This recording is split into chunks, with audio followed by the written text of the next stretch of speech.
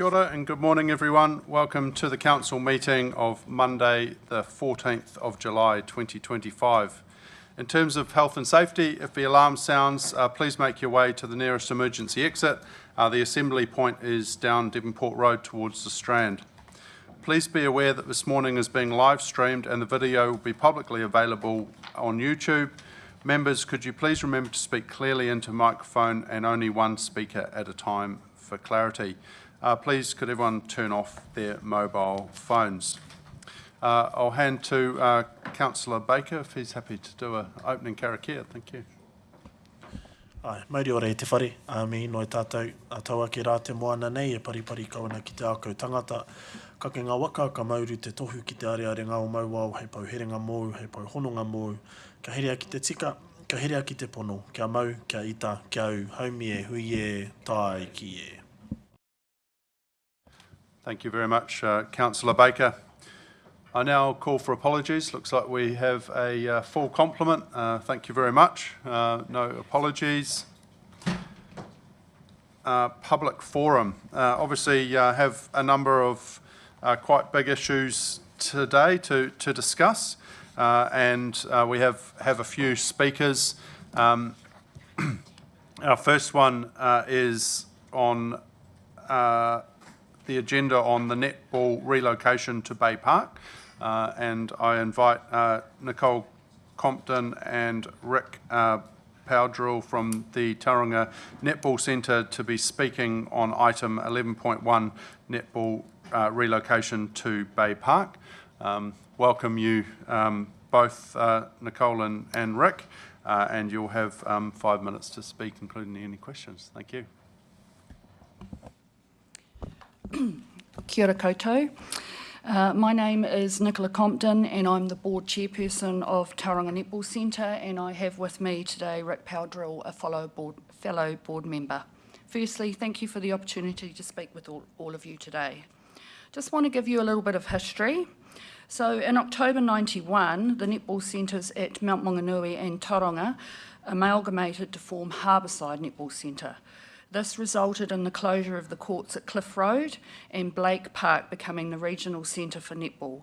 The name was formally changed to Tauranga Netball Centre in December 2020. Netball has been played at Blake Park since 1961. The current facility includes a building, 19 courts, 10 courts are shared with tennis for 6 months of the year, fencing and floodlighting. These facilities have been developed and maintained by Tauranga Netball Centre and our wider netball community with little and substantial investment from Tauranga City Council. The facility currently has an insurance value of 6.3 million and it's the 8th largest netball centre in New Zealand. Our current situation. We've been working with Tauranga City Council in good faith since 2023 on either renewing the current lease at Blake Park or a proposed relocation of the netball centre to Bay Park. Our sport is growing every year and our current facility is no longer fit for purpose.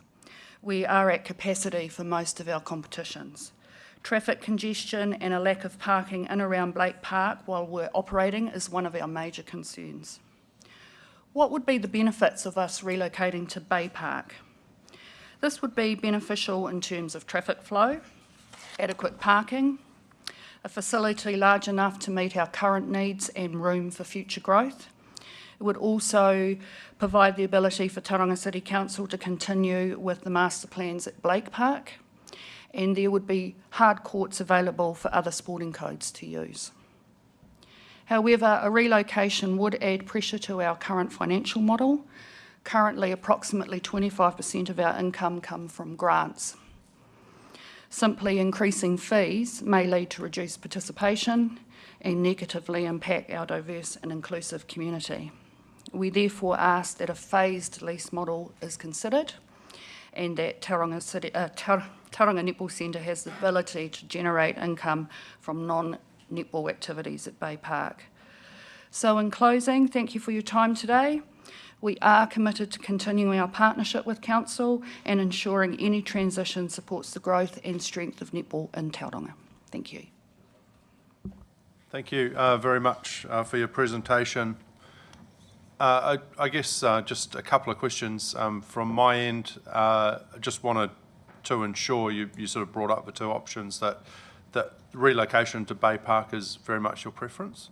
Yeah. Yes, indeed. Yeah, we have no room to grow at Blake Park. And secondly, have you considered a distributed model? Having multiple centres across the city? So in Tauranga, going back probably 8 years, 10 years, there were 3 netball centres. There was one in Katikati, Harbourside, now Tauranga, and one in Te Puke. Te Puke still operates, but they only run juniors, years 1 to 5.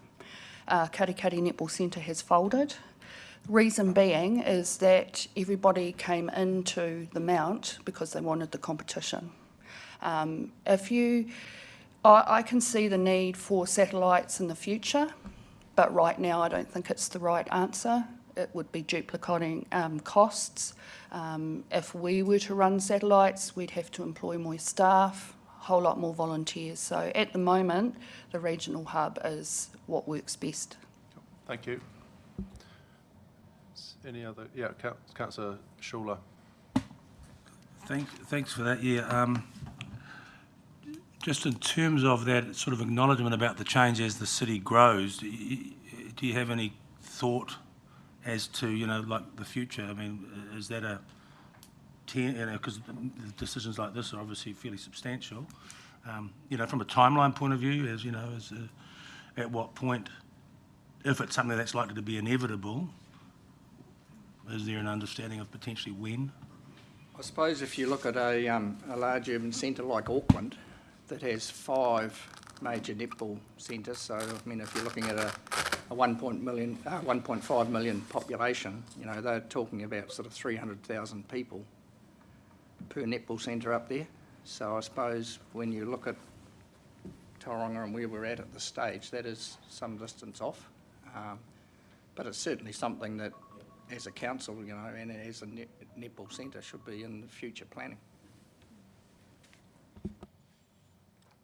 Councillor Baker. Morena kouria, thank you for presenting this morning. Just picking up on 2 of your points, one about potentially using the facilities to bring in additional revenue. That is something we are considering through the resolutions. But in terms of the lease approach, can you give us a bit more detail on your ideal scenario for that, if you've thought that through yet?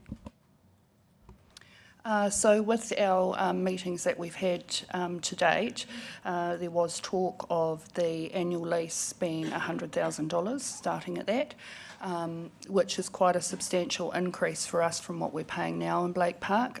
Understand that Blake Park is a recreational reserve and has different rules around it.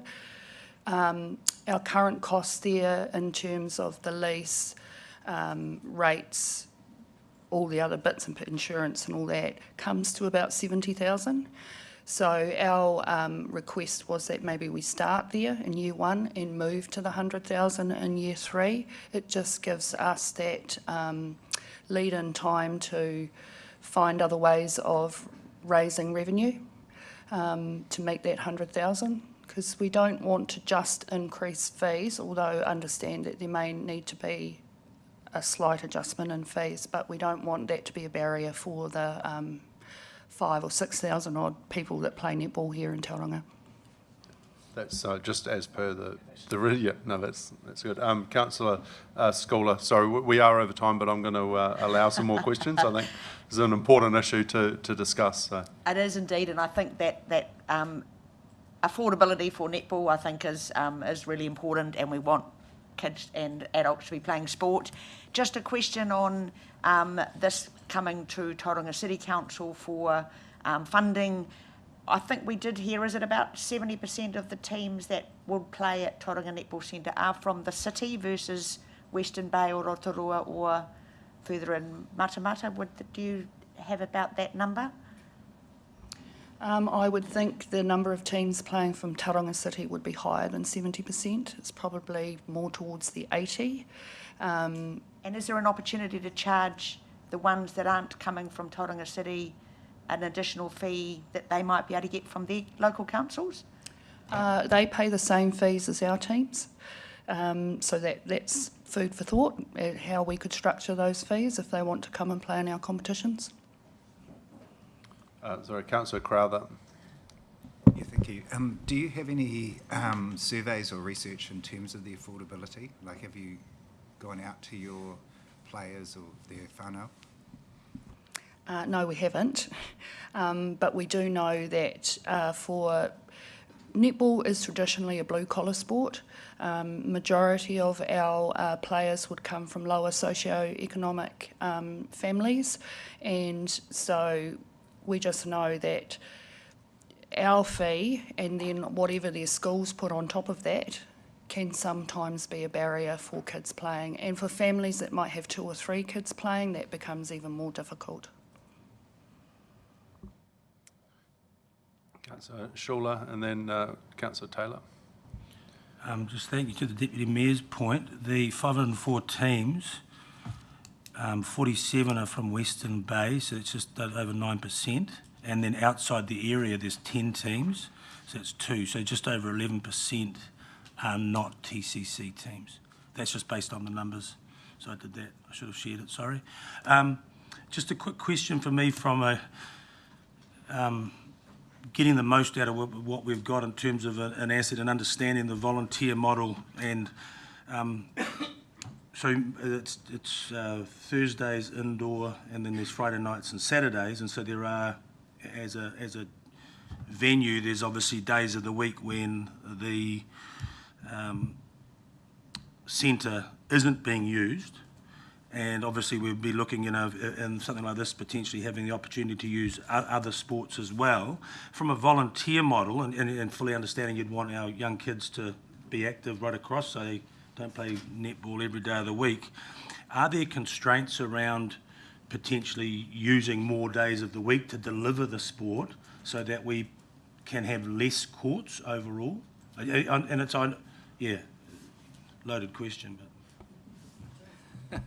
Well, I suppose the volunteer base, and I think everyone knows all sports now are struggling with volunteers. I mean, we're very lucky. We've got a very strong volunteer base, admittedly an ageing volunteer base.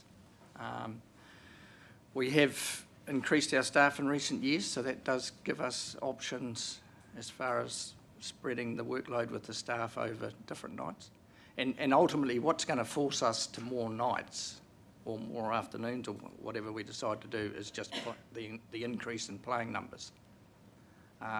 So that will put strain on our volunteers, but it's probably less of a problem with our staff because we can just spread our staff over those competitions.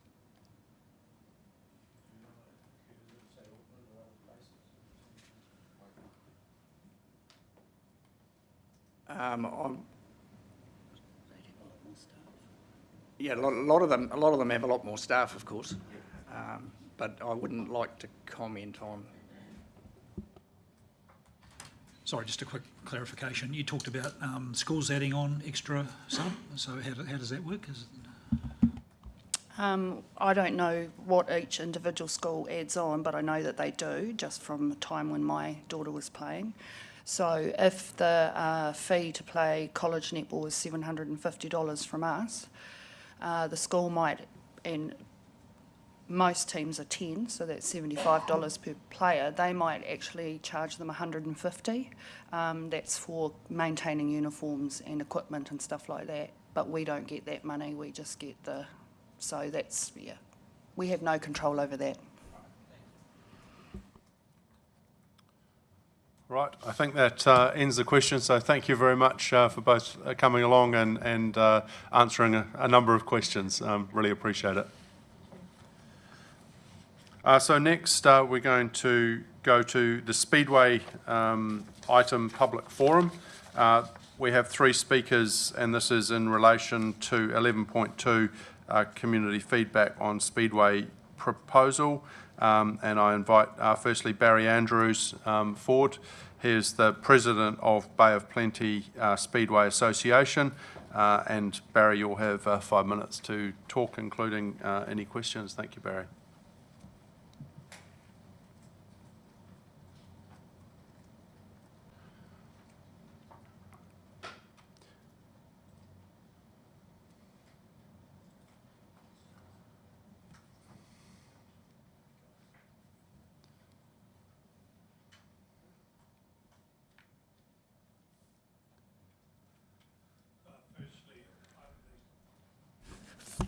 Firstly, I'm the Vice President of the club. Mark Decky is the President of the association. Just a point of clarification.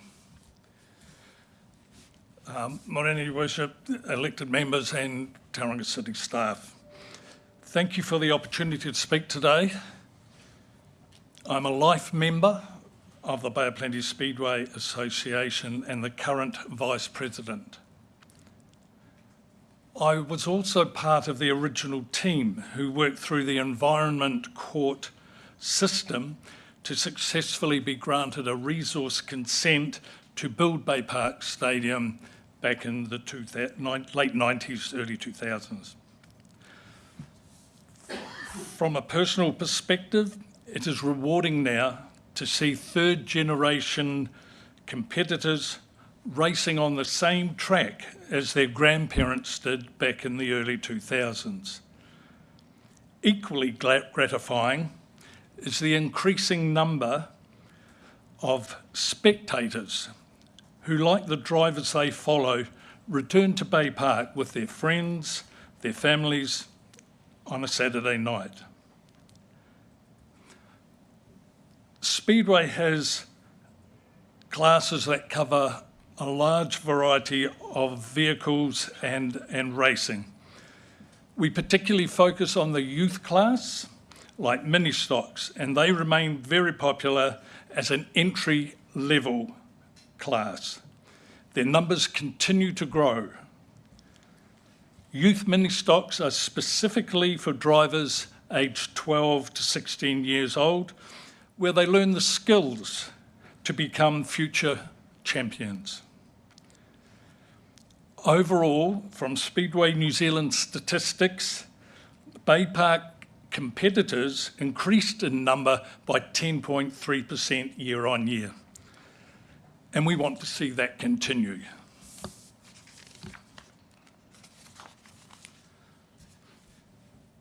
I heard the Mayor say that this council needs to stop kicking the financial cans down the road, saying it's time to pick up those cans and deal with them, or words to that effect. We as a Speedway group want to see this move forward.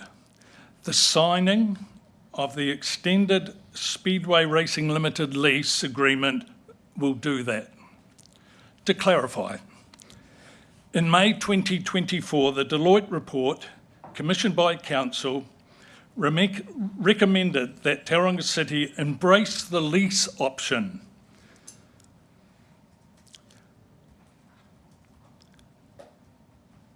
As it, in particular because it reduced Council's capital expenditure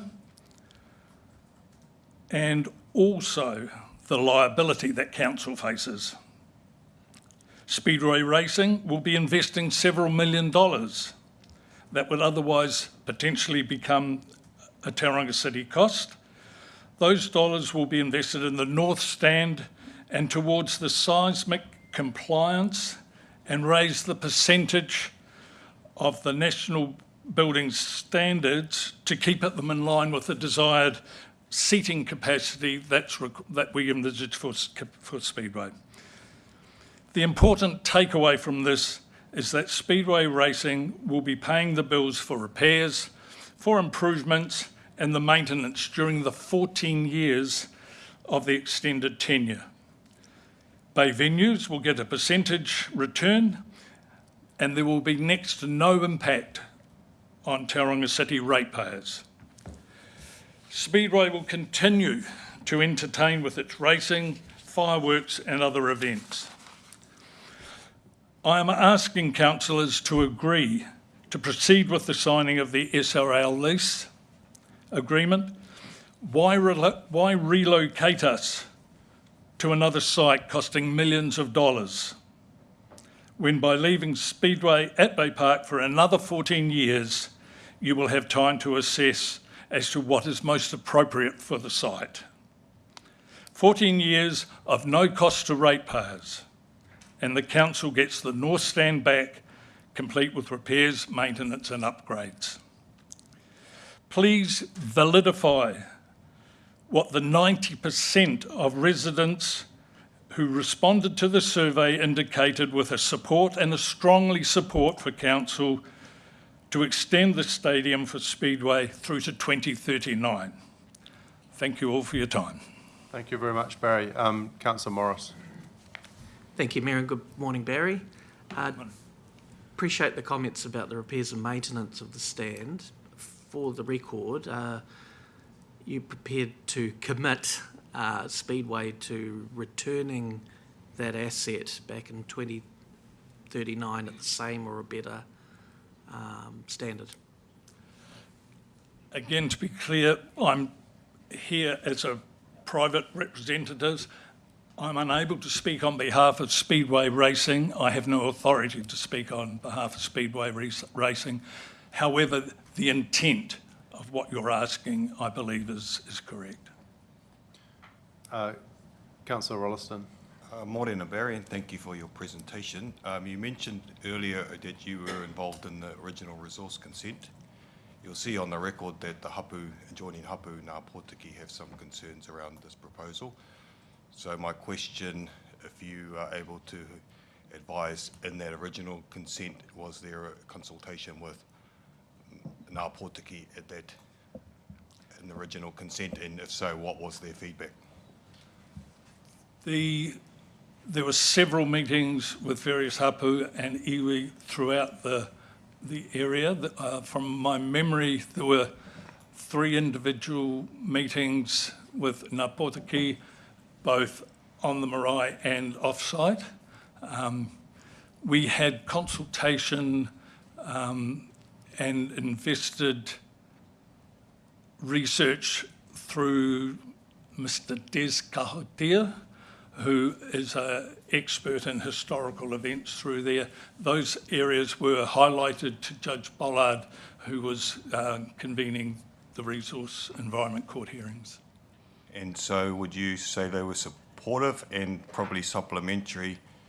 Has there been any relationships with Speedway currently given the proposal, or has that been left to other parties? So were they supportive of the original? I think you said there were a lot of hui. I'm trying to understand whether there was approval from them, because I think it will help me answer the question that's on the table today.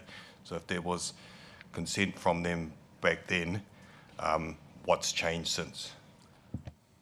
My understanding is that yes, there was agreement made and any objection was withdrawn subject to the hui and the discussion that happened at that time. And has there been any discussion around the current extension that you're aware of? Not to my knowledge. Not directly with your... Not directly with our associations. All right, thank you very much, Barry, for your time and answering our questions and giving us a good rundown on the history. Thank you. It's great. Our next speaker is Melissa Webb. Melissa is from Speedway Racing Limited. Welcome, Melissa. You'll have 5 minutes, including any questions. I think we might have one from Councillor Morris at the end. Good morning, councillors. Thank you for the chance to speak with you today. My name is Melissa and I'm the Speedway Manager at Bay Park. I work for Bill Buckley representing Speedway Racing Limited. I'm here today because I care deeply about this facility, the sport and the role it plays in our community. I'm grateful to be here representing not just Bay Park Speedway itself, but also the many families, volunteers, drivers, fans, the community, and local businesses who see it as such an important part of life in our region. I want to begin with a personal note. I'm relatively new to Tauranga, having moved here from Auckland. One of the things that stood out to me in making this place home is there's fewer options here for family activities than you might find in a big city. It's something you notice when you're looking for things to do together on the weekends.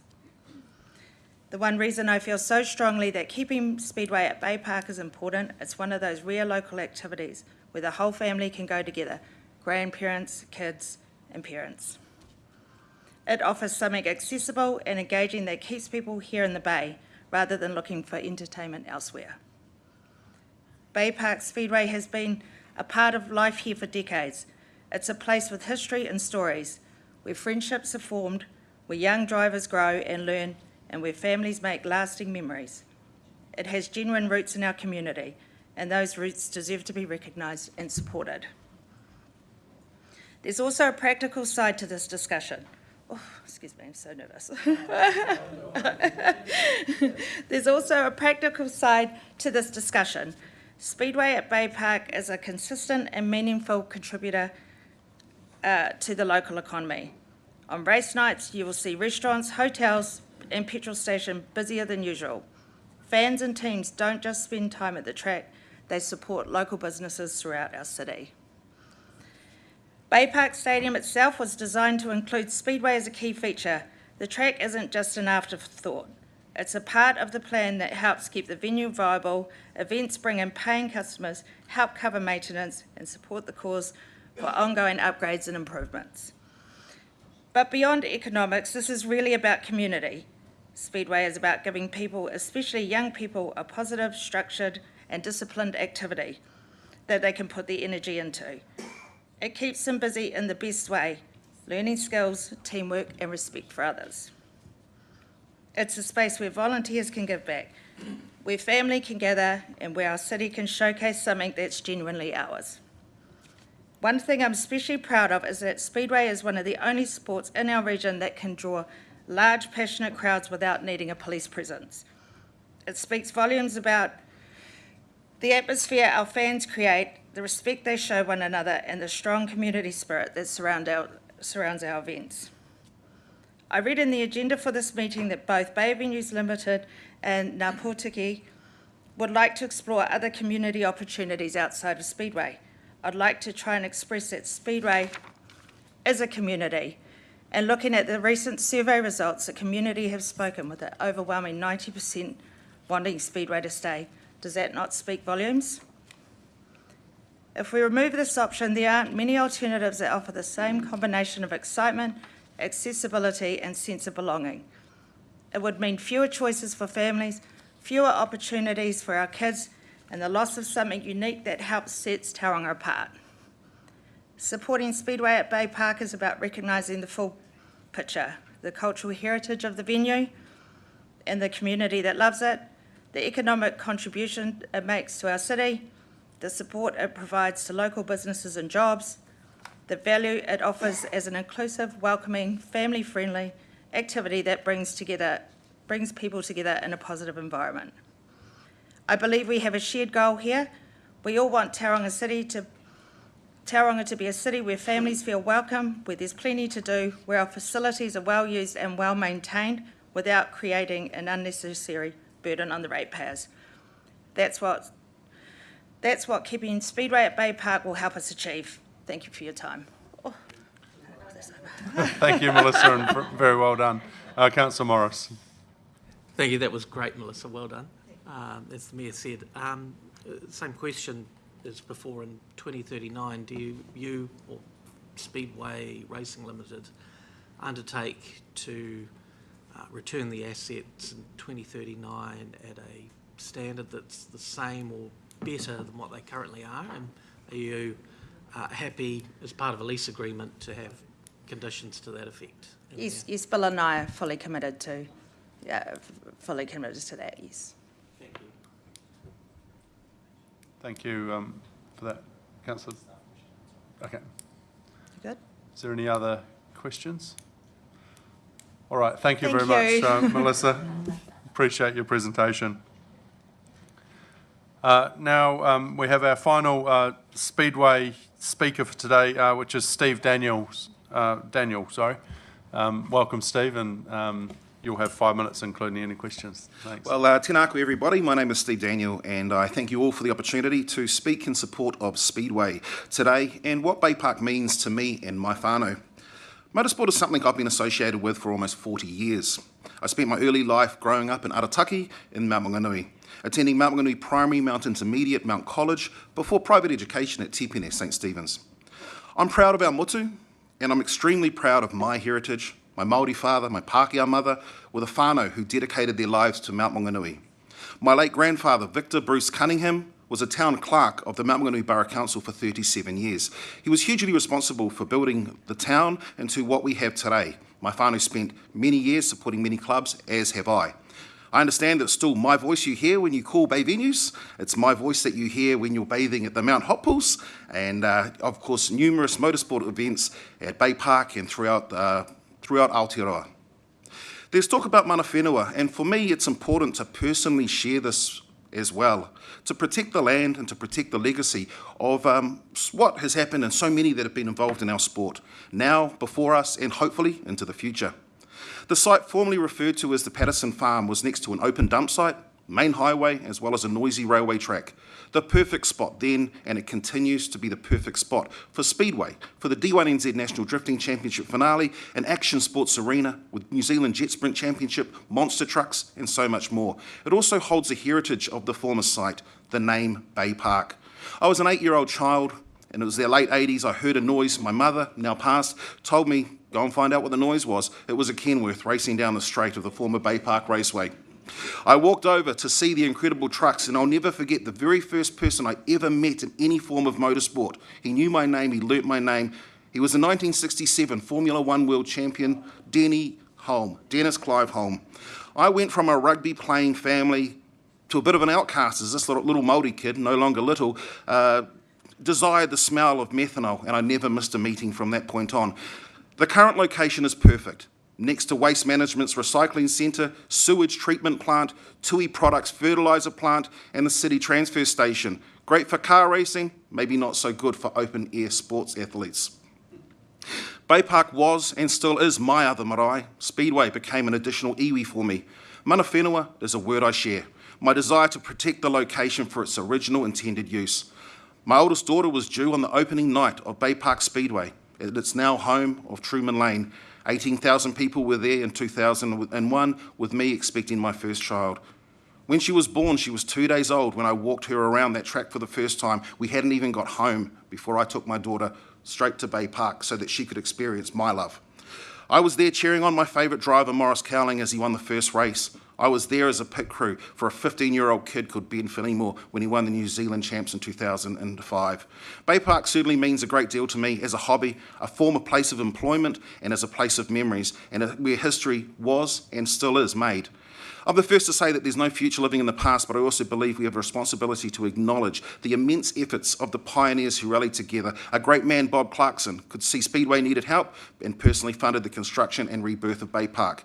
There are so many names, such as Ray Duncan, Phil Buckland, Barry Andrews, Gary Finneymoor, and many more who worked tirelessly to build and establish the amazing venue. A venue that would go on to grow the council-controlled organisation Bay Venues Limited, the Mercury Arena, 9 sports courts, concert venue, corporate and hospitality suites, and the 500 events they do each year, and of course, the millions injected locally, all from the dream of a bunch of redneck speedways and this Māori boy here. As Māori, we often speak about honouring the treaty, but for this very proud Speedway-loving Māori and saving my sport in its current location, this is my tiriti o Waitangi. Thank you. Kia ora, Steve, and yeah, that was a very great presentation. Thank you. Is there any questions, Councillor Rolliston? Tēnā koe ho, mō tō kōrero. Yeah, very passionate and look, sounds like you're on the ground. I guess a question for you, being brought up locally. Mana whenua, again, as we know, have expressed concerns. You've raised a different lens on this. From your eyes, do you see mana whenua as part of this organisation, as part of their facility? You're there down on the ground. What role are mana whenua playing in this?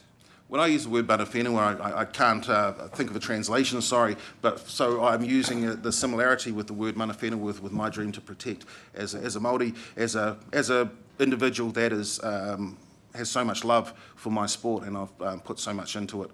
I want to protect that heritage, the heritage from those that have come before us, and hopefully will continue in the future.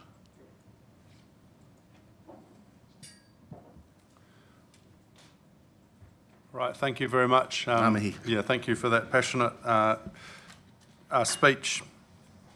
Now we move on to local waters done well. We have a couple of speakers in this forum. Also note we're going to take this item at 1 p.m. And there'll be some additional speakers will come and speak before that. But I now welcome Mary Dillon, and she'll be speaking to 11.1 in the supplementary agenda, Local Waters Done Well. Welcome, Mary. You'll have 5 minutes to speak, including any questions.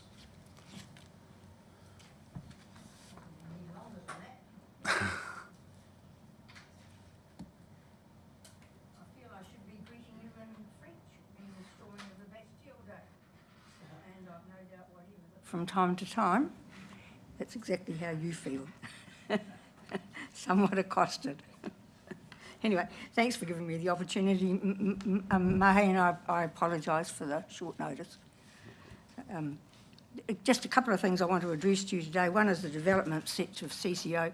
The other is the issue of privatisation, and the third one is the issue of your significance policy and the way you're being advised to apply it. So those three things will suffice today. So in relation to the development of the CCO, my personal view is that you should take with a grain of salt any potential cash savings in the process over a period of time. I don't think the experience in Auckland will tell you that that's actually what actually happens over a long period of time. What does happen is that you get much better planning for your infrastructure and much more integrated infrastructure, and that is to be applauded, and that is why I support the development of a CCO for both wastewater and water. I think given the history of water and wastewater, which have pretty generally been delivered very well in this area, with plenty of future think, even though you've got a pressure of growth on you now, that has been well in advance of your needs over a very long period of time. I think you should actually remember the quality of your staff and the way they have, and previous elected members have delivered you safely thus far. So I'd be very inclined to keep your board down to a very few members, like about 4, because I think you've got the expertise around this table, which you won't have quite so directly, but in terms of setting your statement of expectations, but you certainly have the expectation, the expertise of your staff, and the fact that they have always thought very long term about those matters. There have been 1 or 2 hitches, but that's human. Overall, this city has been served very well by those infrastructure. Thanks for keeping the land out of the stormwater. And I've been thinking about those 3 elements of water and wastewater and stormwater.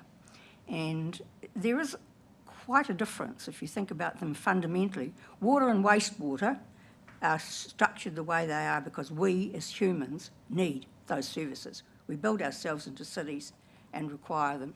Stormwater is a completely different matter. It's purely an act of nature. If nature didn't rain, we wouldn't need stormwater.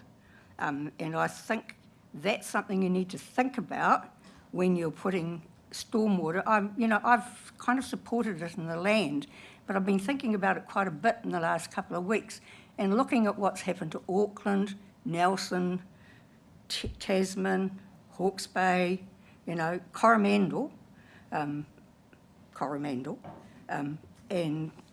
wondering whether it's such a good idea.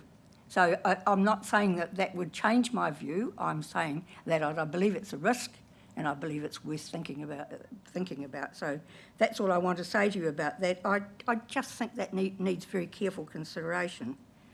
Secondly, I'd like to talk to you about privatisation and make you understand that privatisation is not a perceived threat. It is a very real threat. And that for those of us that went through the energy reforms in the 1990s, believe you me, it's a real threat. Those reforms resulted in what were local body assets becoming very largely owned by the private sector. They were worth hundreds and hundreds and hundreds of millions of dollars.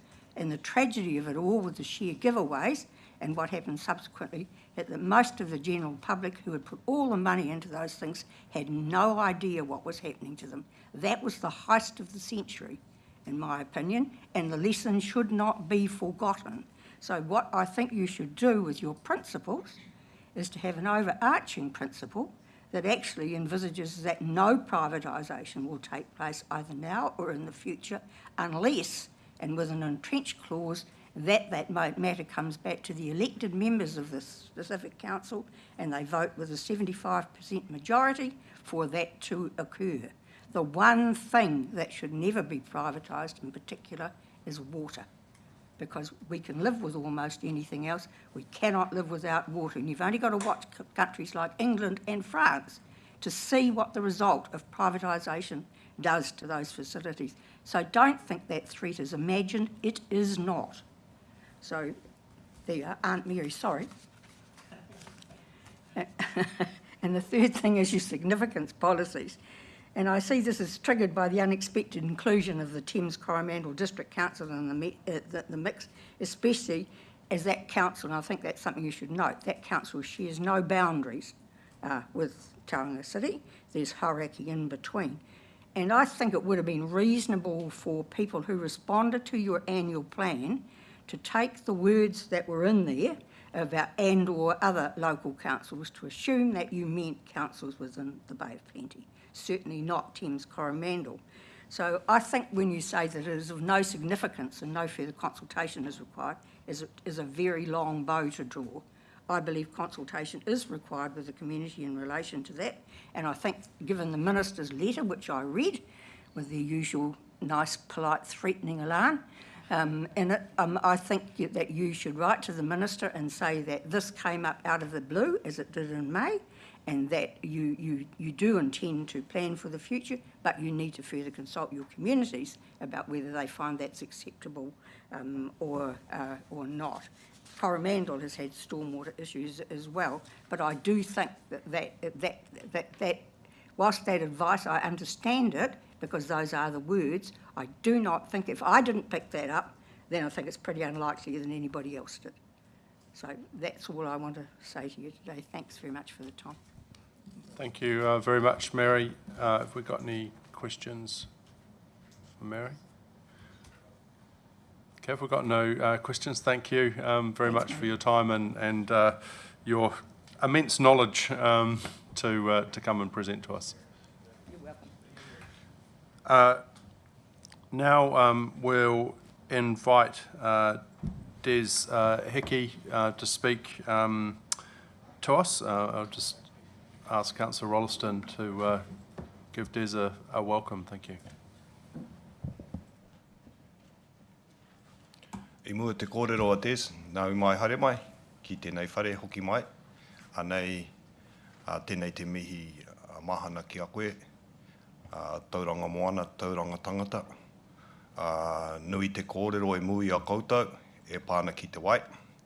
Nō reira, kaorehe ro te kōrero, anei te mana whenua ki te mihi ki te mana whenua, hoi anō, nui te mihi ki a koe, e te rangatira, nā te hea, nā te rangi nui tauranga moana hoki, i maumahara tō kraua, koro Dan. He tino rangatira o tauranga moana, e tino tata ki tēnei ropu o tauranga moana te kaunihira. Nō reira kāre ro te kōrero, hoi anō, ko te tikanga ki te mihi ki a koe, tēnei te mihi mahana ki a koe e te rangatira.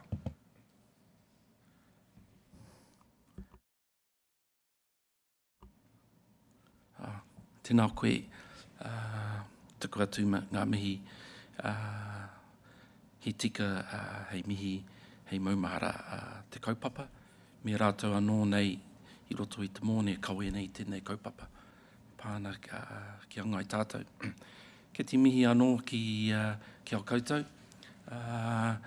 Me ki te kui e noho nei i te taha o te urupā tawhito ki Waitaia, Mary Dillon, e mihi whakanui ki tērā āhuatanga ki Wiwi. Kei a mātou anō a Ngāti He, tō mātou nei tupuna i wainganui i ngā pakanga tawhito, i te tōtara pā, katahi ka puta mai te māraikura, Erina Pare Raukawa, ka mō ia ti hā, tō tātou nei tupuna, mātou nei tupuna a Wiwi, ka puta mai te rahi me te nui o te whānau. Kia ora, Yeah, Bastille Day. We got a bit of French in us. My grandfather's mother was French, Emilia Dihar.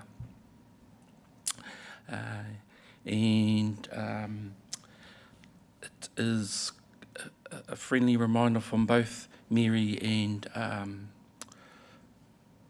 Hemi of those who have gone before, and the weight of the kaupapa amongst the community, not just for Māori. So I'm going to just talk to the submission because I've only got 5 minutes. I've been known to go over time.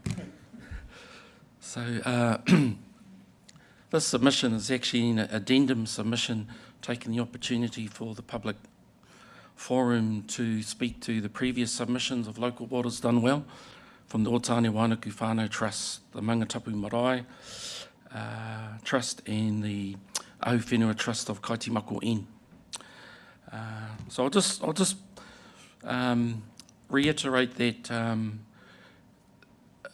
during the Local Waters Done Well, there has been a kind of a new direction with Thames Coromandel, and it has caused a lot of concern, and there was a chance to actually hear and listen to other iwi and hapu that are affected within the Western Bay and Tauranga constituent areas. And this submission is really to capture in some of my experience engaging with many iwi, hapu and whānau land trusts regarding Three Water Service matters. And the maps there are there illustrative to, and what I found is there's a lack of information coming through to decision makers. So I've provided a bit of context in the best way possible in the shortest time possible by producing these maps. There's actually an additional map, a bonus map there. There's 4 maps there that relate to this presentation by way of background. Sorry, those have been loaded in Stella, just for a note. I've also emailed them, sorry. So, purpose of this addendum is provide maps that support visual understanding, identifies key concerns for tangata whenua, establishes a base for further engagement, addresses issues of historical exclusion, infrastructure access, and planning inequity. So the data sources are mainly large. They're open source, looking at Māori LINs, Māori Land Online, both councils' MAPI, which is the mapping services, and some of the information provided from Trust. So the summary on those maps is that the water supply proximity to marae. So these are, what I'm talking about here is Council calls a special meeting with tangata whenua, you know, rightly so with this new proposition, though it still has a lot of engagement, real meaningful and genuine issues to address amongst tangata whenua in the Western Bay region, sub-region. So I'm only alluding to some of these. And the proximity issues for Māori, especially marae to services, has caused issue. On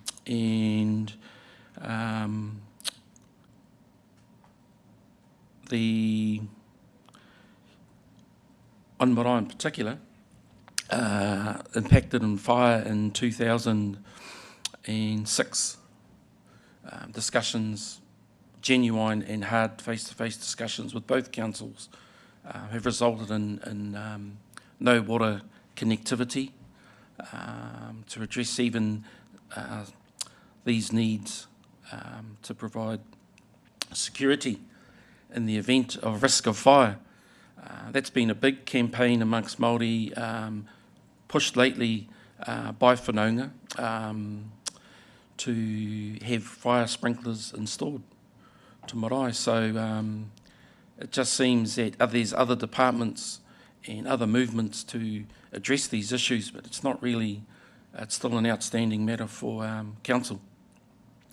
So you look at the zoning and access limitations to these resources.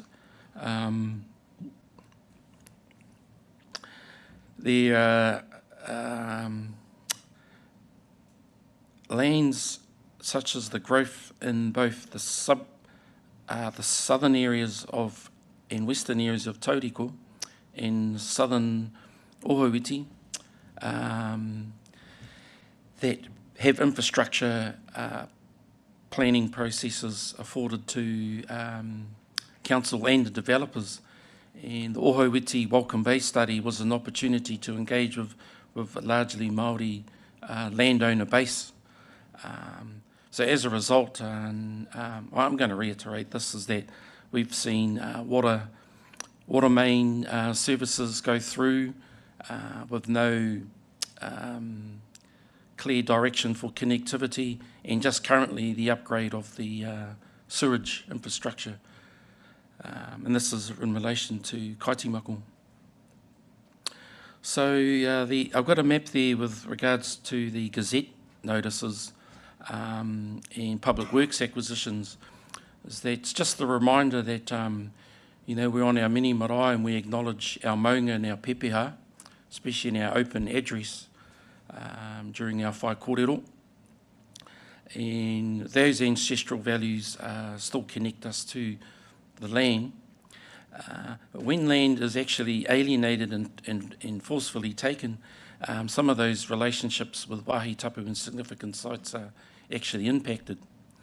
So there's the other point I'd like to make, is that a lot of council services, especially the Papamoa and the Mount, a lot of that land was actually taken from Māori landowners to develop the city, and there's many Māori landowners who have given a lot through the public works acquisitions process to the growth of the city, and the reciprocity towards Māori land development in its planning and both in its infrastructure development just don't seem to be equitable.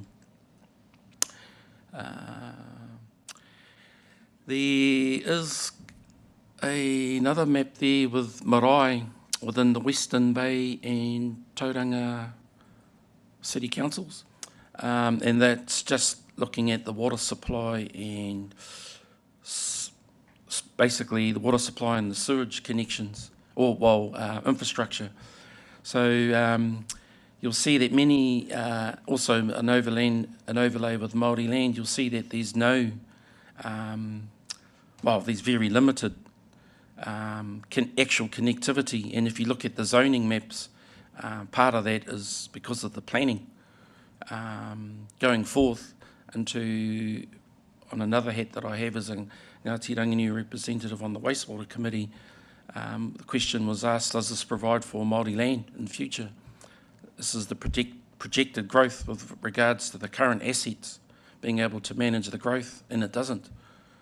So we've had Māori land develop in the Papamoa area, which has gone out of sync with council's planning, and I think it's still happening now. And this was going back at least 20 years ago when smart growth was being initiated. So concerns, coming back to the local waters done well, the current situation and climate around concerns regarding the Thames Coromandel proposal. Tauranga City and Western Bay of Plenty District Councils are currently considering a proposal to form a council-controlled organisation with Thames Coromandel District to manage water services. And this is just a snapshot, but not inclusive of all issues of opposition that I took on board and others had shared and discussed just recently with regards to this decision being made. And that in general there's a opposition to this proposal due to lack of prior engagement, existing unresolved equity and access issues, so given a little bit of an example, concerns about decision making without proper consultation. So the opposition was formally expressed during the meeting, which was good to hear, kanuhi ki te kanuhi, and facilitated by both Councillor Rolleston, Hemi and the Mayor, Mahi, and supported by staff and some of your fellow council members. So in conclusion, 5 minutes is up, I suppose. Aroha mai, this is important. Go papa. The matters raised in this addendum highlight the need for genuine engagement with tangata whenua before any structural decisions are finalised. Fair and equitable service planning, redress for legacy issues and protection of Māori interests. Therefore, a delay in decision to partner with Thames Coromandel District Council is strongly recommended. This submission formally opposes any partnership with the Thames Coromandel District Council. Nāku iti noa nā ngā tarati whenua Māori, the trustees and Māori lands of Mangatapu Marae, Kaitimako N, the Otāne Wainaku whānau. Kia ora tātou katoa. Kia ora. Kia ora, Des. I just have a question on that. Are you generally supportive of the local waters done well direction if you took Thames Coromandel out of the picture? Supportive with a lot of the issues that are raised by tangata whenua to be addressed. It seems like they are presented through various forums and for various channels with council's processes. When you have a look at it, if you look at a lot of the land claims, I'm just repeating, in essence, what's being said from our grandparents' generation, and it needs to change around the decision making, and because it's going to have an impact on future whānau and also the development of the wider community. And most of it's just getting the communication right, really. I think, on both sides, time is of essence, and there's really no need to go too far back when there's enough already set on the record to start working together to go forward. Thank you, Des. Councillor Baker. Hi, morena uncle, e mihi ana. Won't hold you up too much longer. Just wanting to dive in a bit deeper with Mahei's question around kind of general steer on a CCO or not. Hearing a lot of the outstanding concerns that mana whenua have around why, the usage of the why, it's bypassing and all those sorts of things. Is your concern and the concern of those that you're representing today that a CCO would enable better outcomes or not? Do you think we can achieve those things like directly with council as opposed to a CCO? Do you understand? Am I making sense? All right, kia ora. We can achieve those things. It's just who's the we for starters, and what basis and platform to move forward. Okay, so there's a lot of matters of principle to be discussed. Some of what I've raised now in an effort to address these issues. Ideally, it should remain the same until both councils get it sorted before handing it into a focused, controlled organisation, because they're going to have no time. They're going to need to be efficient, and they need to be well supported. And I think it's incumbent on the current councils and their current planning and staff and resources to address as much as possible going forward. Kia ora. Councillor Crowther. Kia ora, Des. You heard Mary's comments. Would you support her call for not just us, as you've suggested, that we hold off on supporting Thames Coromandel and have a discussion with iwi hapu around it, but also to have further consultation, as Mary suggested, because that was not consulted on? Would you support that as a general further consultation on the waters options? Yeah, most definitely. She's probably one of the most experienced people in this room, to be honest, and she's walked alongside a lot of our whānau and our community. We haven't agreed on a lot of things, and that's that's their job. I mean, that's her job and the politician's job to deal with that side. True to her testament, she's still here participating, and I kind of feel like I'm still here participating. I need to get to work, really. Yeah, so kia ora. Yeah. Right, thank you, Des. Thank you very much for your time this morning, and we'll let you get back to work.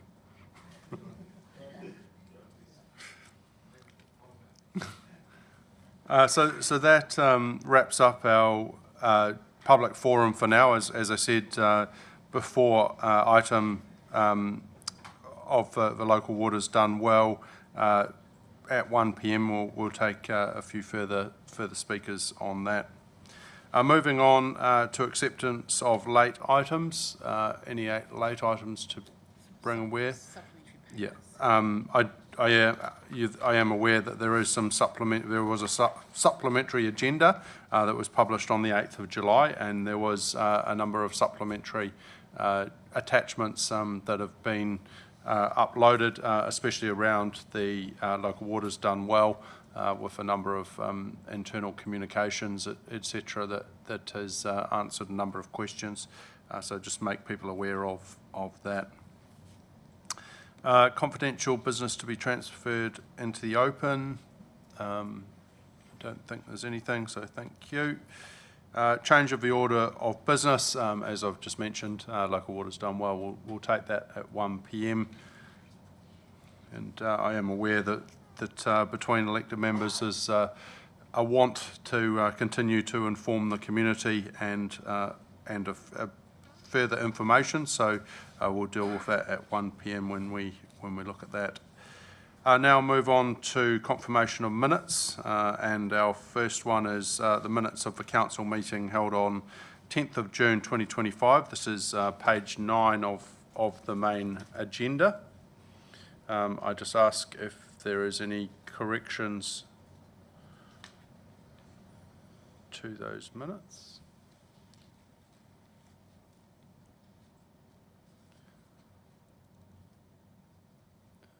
There's no corrections coming from the table. I ask for a mover and seconder that the minutes of the council meeting held on 10th of June 2025 be confirmed as a true and correct record. Move, thank you, Councillor Kura. Got a seconder, Councillor Roseboom, thank you. All those in favour? Those against? That is carried, thank you. Now 7.2, minutes of a council meeting held on the 26th of June 2025. This is on page 22 of your agenda. Again, I ask if there's any corrections to those minutes. Everyone have a moment to look at that.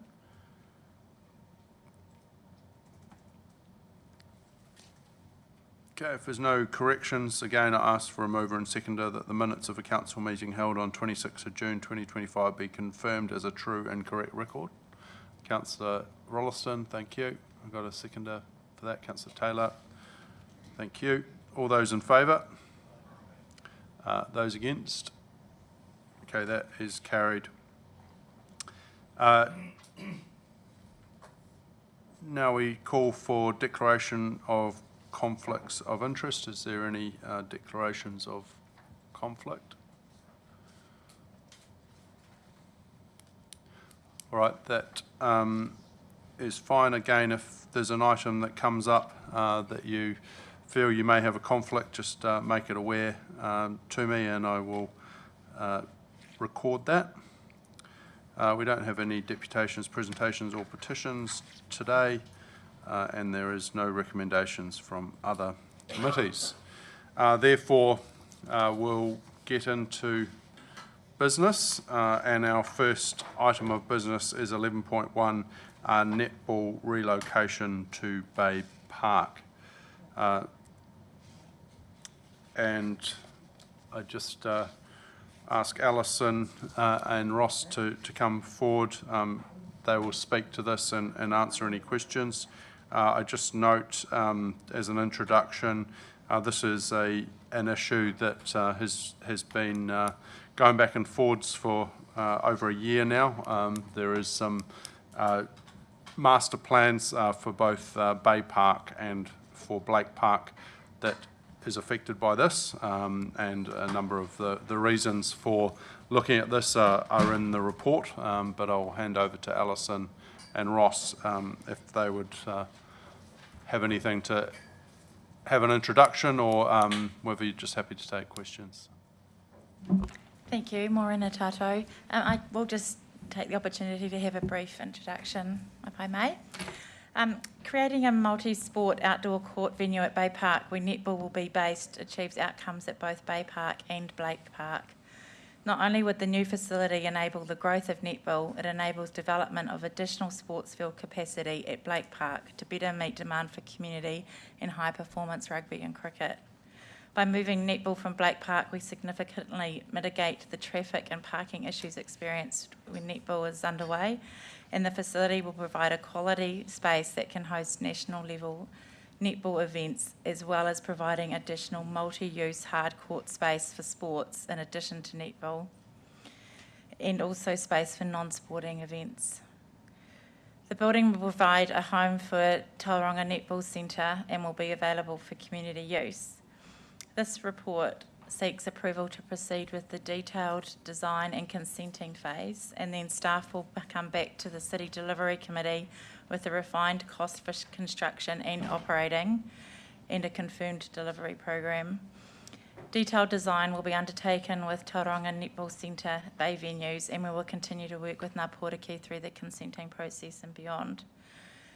If we do get the go-ahead today to proceed, we will come back to the City Delivery Committee in early 2026, and if approval was given at that stage and we have been successful with getting consent, we estimate that construction could start in February, March 2026, with approximately 18-month construction timeframe, depending on that timeframe really does depend on when we get to start, and also what events and things may be underway at Bay venues, at Bay Park, that we would need to be able to work around and confirm our program.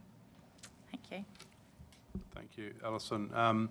Now I'm happy to open the floor to questions. I just had a question just on the recommendation, Resolution C, which agrees to proceed with a detailed design and consenting phase. Is that conditional on, obviously, netball need to go through a special general meeting for approval?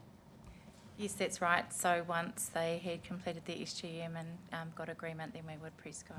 Okay, But cool. there are some things in the background that we can get going on, so it's not completely linear, but yes. Yeah, I guess I just don't want to see a commitment until, both parties are happy to proceed, so thank you. Has anyone got any questions for staff on this item? Yeah, Councillor Rolleston. Yeah, you mentioned Portaki, and it's been mentioned earlier, and obviously these are two separate items, but obviously closely related because they're going on the same whenua. Throughout this process, what engagement has been with Ngā Portaki, and obviously we've had a submission on an earlier one where there's an opposition. Can I assume that they haven't opposed this, or are they, yeah, so probably I guess my general question is, what's Ngā Portaki's view on this? Do we have a view from them? Thank you. Just an answer to your first point as well. So throughout the master planning exercise, Ngā Portaki were working with us as a key partner.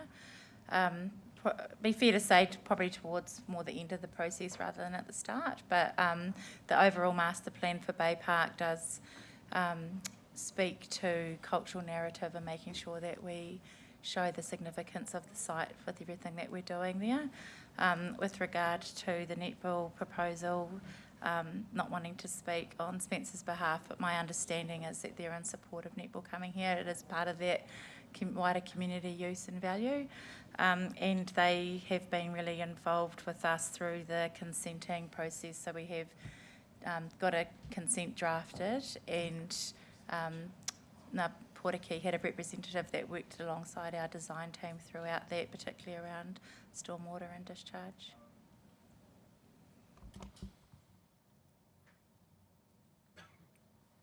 Councillor Crowther, then we'll go to Deputy Mayor Schooler. Yeah, thank you. I've got a question around the costings of it, and my Stella just disappeared at the crucial time. But the analysis that we were provided last week, where the total capital cost is 24 million, and the 2 million, which I understand is still quite likely, of external funding, which would mean a cost allocated for the netball component, which I'd asked about, for 22.198 million.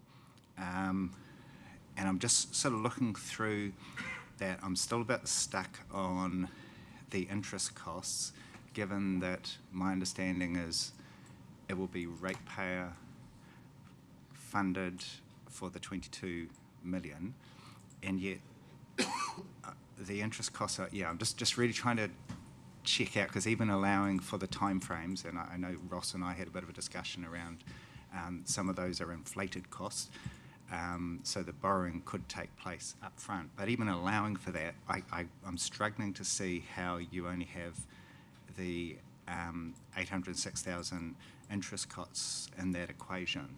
I'm just wondering, have we got any update on, is there any more insight on that? And I have a question after that on the arena. So where's the 22 million from? That's in the presentation the other day, the operational impacts of netball relocation to Bay Park and Stella. It's also a separate item in Stella, which was uploaded last week. So the total capital cost is 24.198. External funding assumed to be 2, and then it has the operating financial impact at FY34, and talks about a net operating deficit or rates impact of 1.45 million in that year, and an NPV of over 15 years of 24 million again, coincidentally. So just for clarity, that 24, that's an inflated number. Yeah. So that may differ slightly from the number in the report itself. And it's the cost of the netball centre and those components that we said were effectively adjacent to the netball centre. So the new spine road and the new entranceway and associated infrastructure off Truman Lane.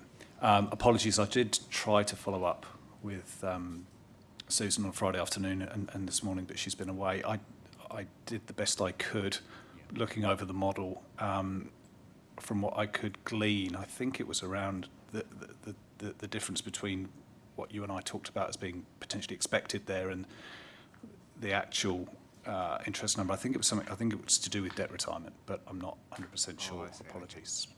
And very happy to follow up later today on that. But I think that's the. And the other part in terms of the financials that I had a question around was, we've got this decision which has come on our agenda now on netball, but the arena has not. We've got a CCO that is saying they prefer the arena first, and then we've also got Sport Bay Plenty, who I'm not quite sure where they're sitting in that whole issue. But I look at the financial costs for netball, and the view from BVL is obviously that there are synergies, and there are also gains that can be made by doing the arena first if we have to choose. But I look at the cost per, the cost to the ratepayer for the arena extension, and based on the spreadsheet I got sent to me this morning, we've got a net capital cost to ratepayers of about 3 million for the arena extension, because there will be development contributions as well as the tech contribution. And the operating costs, which is probably the big one, is that there will be so much revenue coming from that arena that the net annual OPEX would only be 438,000 per year, according to the numbers that the TCC staff person has provided. So with that in the background, I'm sort of trying to understand like how did we get to the stage where that particular project has been, we're wanting to hold that one back when it has a lot of commercial potential by the looks of the revenue, and then push forward the netball one, which obviously doesn't have that amount of revenue. I understand the value of moving netball, I'm not debating that at all, but I'm just thinking of sequencing, timing, and who pays what for what. I think the broad answer to that is, as we've discussed previously, is around we are behind in all of our sport provision across the city. So we know we need more indoor, we need more courts, we need more aquatic space, we need more fields. So no matter at what time or what priority we do things, everything we do we need now. So it's around deciding what that priority looks like.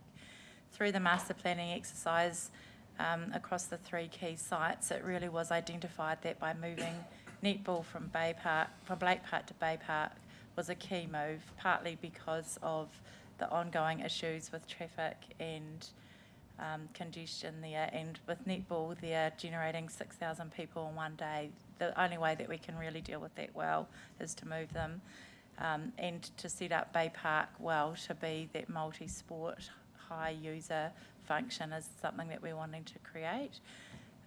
Notwithstanding that, yes, we do need indoor courts.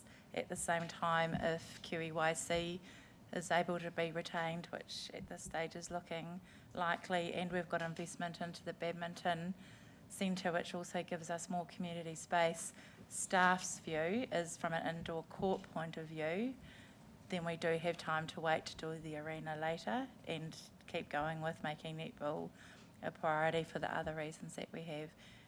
Acknowledging that Bay Venue's view is that the indoor arena extension isn't just about sport, it's also what it creates as an events venue. And I guess that's where there's differing views, but staff are very much of the view that netball should be the priority.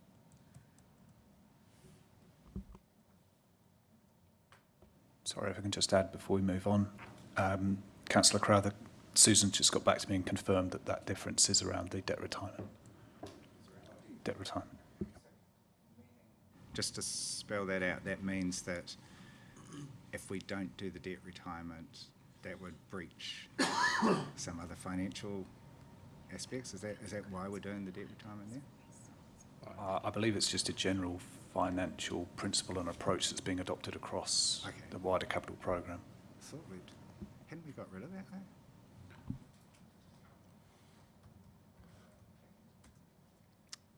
Right, Deputy Mayor.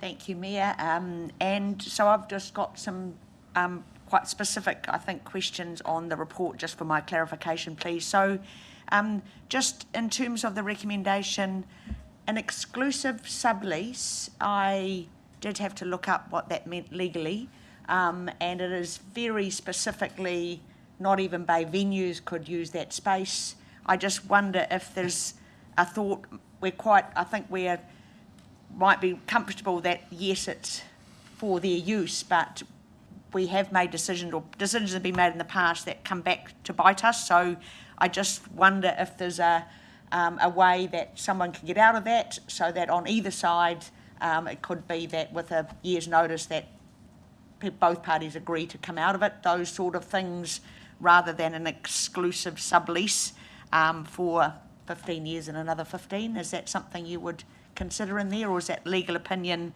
When does TCC get legal opinion in terms of the offer that might be on the table?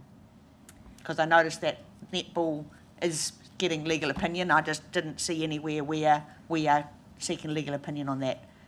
So the agreements are all drafted by our in-house legal team, so they've been working alongside us the whole way through.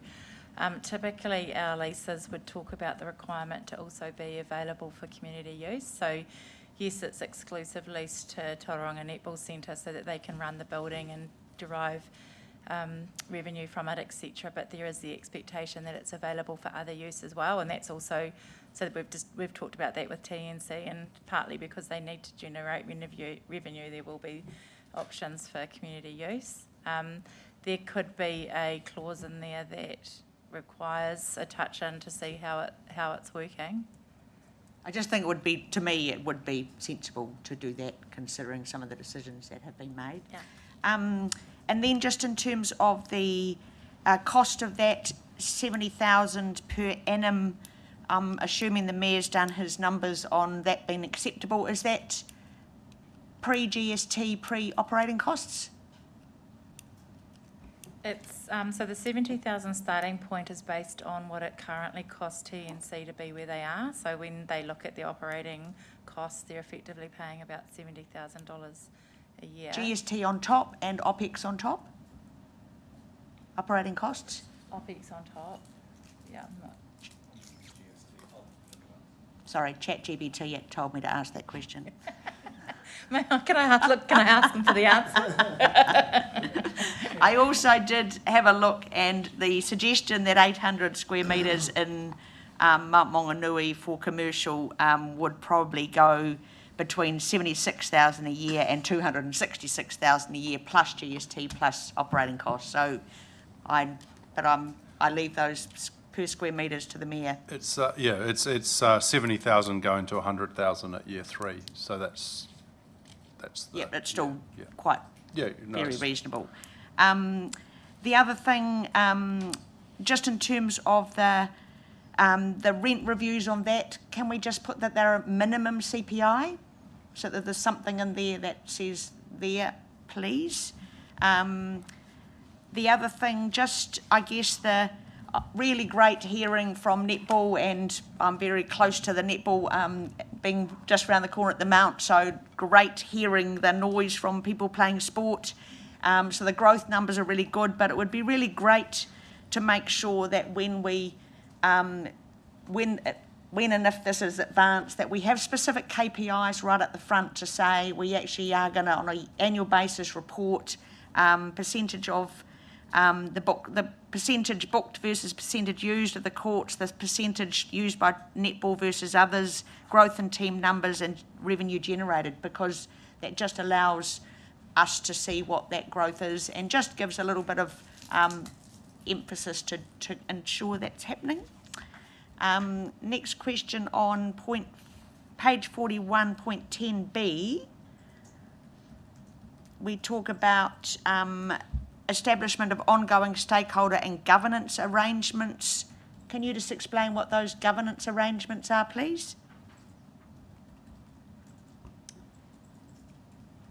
So at the moment, we will have a governance group set up that oversees the overall design and progress stages as we go through design and into construction. And who would be on that governance team?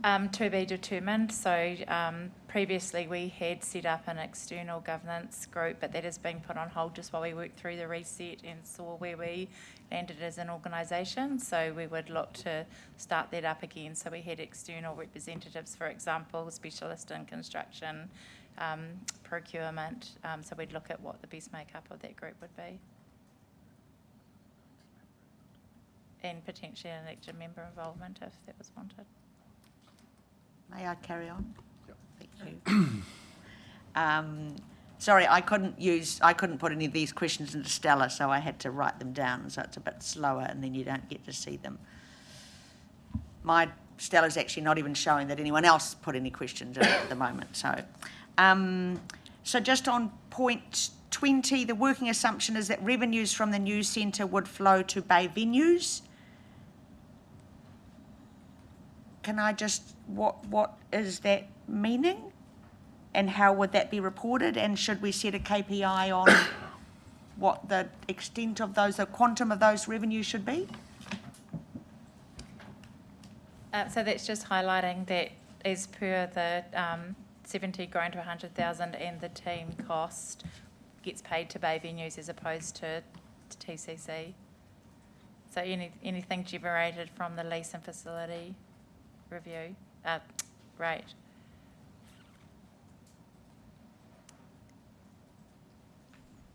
Sorry, the Mayor's just making sure I'm not being a stupid person on my computer.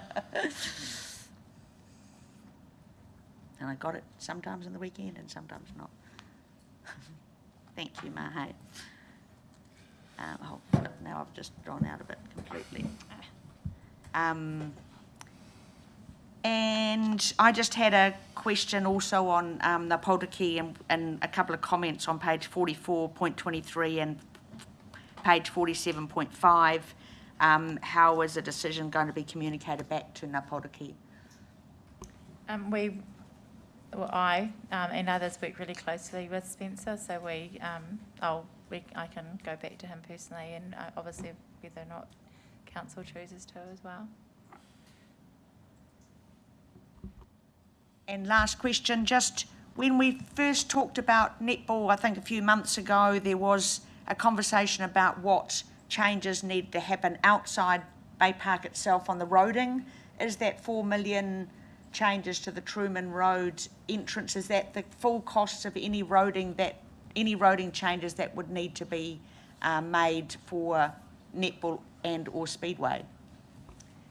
So that is the cost to get ready to come in off Truman Lane into the turnaround area. It doesn't cover the signalising that right at the start. That's to enable that down to the track. There's some more work that needs to be done there, but it's now enabling that right-hand turn off Truman into the drop-off and turnaround area. So when are we going to get the full cost? Because that obviously is expected to be done. That's what was talked about 3 or 4 months ago. So I would have expected that to come into this report. It just means that it'll be like a right-hand turn giveaway as opposed to signalised. So but is that budget sitting somewhere? I'll need to double check. I think it is further down the track. It's just we've got Nick sitting there. We wonder. I can follow up and come back. Yeah. Can we have that as an action, please? Thank you. Yeah. Councillor Schuler, and then we'll go to Councillor Taylor. Thanks very much, guys, for this and for some of the previous information. Just 2 questions, if I may. The first, just regarding the timing, just relating to Councillor Crowther's question, when you sort of say later for the indoor arenas. So the next question is how much later? So just in terms of the critical path or the flow of that? Well, there's currently budget sitting in about 2030. Okay. Yep. Just the second question, and I suppose fundamentally, just as an intro, I certainly get now the principle and agree in principle with the master plans for the city. It does make sense to me that at Blake Park you're focusing on cricket and rugby, the opportunity to do more with those sports and team sports that obviously cover larger areas means there will be less cars and some of that significant traffic issue. So I get and understand the concepts around the reallocation and therefore the logic behind moving netball. I suppose the question is, it's still a significant amount of money, and netball, I asked the question of the netball people as well, where we've got between largely March and September from an outdoor perspective, Wednesday nights and Friday nights, and then all day Saturday, and so then the rest of the time that space isn't used for netball. So when we're making this sort of investment decision, and there's, I think the Deputy Mayor asked the question on earlier on about the first rights to book additional outdoor courts, so it ties in with that broader use. So what are because you'd want to see a facility like this being used every day of the week where possible. And so those courts, what are the active other areas that we can very quickly demonstrate to the public and actively pursue that will show that this is value for money across a range of sports? Because it's been sort of pigeonholed as a netball thing. It activates a whole lot of other opportunities for our broader network, but at that site with the money we invest, what else are we going to do there with that space? It's a long question, sorry. Yep, so the intention had always been that it would be multi-sport, and I think over time we've started referring to it as the Netball Centre. So we're just trying to really, as you've said, it is very much around multi-sport. So basketball have indicated that they would make good use of the downtime when netball isn't there, predominantly under the covered courts. And that's largely because of design. So the covered courts mean the basketball hoops can fall down, drop down for use, and then potentially space for pickleball and other hard court sports. The courts will be marked up. What we've discussed with netball is that it would be a maximum of 2 different court line markings on each court, otherwise it just gets too messy. The fences, for example, around the courts have been designed in a way that gates can open up, so it's easy to flow in from arena use for events, etc. I think just picking up on your point around wanting to see it used all day, absolutely, on saying that typically the spaces that we create do sit reasonably quiet during the day, regardless of what their core function is, just by the nature. After school and weekends and right through the year, but it would predominantly be basketball and pickleball, and then events overflow.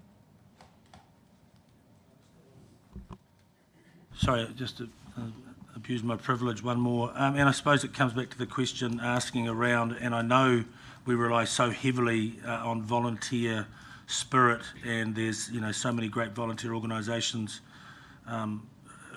around and within the area that help deliver community sport, and in terms again of the scale, 23 potentially moving to 29, have there been any discussions in regards to saying, well, how do you look at potentially slightly more compact numbers with potentially looking at more days of the week to be used? And I know it's a we're relying on so much goodwill, so I'm not asking this as a incendiary question, but has there been any discussion in that regard?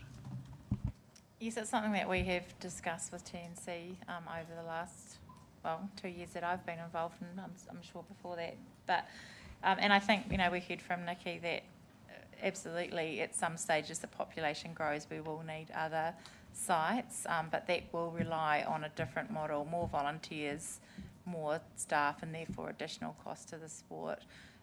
For now, they can't grow at Blake Park without having additional courts, and moving to Bay Park enables that to happen easier than trying to completely change the model. Sorry, the question was maybe not quite clear in terms of other days of the week, say 23 courts versus 2 nights a week versus 15 courts 3 nights a week. So again, that's the more of the sensitive question. I think understand the longer term view. I think the way that I see that is, first of all, the relative cost of going, say, from 19 courts, which they currently have, to 23 courts is not a significant component of the overall project cost. It's just a little bit more asphalt. Still, there's a cost there for sure. I think the other thing I'd say is, if you, your previous question around additional non-netball use, if you spread netball more across the week, then you potentially diminish some of that alternative use. Councillor Taylor. Thank you for the report. I do have a question around centralisation, I suppose, and which was alluded to earlier in the public forum. On point 15, we talk about Poderifi and potentially putting netball there. If we have a master plan, which we talked about, shouldn't that be part of the master plan already? Seems to me we will be talking about Poderifi as a council in the next month or two. Are we already talking about expanding netball in that area, and how are they going to operate it if they're opposed to a decentralised model? So the initial concept at Poderifi, if it is all in Sport and Recreation does allow for outdoor courts. So it's there as a hold. So as we get closer to do that and have conversations and potentially there's a new way of doing things, then there is space in that area for outdoor courts to be built. Thanks on that one. Probably have to agree to disagree. I've got issues around transportation and all that sort of stuff that people have thrown into that mix, so we'll be talking about that a bit later. One of the resolutions, we talk about the income from the building. Just wondering if we've talked to Bay Venues, how they see that. Essentially, they'll be competing to lease out space on site. Do we see a conflict there at all?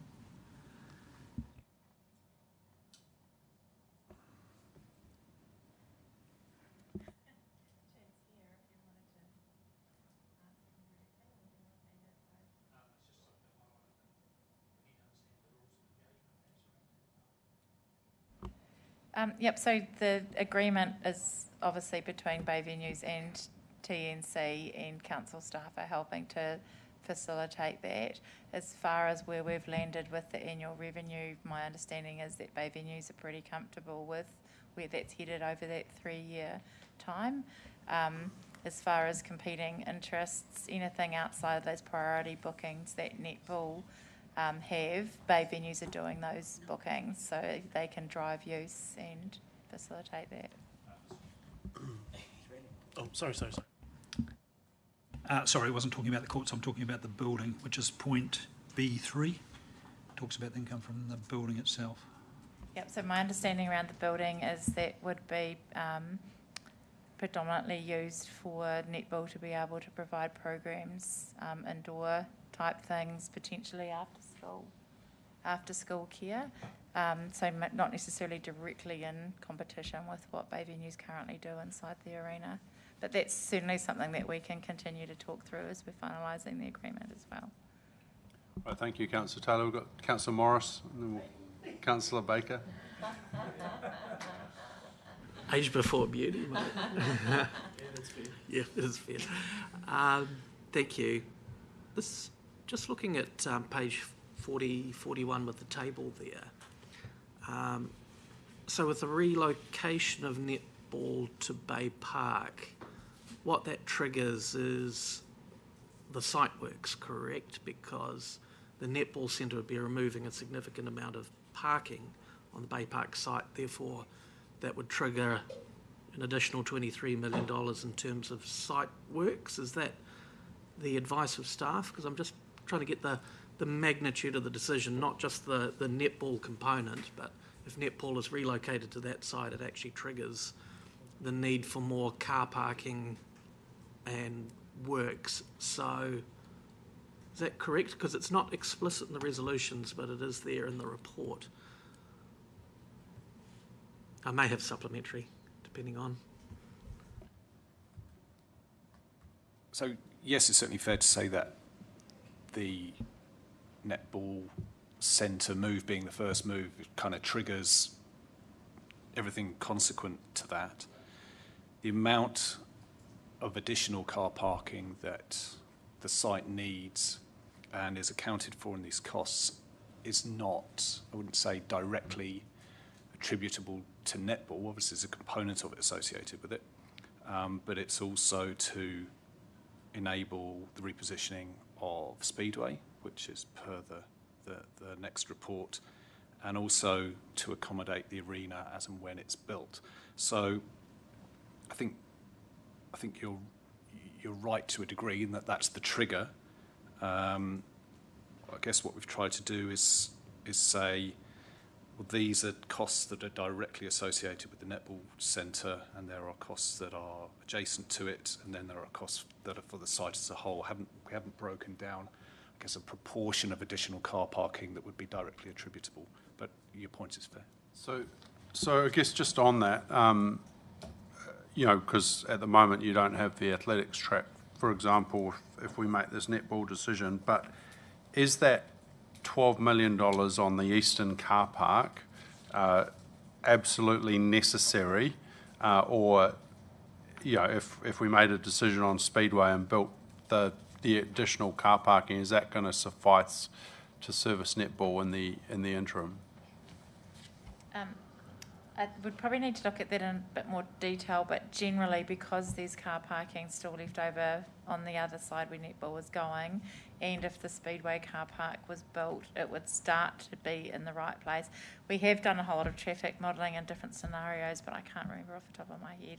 It may mean, and we have talked about as far as user groups and events over the course of the year, so there would need to be a coordinated look at potentially there couldn't be a big speedway event, a home show and netball tournament that goes late in the day all at the same time, for example. So it would be coordinating around bookings and what happens at what time. And then the same question for that, there's 405 million. Does that have to be built if netball moves? That's the Truman Lane entry exit, parking and bus turnaround. If netball does move? Yeah. Yes. Well, preferably. So that's enabling turning off Truman Lane, coming in and dropping off and then going around to the parking area, but also to provide for public transport if we're able to start getting that to come into the park. Could it happen without it? Probably, but it wouldn't work as well as what we've tried to achieve in the design as it is. Okay. Thank you. Sorry, Councillor Morris. You Hijacked your questions. Chair's prerogative, that's fine. So would it be fair to say that Bay Venue's position is that the car park works would not be required if we were just looking at the arena extension, but it is really the relocation of netball that triggers this wider spend that's required. So first question is, with the extension to the arena, would the same spending be required? And second question is, could we confidently say that this is more a $40 million decision than a $14 million decision today? Given that consenting design, is that a fair characterisation? It is, and I think to a certain extent you can look at it at multiple ways, but ultimately this is what it would take to achieve a good outcome for the site as a whole. So of that 41 million, 6 million is specifically for the Speedway car park, for example. But also just to flag, these are very high level with a lot of contingency built in. So the project stopped at concept design. So we're confident that we can bring prices down, and that's why we're saying that it would be best to come back to CDC in the new year when we've had an opportunity to work through detailed design. So although we've got these costs, it's concept based with a lot of contingency in there. And now I've forgotten sorry. High level costs mean they can go in the other direction as well. But in terms of Bay Venue's position, is that the spending, if the arena extension was done first, and if netball wasn't on that site, that wouldn't trigger the spending on the car park? We would still need additional car parking, and the entrance into Truman Lane is absolutely something that we would prefer to happen as well. Just it opens up the park for better use, and also that public transport is a really key part to that as well.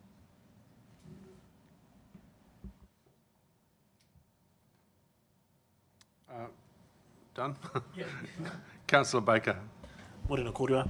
Just picking up on, I've got two questions. Picking up on an earlier point you made, Ross, in response to Herb's partai around, where is it? The idea of maximising the space by spreading netball out, and that actually potentially, and it's a perceived risk rather than a known risk as such, but the idea of spreading netball means opportunity loss for other codes. You said something to that effect, is that right? Would it then be safer for us to mitigate that risk then by removing B4 from the recommendations, so that way that risk doesn't incur should they want to? So the B4 is Tauranga Netball Centre gets first rights to book additional outdoor courts. So if we keep them at that condensed period, it enables other usage, but if we allow them first rights, then that in theory has the risk of impacting other codes. And if that's loaded, we can ask that somewhere else if that's not a here question. I think it also comes back to one of the reasons that netball want to move, and we want netball to move, is to enable growth. So at the moment, those priority bookings are based on what they're currently doing at Blake Park and how many teams they know that they're likely to get by having additional courts. So that's why we're suggesting that additional courts can be booked as a priority, because as they grow, they're going to need more space, and fundamentally, yes, it's a multi-use space, but it's also to enable netball to keep growing and doing what they need to be able to achieve. Yep. Yeah, and then probably should have asked this question first because we were just on it in and around Steve's questions. You talked around the detailed design, should we go through to the detailed design phase, it's likely we'll be able to find some savings because quantums will be known. What would be the sunk cost or the opportunity loss should we get to that point and there's a stop gate there to proceed because costs aren't kind of where we want them to be? What would we be losing? Our estimate's around $750,000 to get to the next stage, so that's for all the design and consenting.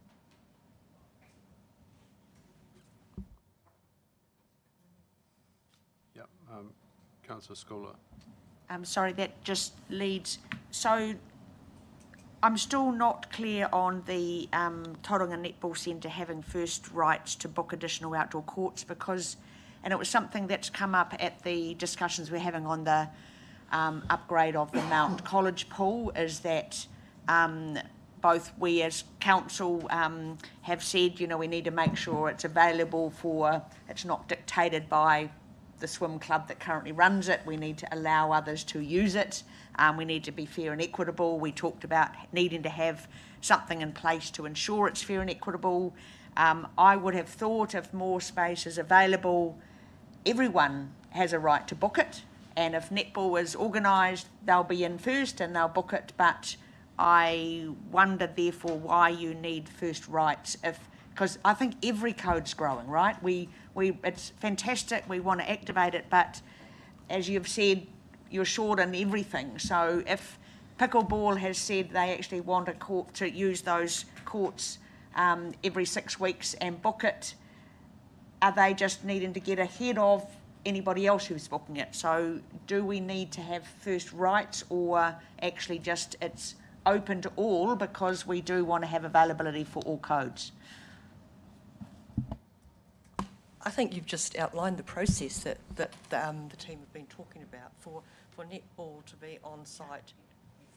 For them to be on site and run tournaments and have some confidence that they can have a weekend to book their courts and organise a competition, that would happen. But it would happen at the beginning of the season, and they would then understand what their program is for the year.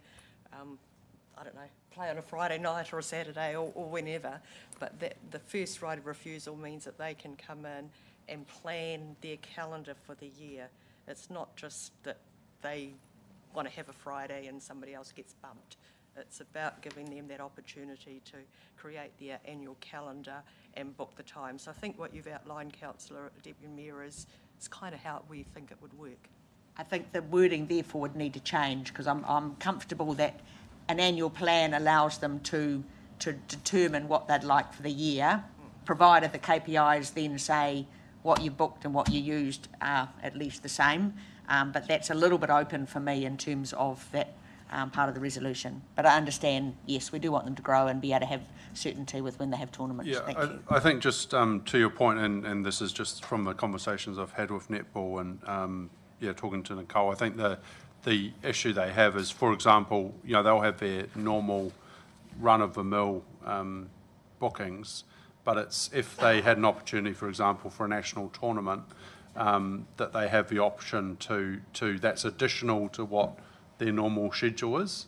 So that was the option of, at the beginning of the season, they can say, we want this national tournament on, this week, we want that, and they get the first rights to put those in the calendar, I guess, before it becomes open. But I don't think it's a case of, you get all the bookings and then Netball come in and say, we actually need that week. You've got to dispel all those other bookings. It's just they get to first chance to book it, and then other sports fit in around them. So.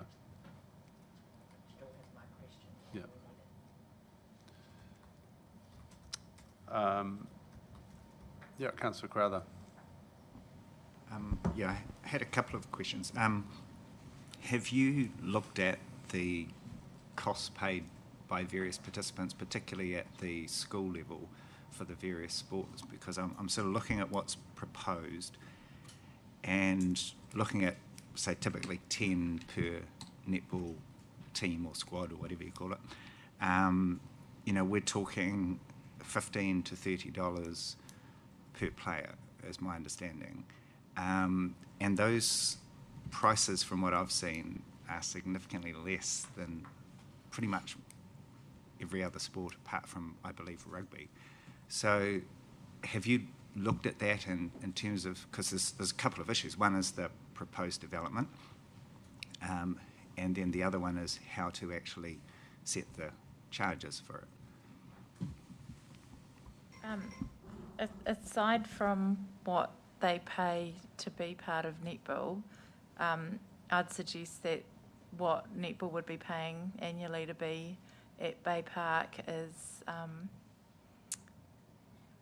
pretty comparable across what's happening, and also is, I think my view is that it's a fair rate for the space that they're going to have there.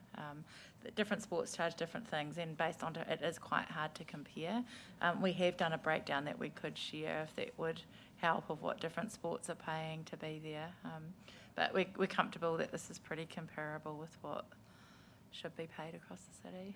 No, I'd like to see that, please. And I guess just to give a sense at the other end, because part of the goal, as you've said, to do this, particularly right now, is to get the courts away from Blake Park to put in one more cricket field or the extra rugby facility. So what would they pay? Because we've got sort of an extra cost here, we've got some revenue here, which will be more than we'll end up getting from netball at the moment, but then how much more will rugby and cricket pay for that extra field? Also, under user fees and charges, it's set rates for different sports users, and that'll be looked at again by council through the review of sports fees and charges. But I think it's also, it would be remiss of me not to note that community sport isn't around. Yeah, so yes, there's a revenue aspect of it, but we don't look at it as how does this offset this, and how we look at it, how can we enable sport to happen, and what's a fair and equitable use and cost for that. Yeah. Just to be clear, I'm not at all implying that. I'm suggesting that all of it is community sport as far as I'm seeing, and all of it has got high priority, and we're told we need more indoor courts, more outdoor courts, more green spaces. The question is, how much and in which order, and who should pay for what? Just to clarify, my understanding is rugby and football, for example, pay $0 to use the fields at the moment. Is that right? No, this season is the first time that we've brought in, so the new user fees and charges started for this winter season. So they pay for training, but not games. The kids don't, though? Juniors don't, but seniors do. But by default, we've presumed that the charges flow through the whole club rather than just to the senior. So what's a charge for training or? So it's quite a complicated model, but it's basically. Apologies. It's a relatively sort of complicated way of calculating it. It's basically essentially it's your average hours of field use per week that then becomes a seasonal charge for that senior sport, just to give you sense of it, Automotive Football Club, I think, are going to pay about $5,000 for the season. Okay. So but we don't have that as a, like, I'm just as a comparison, you know, as to what per player would, have I got 100 athletes, have I got? Automotive Football Club, I think. We have got it, or we've got it not to hand. So Okay, no, that's fine. Yeah, well, it'd be useful, I think, just so that we've got those comparisons. I think just to put it in context, Glenn, at the moment, the senior netball that play indoors pay around about $750 for an indoor court, you know, for the season. So that works out at $75 per player for a senior indoor. So that's just a bit of a comparison. And then basketball, we know it's what, $50 odd an hour, you know, for that. So I think the trick here is trying to obviously recover, you know, some contribution to the investment, but also making it affordable for our people to, you know, participate and play in sport. So that's the challenge you've always got. It's never going to be a commercial return from sport and recreation when we're trying to encourage people to play.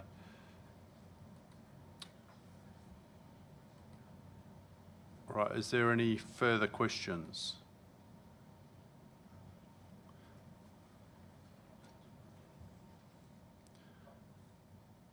All right, if there is no further questions, thank you very much for staff for answering that. We now have a recommendation before us. This is, but obviously been a process that we've got here, and this is a large decision because there's a significant amount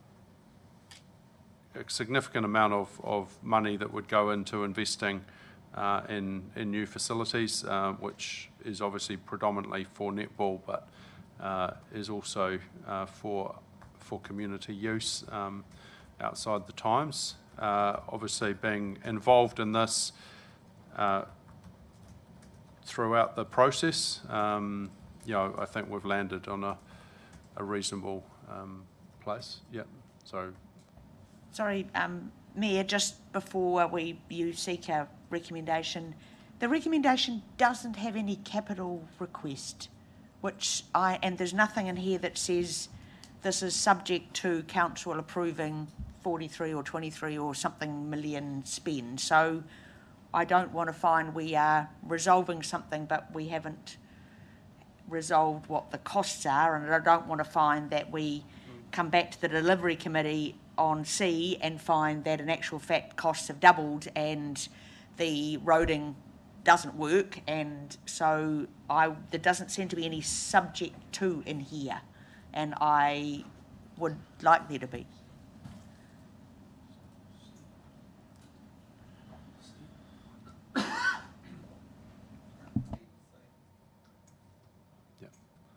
Well, they're coming back to refine that. But there's no point having a contract. There's no point having agreeing the almost contract terms that we're going ahead with netball, and again saying yes, we'll move you, which, you know, they've been waiting for this decision. I don't want to then find, oh, actually the financials didn't work, so we're going to have to rethink about it. So I just don't think we've quite covered, as Councillor Morris talked about, this is a big decision, but those numbers don't seem to be in the resolution. Yeah.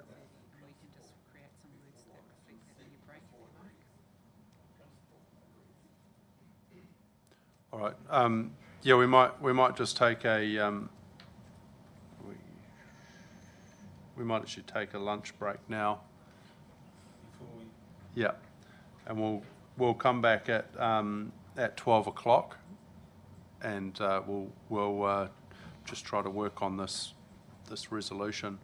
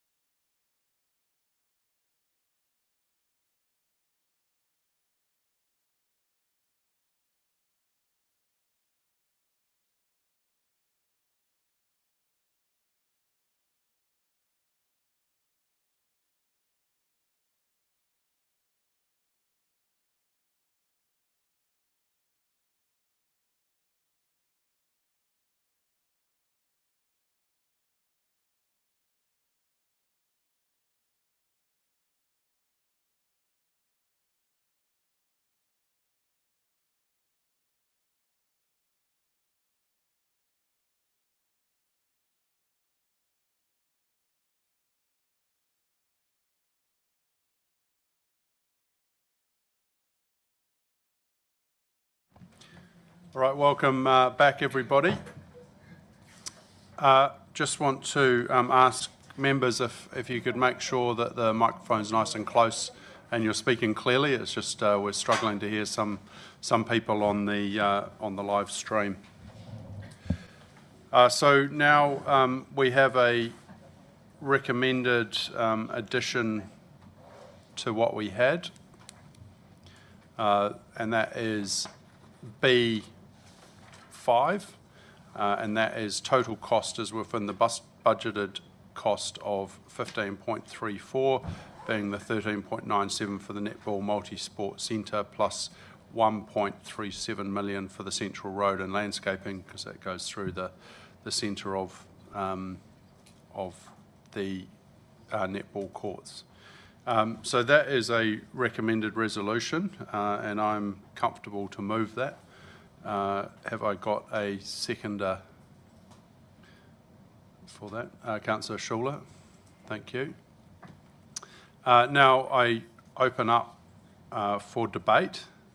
I'd just like to start to say, been through quite a process. I think moving to Bay Park is a positive for netball, and through the discussions I've had with netball, I think we've landed on a spot that means that they contribute to some of the cost outlay that the council would do to move netball, but also trying to balance the affordability for netball players and making it so that we do encourage people to get out and play netball. So that's kind of where we've landed. As I said, this fits into that Blake Park and Bay Park master plans, which I think have quite a lot of merit to make sure everything's in the right space. So I'm comfortable to support this. Obviously, it is a large outlay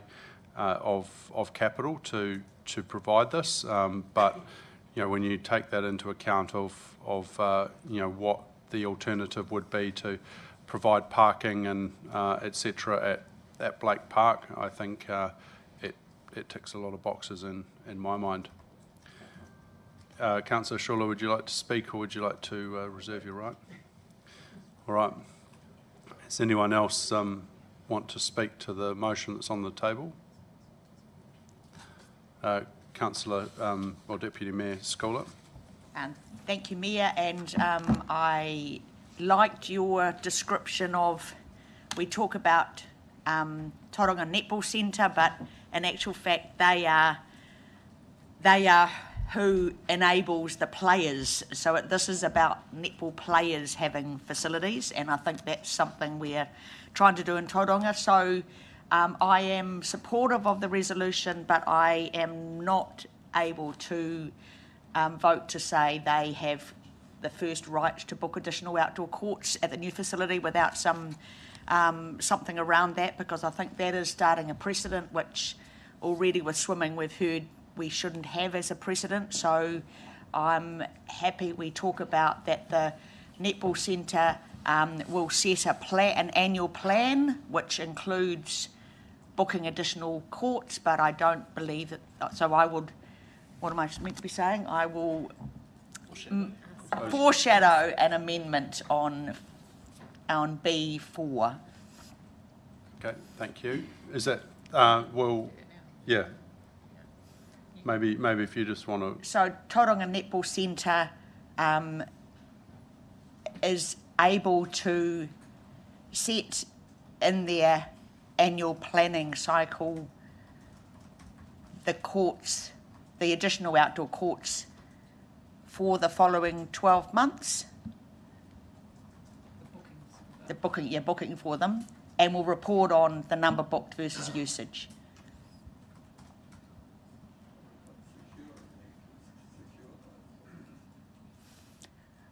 Well, again, if basketball happened to have an international that came in June, and we knew that a whole year before, netball was trying to do it in.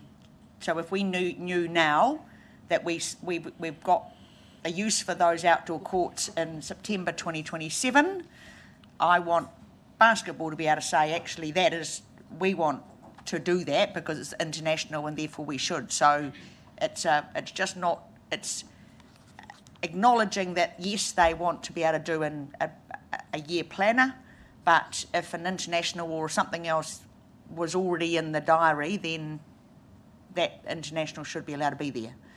That's, to me, important. Is it better to say their annual plan proposed bookings, annual planning proposed bookings? Yep. Yeah, great, yeah, yeah, thank you.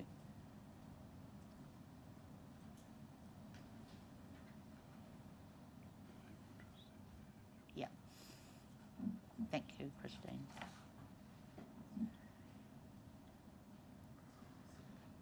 Acknowledging that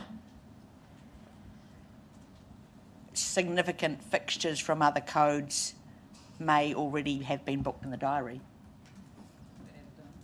Yeah. You know, if there was a music event or something that we booked for 3 years in a row, we'd like to be able to do that.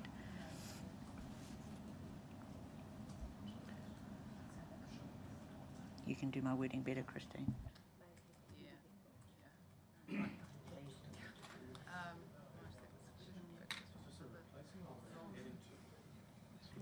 Replacement. Only if you want it. It's just, I want to be able to say basketball or something else has got an international or something.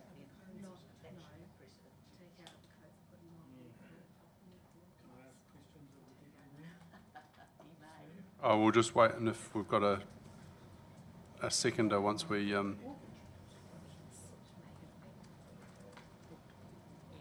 That may have been booked. Is that what you're trying to say?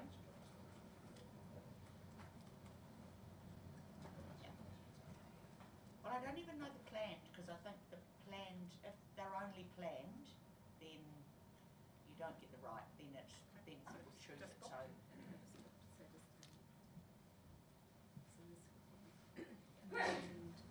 Just allowing a little bit more flexibility for other codes.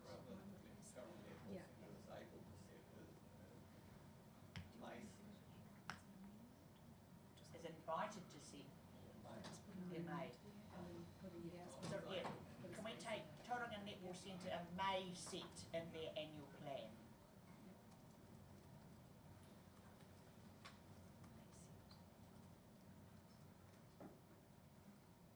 So, after centre, the fourth word? Yeah, may.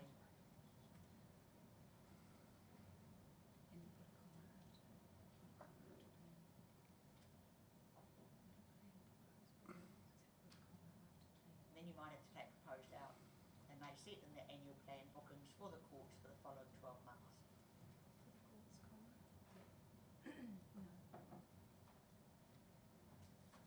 Do we need to preface that to the additional outdoor courts? Because it's only about those that we're talking, isn't it? Just put the words outdoor in front of courts if that's what you want to achieve.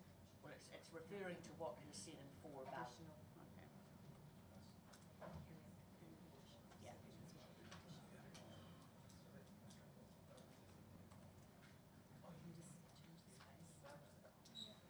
so that's in. So we've got 4, and then this is additional to 4, is it? It will be instead of, I think it's an amendment instead So of. replacement. The Okay. amendment would go first. That's what I'd like to move. Just under amendment, just put replacement for, just behind it in brackets maybe. I think that's what's being requested. Okay, so we have an amendment moved by the Deputy Mayor. We got a seconder for that amendment.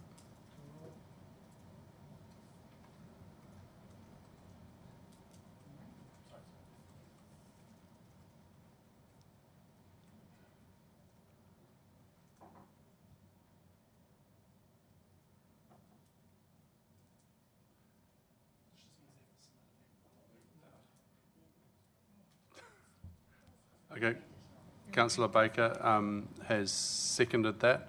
So have you got any questions, Councillor Schuler? Or Firstly, the process I think we're trying to achieve here is to give some certainty takes away a huge amount of certainty. Deputy Mayor talking about the international events and other things potentially coming in. We're creating a community sports facility here first and foremost, so I'm not quite sure I understand your broader picture thinking on it, but we're trying to create a facility that we can grow and improve primarily in the first instance netball and other sports within our area so that we can use this facility as much as possible. If, as it stands, I certainly don't support the wording. I still think we should, if you had suggested something along the lines of in part 4, they gave due consideration to the needs of other sport, I would be prepared to consider that. But we do need a lead on this, and we do need the ability to have priority. I think 4 gives us that. Also, if we are getting to a situation where there is competition for the same space at the same time on a regular basis, it's probably a good indication to us that we need to consider more facilities overall. So, yeah, I understand your intent, but I think it goes away from what we're trying to achieve. Probably not the question I thought we might have, but I'll hand over to Deputy Mayor. Thank you, and I'm actually for added taking into consideration other sports. That's fine. It's just we've got a 15-year lease we're talking about with a right of renewal, and I just know that we just need to make sure we're not putting ourselves in a corner that it's only one sport that's being looked after, and I just want to have a precedent for that. Yes, we want some certainty, and I used international just because I didn't know anything better. And so if it happens to be that pickleball becomes a much more used game, then make it pickleball. So I'm concerned we've got a precedent here by saying one code has the first right. So your words of taking into consideration other sports is a good addition if we can't get this through. Okay, and I'd like the mover and seconder to accept this because I'm trying to do that in the spirit of helping community sport. Councillor Baker. Yeah. Oh, me. I support this because both Jen and I raised questions around the first right to bookings, and Barbara answered the question, which basically gives effect, which is what that gives effect to. This just provides a bit, to me, and the way I read it and understand its purpose, it provides opportunity for netball to plan out their calendar, which subsequently provides clarity for the rest of the sports to work around what they're going to do, because obviously netball still has the opportunity to book in first. This just provides certainty for the rest of the calendar year for other sports. Right. Yeah, I guess my 2 cents. I think the intention of 4 was around this is in addition to anything that is the normal course of business for netball. And that was obviously if they had growth, but that would, in my understanding, would actually just come in as their normal rights. And this is, if they had some sort of tournament or something, they wanted that addition, they had the opportunity to be able to book that. I think part of this is really just defining it properly in the contract that it is. And again, what we discussed with netball is any additional over the normal course of business that would actually be paid for separately, as if they were a user like any other user of those courts. So, I don't really support this. I have no issue of adding in the addition around, taking into account other sports, etc. I think we want everyone that are using this to be working together and making it a successful community venue. But I don't support this, and I think we can cover this in the contract. So. Given a good direction. Yeah, Councillor Kura. Just a request, please, it certainly helped me. If we hear from the submitter, I see they're there, they're remaining in the audience, give their opinion on either. Would that be appropriate? I think we should be comfortable with either way. I'm sure we can figure it out with netball. So, is there any other? This is just on the amendment. So yeah. Okay. If there's no more discussion on the amendment, then I'm happy to put the amendment to the vote. Ask all those in favour, aye, and raise your hand. 1, 2, 3, 4. Okay, that is carried. And those against?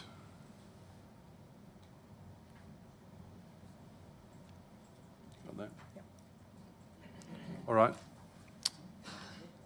So that is carried and now becomes part of a substantive. So, is anyone else wish to? Yep. Thank you. Question. Noting the wording of Resolution 5, and that includes the central road and landscaping, will there be a future decision coming to this table around the eastern car parks, Truman Lane, Speedway, etc.? That's the first question. And second question is, by passing this resolution today, does that require, in terms of car parking, the eastern car park needing to be upgraded? So I'm cognizant of the entire master plan, but if we're just looking at this strict section, does this trigger a need to upgrade that car parking, or is that something that is entirely discretionary to council and may or may not be needed? So I'm just looking at this, I'm just looking at netball in isolation.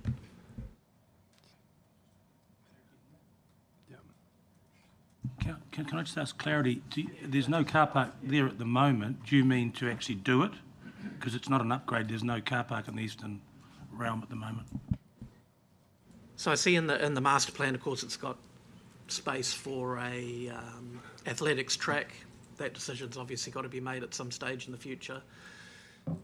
Extension to the arena, future decision. Does the positioning of just netball trigger the need for that $12 million car park, or is that something which is at council's discretion, as it always would be, but it's not necessary? I'm wanting to get a feel for the need slash the. It would be nice to have. Sorry to use that phrase. I think I understand the question, and I will attempt to answer it and watch to see if I'm getting nods from the sideline or not.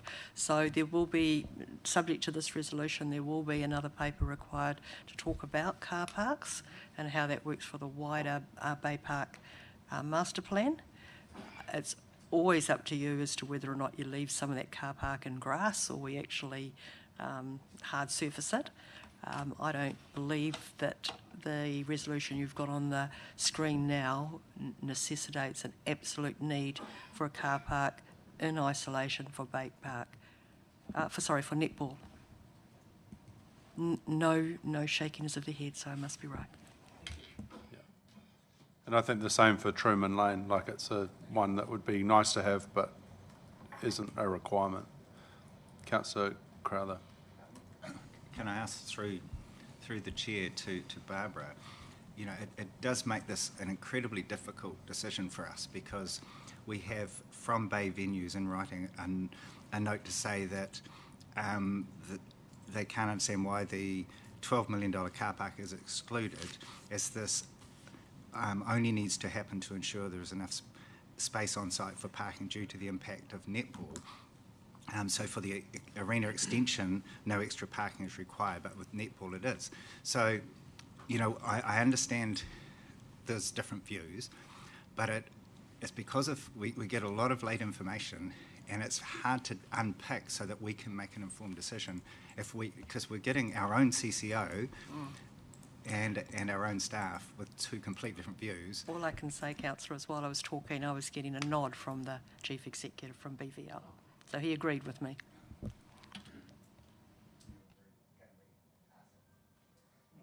Ask through the chair what Yeah, we he's can ask, nodding at. ask Chad, yeah.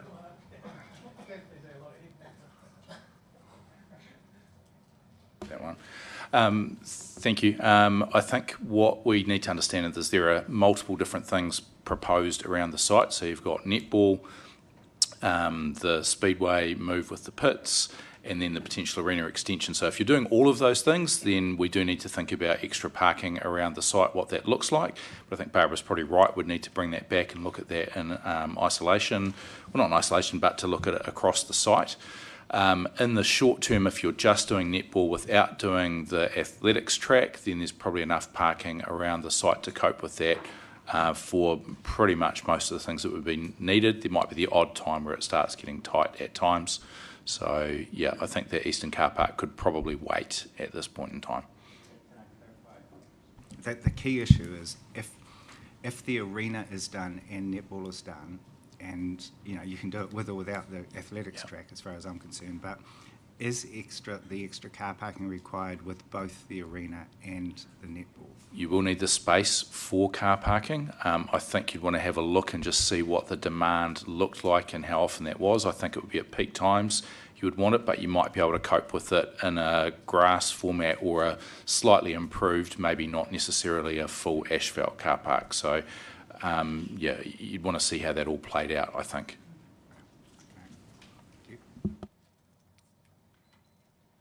Right, Councillor Roseboom. Thank you, Mayor. I'm just going to put the counter view. I've given this a heck of a lot of thought, spoken to an awful lot of people, and clearly the city is growing and the demand on our sporting facilities is growing by the week. But as this currently sits in the master plan, I can't support this for a number of reasons, mainly around traffic movements. All we're doing is moving one massive traffic blob to another site. We're not actually providing a lot of extra growth to the east and to the west of the city.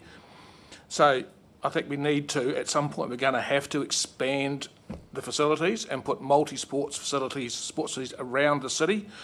This is an opportunity where we're being forced into we're making a decision around growing our sport. Why don't we focus on growing all our sports in multiple venues around the city? So I'm quite happy to look at progressing the netball at other sporting facilities. We've got 2 blocks of land that we've already discussed at length, the Pathmore East Interchange and Porta Reefy. So we as a council can focus on putting multi-sports facilities at those 2 facilities, covering as many sports as we can squeeze onto both of those sites.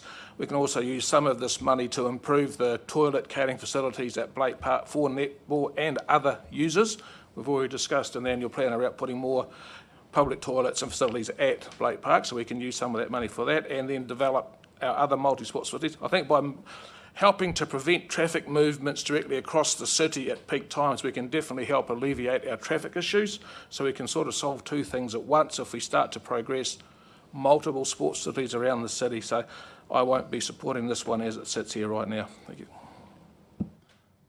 Councillor Taylor. Definitely agree about the traffic issues that Councillor Roseboom has mentioned.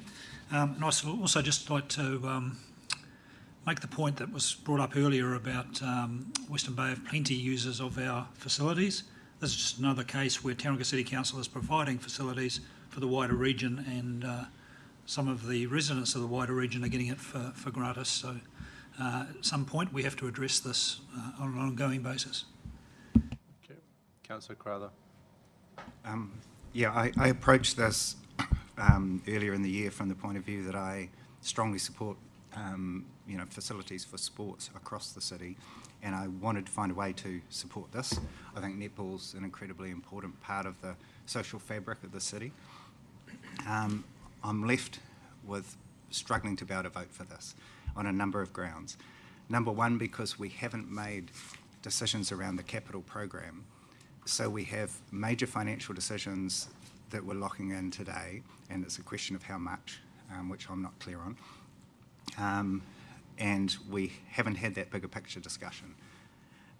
Secondly, we haven't made the decisions around the master planning. And thirdly, because the whole live, learn, work, play philosophy at some point breaks down if we don't actually make the call for people to put community sports in communities.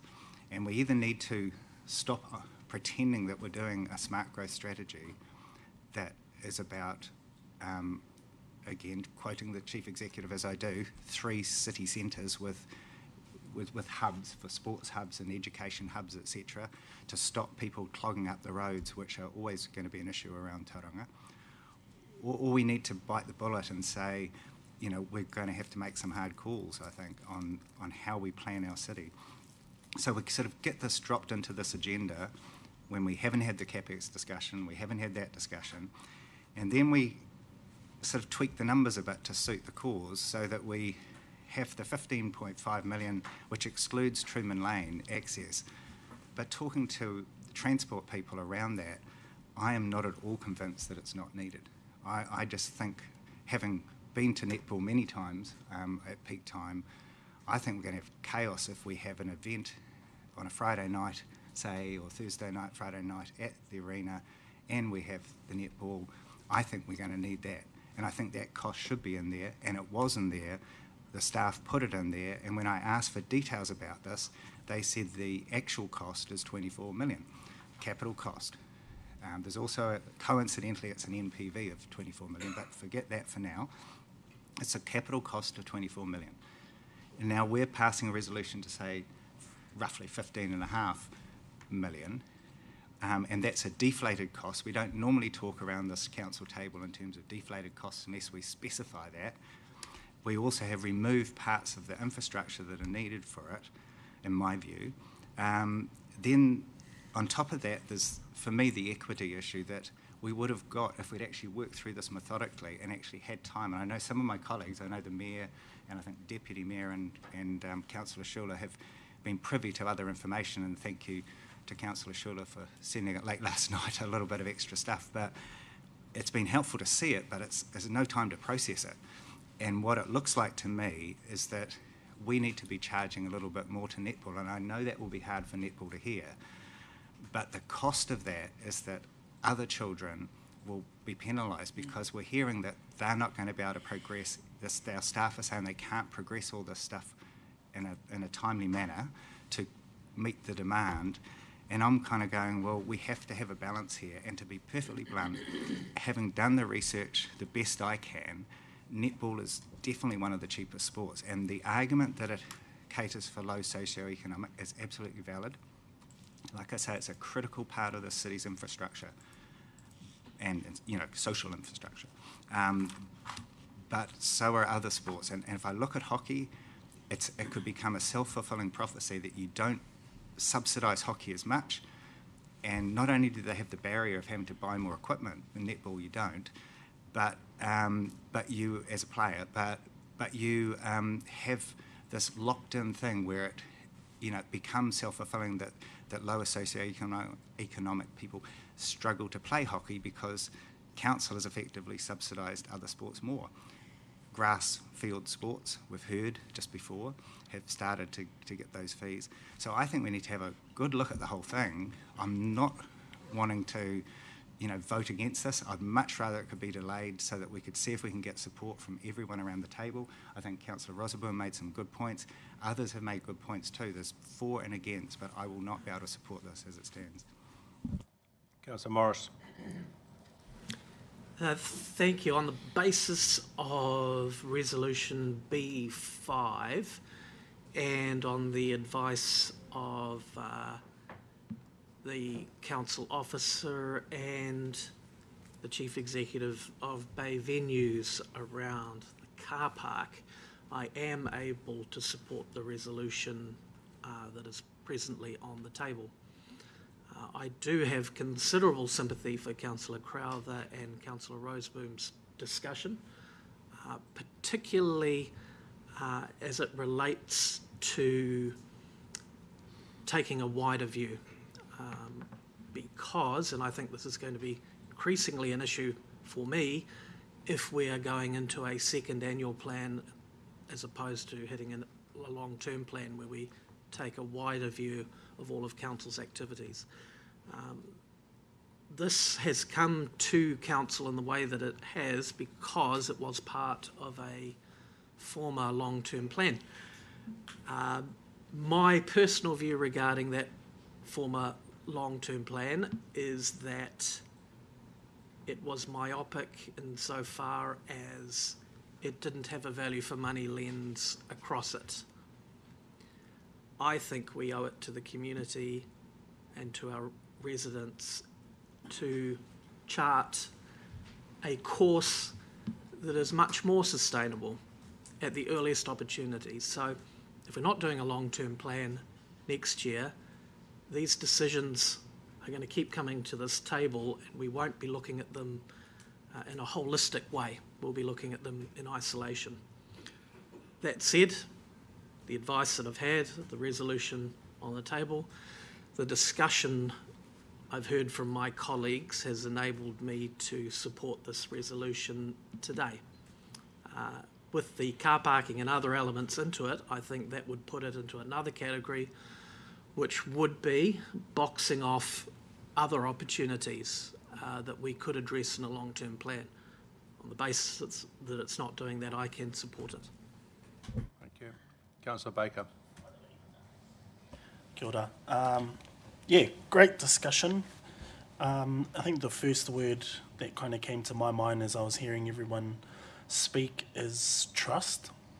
Now, I'm all for healthy questioning and, skepticism and all those sorts of things so that way people are making grounded, informed decisions. But I think, in my personal view, that what we've seen with the targeted investment with the CBD, with the playground, in particular, that this council's done a lot of thinking, a lot of due diligence when it comes to the development of these master plans that they created during the time of the commission, or that were created during that time. And this, to me, feels like one of those examples where we've got to trust that there's been a lot of thought put into Tauranga as a growing city and what growth looks like for sport in Tauranga. And whilst netball is moving to Bay Park, we're obviously cognizant of the fact that potential for Blake Park for other sports is also unlocked through that move, and it is definitely a costly move. But again, I think the word trust comes to mind because we've got to trust that they've considered how Tauranga is growing to grow, how traffic is going to flow with all the other activities associated to our overall growth plan. And that over time, whilst we will experience disruptions as these changes occur, that we will find ourselves in a space where balance is found, I think. So I do support the resolution as well. It's been a really long journey for us. It was one of the first things that kind of came across our table at the beginning. And it's been a longer journey for the netball community as well, because they were engaged in this process well before we stepped into office.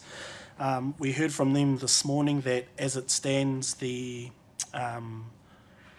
centralised approach works for them. So whilst we are accommodating for growth, and this allows for the sport to grow and other areas to be unlocked, the challenge for Tauranga netball now is to ensure that it remains an affordable sport. There's a reciprocal relationship that occurs when we do these things, as does other growth activities with central government. They have a responsibility, we have a responsibility. Here, we've done our part, and it's now time for the community, particularly Tauranga netball and whoever else needs to get behind to make sure that it remains an affordable sport. So again, I do support it as it stands, and again, we are going to see a lot, a greater detailed design in a few months or whenever that stage occurs. In worst case scenario, if it still doesn't tick our box, the sunk costs aren't too extreme that we can't recover and pivot if necessary. But yeah, it's been a massive journey I support this kaupapa. I'm behind the master plan as a whole, and yeah, let's go. That's me. Right. Councillor Rolleston. Kia ora. Yes, as you know, relatively new to this, but been watching it from afar, and somebody that tries to navigate that trip down to the Maunga on a Saturday morning, go the back way. But I think on balance, I'm supportive of this for a number of reasons. It's a big part of our community. It's not just the participants, but I think everybody in some ways probably got some connection to somebody either playing or coaching or supporting this sport. So I think, and there's a big social part of our community that do participate. The other things that have sort of put me in this balance is that it's supported by our CCO, it's supported by our staff, and it's supported by hapu. And so those pretty much give me the balance, but I hear lots of good, important points coming through. We need to be consistent across other sports. So if this piece of whenua is becoming available at Blake Park, we really, yes, we don't want to make money out of it, but we need to be consistent in how we apply it. But on balance, from what I've seen, heard, and from being in the community, I also want to make sure that we're not moving, as we said, one problem to another. I'm not quite sure how our whānau at Ngā Pōtiki, whether they come with that way or the other way, but we want to make sure that we're not creating traffic jams for them consistently as well to get into their community. They've got big development plans along there, so we need to think about that in the big context. But on balance, I can see more of the reasoning to be leaning towards this than not. Thank you. Right, Councillor Kurak. It's always interesting listening to the discussion views of other elected members, and this one's been interesting for me because I've been swinging, support, here Councillor Crowther tending not to support, and now I'm back in terms of support because, netball need to move. Where they are now, it's just not working. A lot of us see the traffic issues there particularly, and so when we look at the need to keep a centralised model, and that's what I heard from Netball this morning, and there's merit in that, to take a more non-centralised approach, and this is something Councillor Shaw said, probably not in the chamber, but while we're in the lunch break, that's probably a little bit further down the track as Tauranga does grow. So there's logic in having a centralised approach, and there's logic in having to move, and there's logic in it being at Bay Park. I know it's a big spend, and I would have preferred that was within an LTP discussion, but at the end of the day, it's an important it's an important part of our social infrastructure. It's woven into our social fabric. Netball's been a big part of a lot of young people's lives, and in terms of maturing into good, productive adults.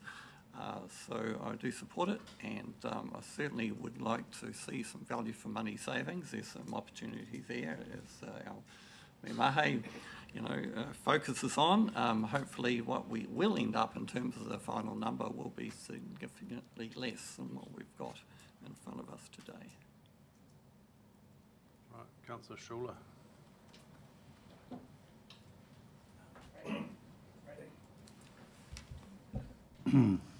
Oh, there I am. Thank you, Mayor. After 12:30 and we're still debating the first item.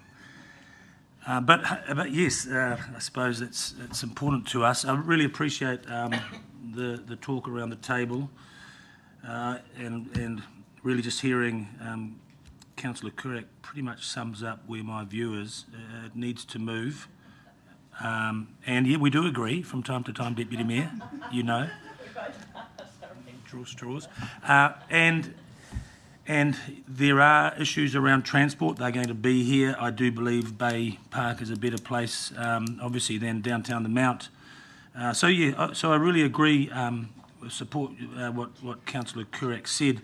I suppose also hearing, we're here to provide community sport. They're already a huge part of our community, and we just have to accept, I suppose, that these changes, if we deem them to be important, there is a cost that comes with it, and we'd all love it to be 5 million, and we're hoping through the design and the process that we follow on, if we agree today, that we do get genuine value for money. And there may be, what I'd love to see is in the planning process as we go through, that we really are making this an asset for the community that is used every day of the week by some in some form or another. So netball, and I'll give dibs to Deputy Mayor. Congratulations on getting your amendment through and the support you got. I had a different personal view around certainty for netball, but understand that we are trying to be as where possible when we deliver these amenities, get the optimal and as much as possible use out of these facilities. So, look, I'm happy with where we've got to and the discussion I've heard, and as you know, being the seconder, I support this motion. Thank you. Now happy to put the resolution to the council. Not going to read it out, it's quite long. We've got a few amendments obviously in there. Now ask all those in favour, if you say aye and raise your hand, please. And those against? That is carried. Thank you. Right, that was a big one. I think because we are going to switch over to local waters shortly, but I think we might start with Speedway. If we go to page 46 of the agenda.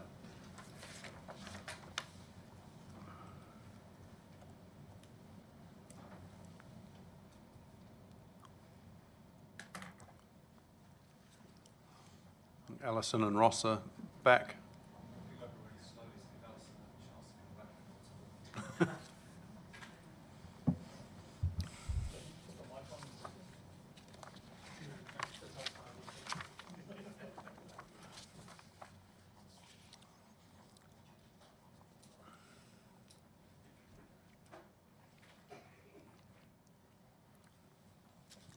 I guess just for a bit of an introduction of what we're being asked to look at here is obviously the current home of Speedway Racing, which is Bay Park Stadium at the moment.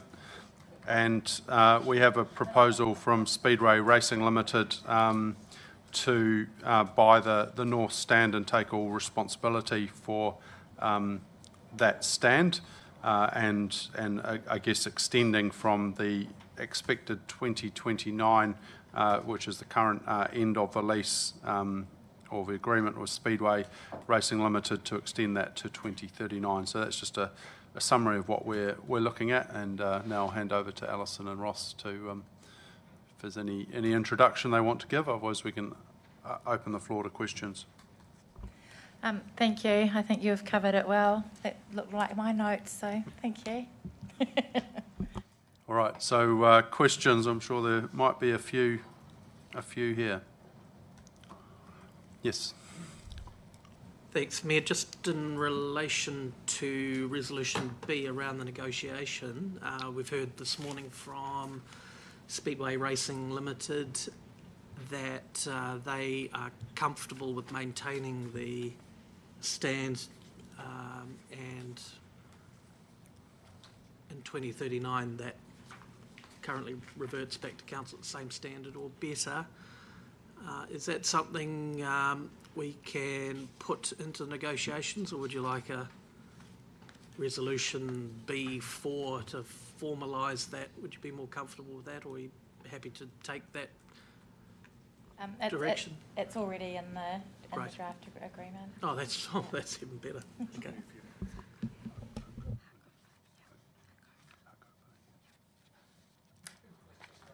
Yeah, sorry, Councillor Crowther. Just on that topic, right? I guess can you translate what it means when it says at Speedway's discretion in the agenda? for those items, like renewal and remediation, 2 million for 2,600. Earthquake strengthened seats, 2.1 million renewals, and 2.1 million for Speedway functional upgrades, all at Speedway's discretion.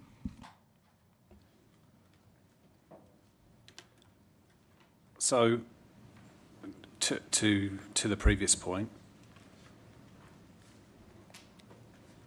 I mean, there needs to be a degree of discretion there to SRL as to what they do, when, and to what extent, to enable Speedway events. You know, for example, the North Stand currently is large and probably will not be filled on a regular basis, so they will need to determine how many seats they look to reinforce, etc., etc.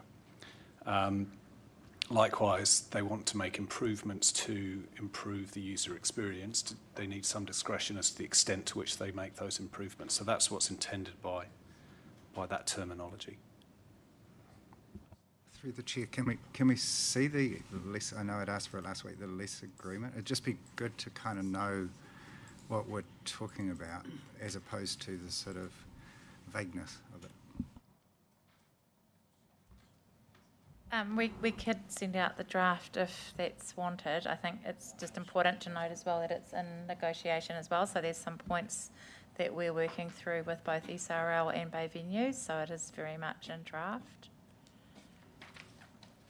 I think this is as Alison's mentioned, it's a work in progress. So, there's an opportunity to put, make sure that we are comfortable with the agreement.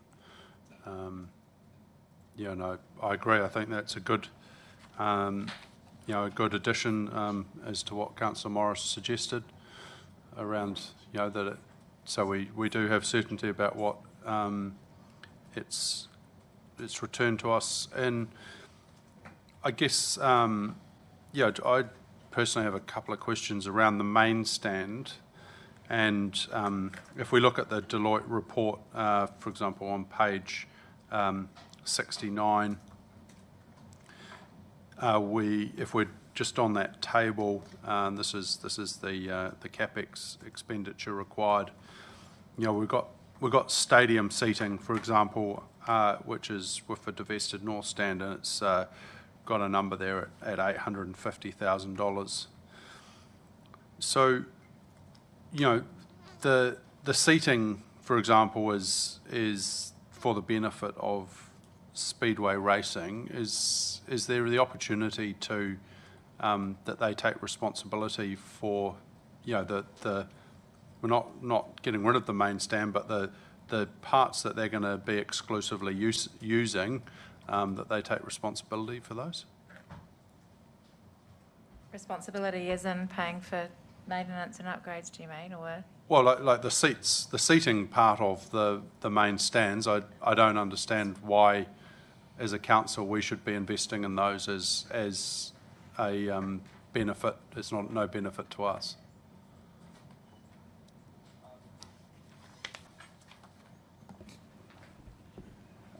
Again, Chad may wish to comment. I don't think there's any intention for Bay Venues necessarily to invest significant sums in the seating of the main stand, but the seating of the main stand is in sort of integrally, structurally attached to the rest of the building. And we came to the conclusion that it was more appropriate to have that separation between the North Stand and the main stand as a whole. But I certainly understand the point that you're making. Yeah,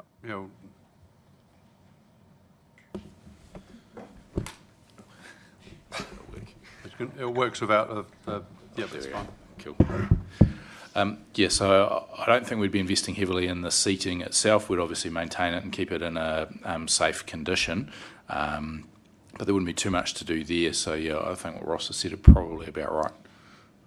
Okay, so so we don't know what this stadium seating 850K is in the Deloitte report. It's page 69. If we look at the fourth column, the scenario 4, because we've got, if we had a shared revenue model or, you know, or we were maintaining the whole thing, it's 1.7 for both the north and main stand, and now we've got 850 for.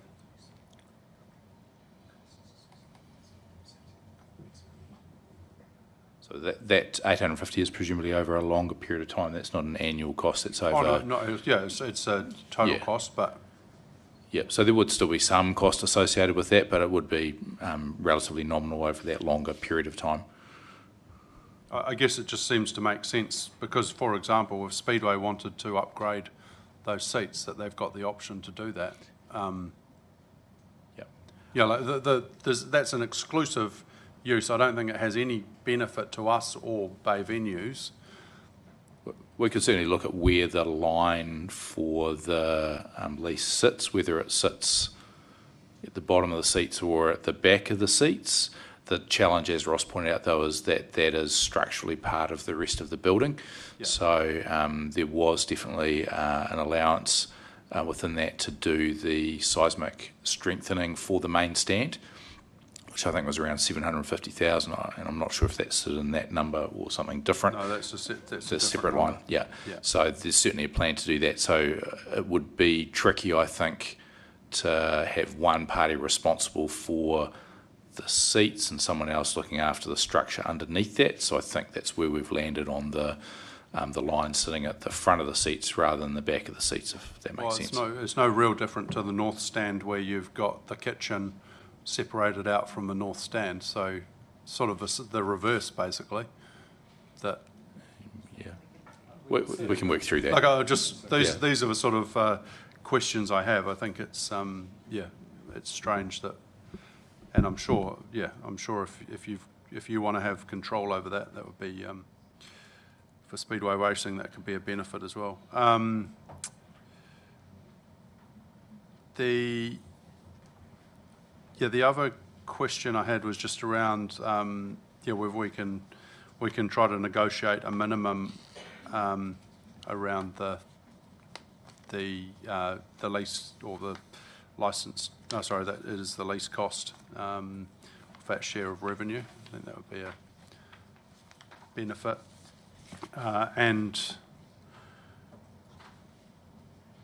I'm keen just to understand what, if something happens that we have some ability to continue to renegotiate. I do notice there's one in there.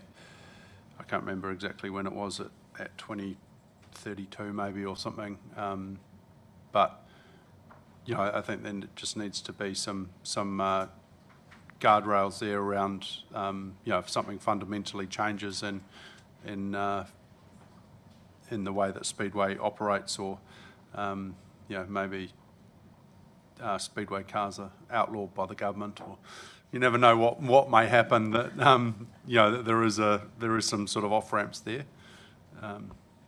So with regard to the minimum base lease, we would look at the amount that's in the Deloitte's report that's showing as residual cost to Bay Venues of around 86,000. So that would be the baseline minimum, and then the percentage share, obviously if it's over that, and then as far as the off-ramp, there is a clause in there that enables review in 2034, just to ensure that the stadium's being used as what is set out in the intention with this proposal, and that the ongoing use is what was required.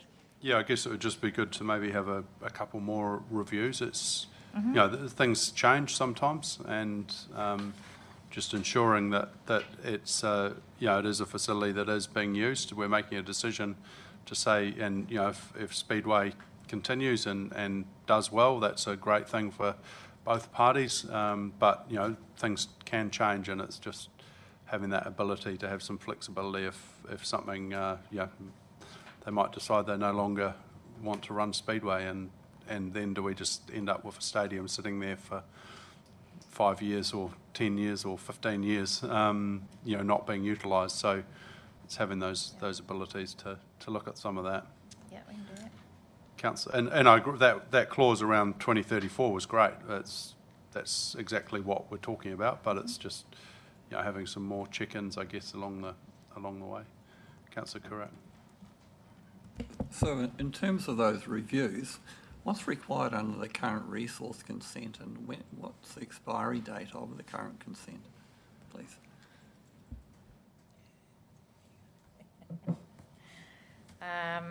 We might need to come back to you on that. Oh, yeah.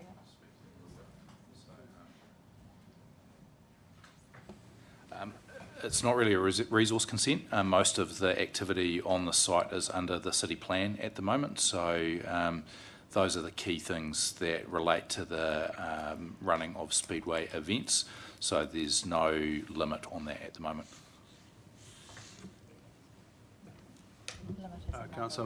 Councillor Baker. Aye, kia ora anō. So, probably just so it's on the record more than anything, hypothetically speaking, we don't support the recommendations today and the lease comes to an end in 2029. What happens from that point? Should we make a decision on that today? And do we actually have any pūtea allocated in our long-term plan for the implementation of whatever is decided on for that site?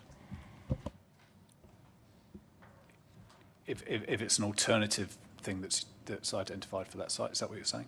The only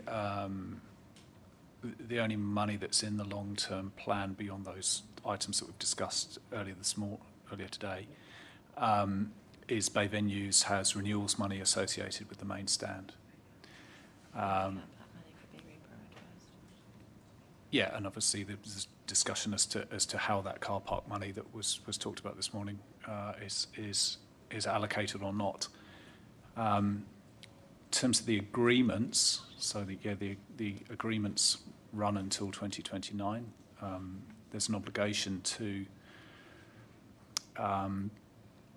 enter into negotiations or discussions in 2027, so that would then provide the platform for anything different if you don't move forward with the direction that's proposed today.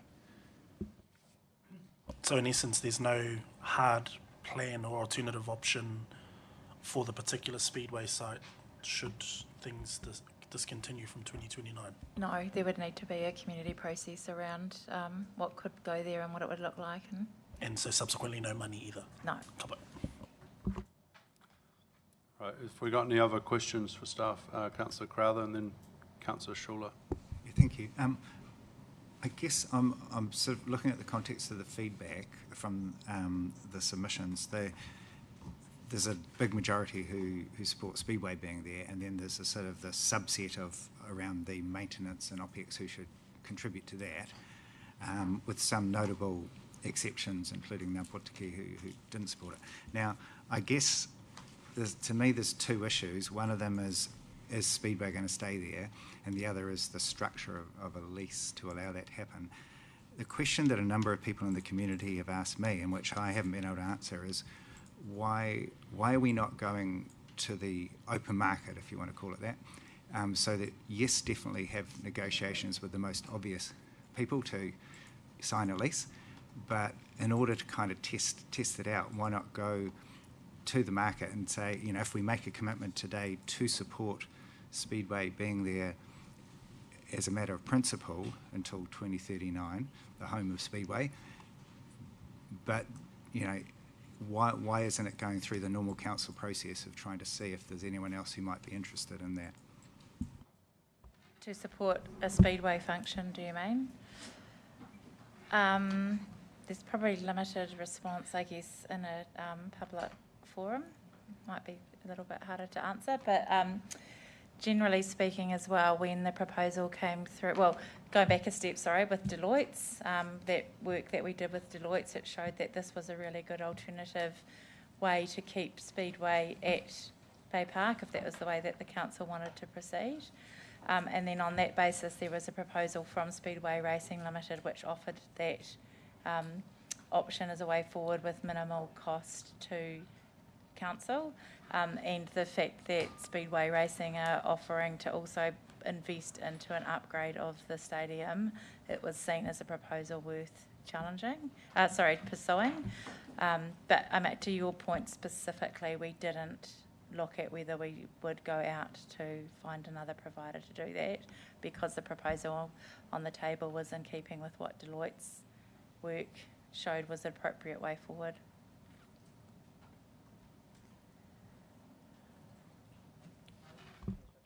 Yeah, sorry, Councillor Schuler. Thank you, Mayor. Thanks, guys, for this. 3,527 submissions. We should have bolted the annual plan and local waters done well onto this, and we would have got some real community feedback. But on that, 52% locals, 48% non, and obviously within the local support, we're seeing local residents, we're seeing a lot of support, and so we'll assume that that's primarily, like some of our passionate speakers earlier, that they are very much entrenched and supportive of and are in that world. I heard some discussions. Was there in the survey a breakdown or an understanding of local residents who potentially aren't in that area, aren't part of that world, that also support? Was there actually did you have any further breakdown, and was that in effect supportive as well for people that don't necessarily have a direct or biased interest? We were able to separate out those that were residents but didn't regularly attend. Was it not in the report that was on an appendix? I can get that information quickly, and I'm not sure if it's in the summary or in the full one. Right, Deputy Mayor. Thank you, Mayor. So just we've heard this morning with the conversation around netball about increasing numbers coming to sport to be participating. We heard from one of our public forum this morning about how wonderful Speedway is as a family occasion. When we think about if we are supporting this, we would anticipate that growth, and I know I've heard that read that some of the reasons it's not growing is that it needs some investment. We've also had somebody email us today just talking about whether the restrictions that Speedway get because they haven't got all of the boxes that they can utilise. So how strongly are you able to endorse that this is a growing participation and watched sport in terms of that sort of what we're supporting around Tauranga? And I'd also just like to Councillor Taylor's earlier comment about, and Councillor Schuler's about non-Tauranga locals coming. So two questions. One is, how much is it growing, and particularly for the people of Tauranga versus perhaps the people outside? And the people outside, are they contributing something more than the people of Tauranga whose rates are paying for this?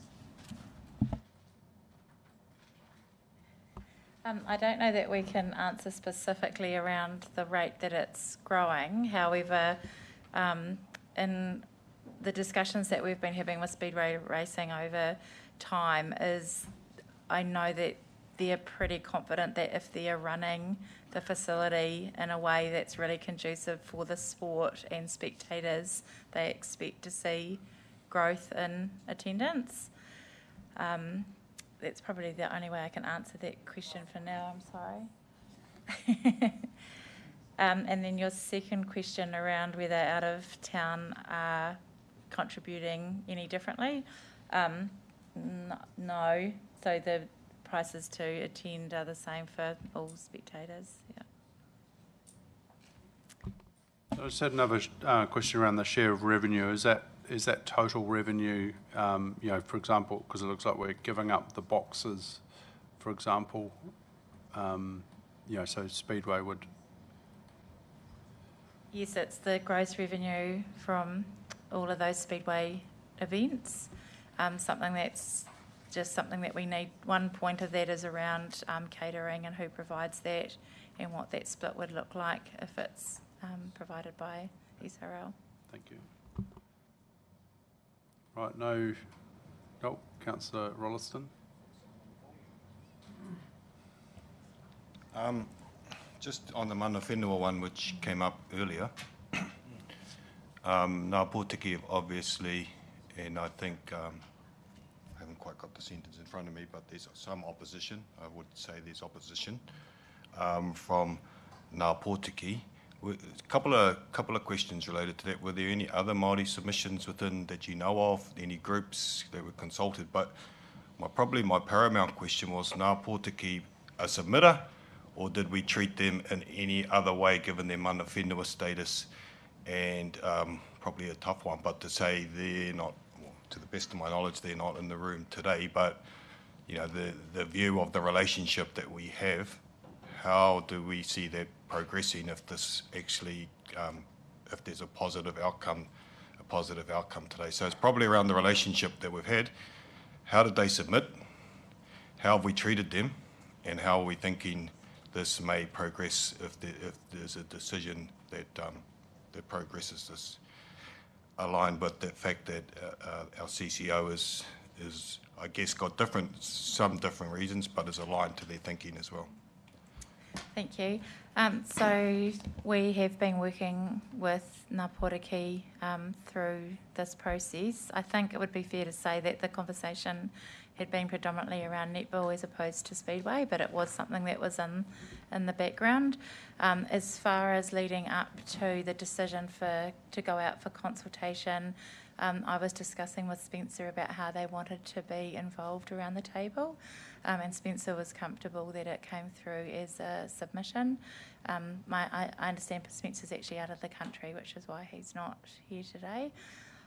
So yes, it came through as a submission in the consultation process, but we'd agreed that that was what Spencer was comfortable with, doing it in that way.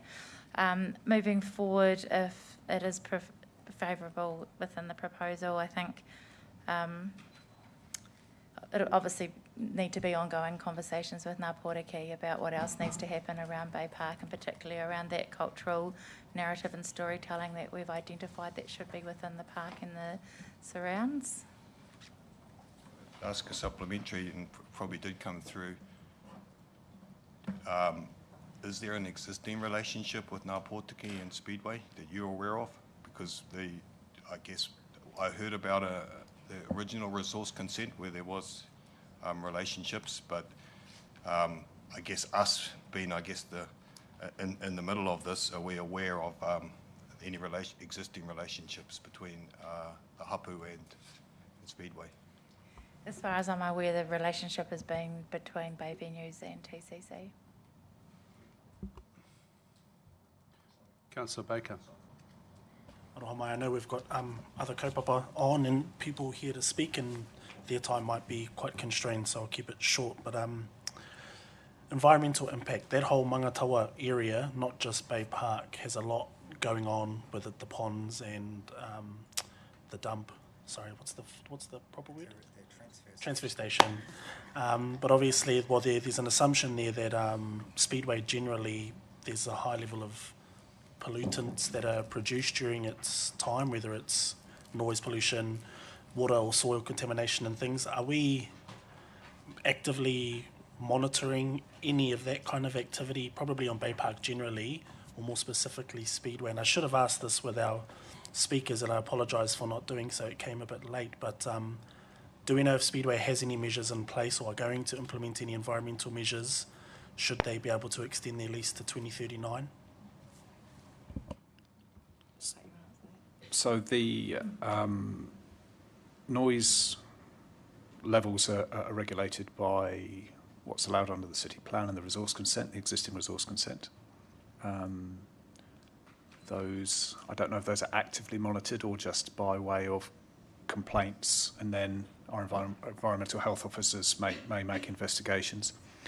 In regard to on-site pollutants, so as part of the consenting process for the Bay Park works as a whole, and particularly the proposed repositioning of that car park and pit area, that will have to be fully accounted for as part of that consenting process. obviously any works then that SRL choose to do within that leased area would be dependent on what the regulatory triggers are associated with any of those works.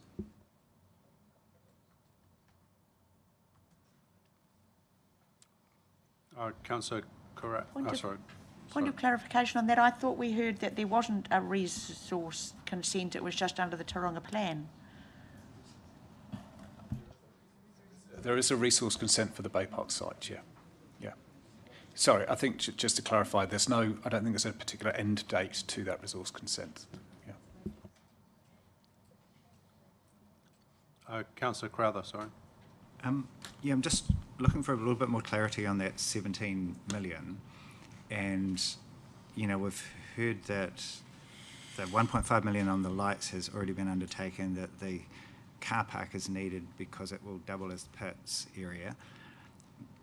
But the 17 million until 2039 for that main stand, I'm sort of struggling. I'm still getting back to the Mayor's point initially of if the stadium is being primarily utilised for Speedway, then anything to do with the boxes and offices that are used by BVL presumably are at our side of it. But I'm really just trying to understand what it is in that 17 million that has to be committed, because it seems like we're saying, oh, we haven't quite done enough in the past, so we better spend up now.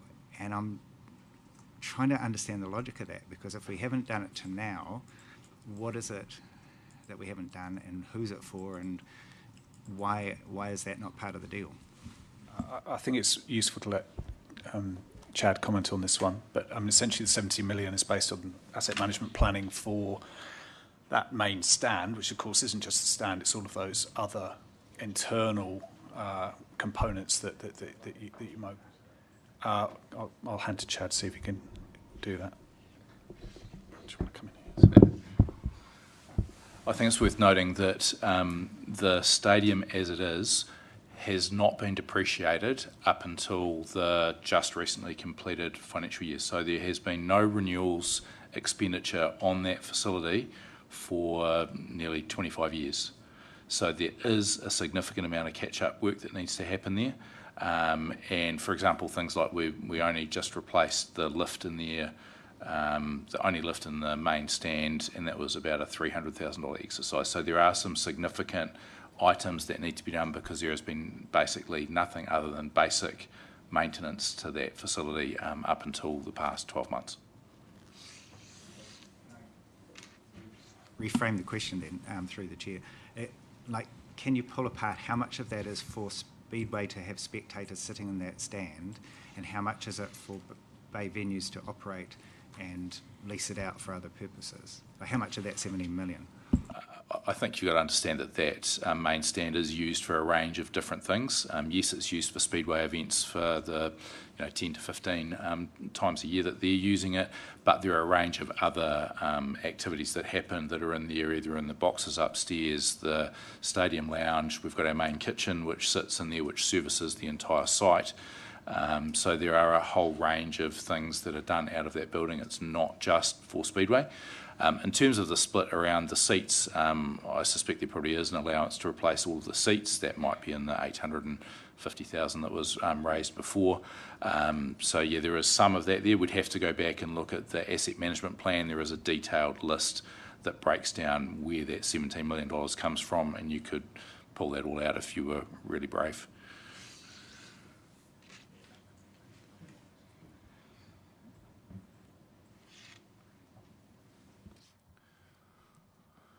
Right, is that all the questions?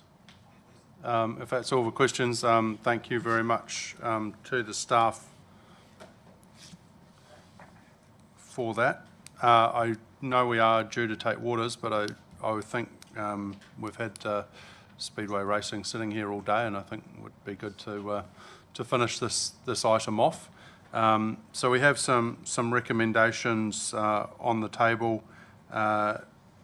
And it's effectively going along the lines of the community feedback that we received the report and request staff to proceed negotiations with the key parameters of selling the North Stand to Speedway Racing Limited and subleasing the land on which the Bay Park Stadium sits, and then a licence to occupy for the main stand at times that is needed by Speedway Racing Limited. So have I got a... Yeah, Councillor Roseboom's happy to move. I'm happy to second that.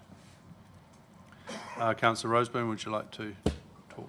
Yes, I certainly would, Mayor. Thank you. This stadium where it currently sits replaced a previous stadium that the city had and cherished, and I went there many a time as a young man and I loved it, and due to circumstances beyond the racing industry's control, it was knocked down, and this was the replacement built by a very generous benefactor. And now, as we've just heard, the current stadium has not been maintained sufficiently well. We have a group of very keen, enthusiastic motoring enthusiasts who are prepared to put their own money in to do what we haven't done for the last 20 years, is maintain a capital asset. So they're going to take it over, take all the liability, bring it up to standard, run it and maintain it for the next, 15 odd years, at a state that they can use to do their favoured activity, which is motorsport. This is basically something that they have done on their own bat. They've come to us, they've realised that there is a need, and they've offered to fix our council's long-term deficiencies, which I think is sort of embarrassing on behalf of the city to take over an asset then not maintain it. This is part of this council's ability to fully fund depreciation and maintain and look after what we have. Now we've got a group that are prepared to do it for us, and I fully support the recommendations. I fully support the Speedway Limited taking over and maintaining an asset and maintaining this for the community to use, for our kids to go to see, attend motor events and experience an event that I had when I was growing up, and I loved every minute of it, so I fully support this motion. Thank you, Councillor Roseboom. I'll reserve my right to talk. Councillor Taylor. Thank you, Mayor. I agree with what Councillor Roseboom said here.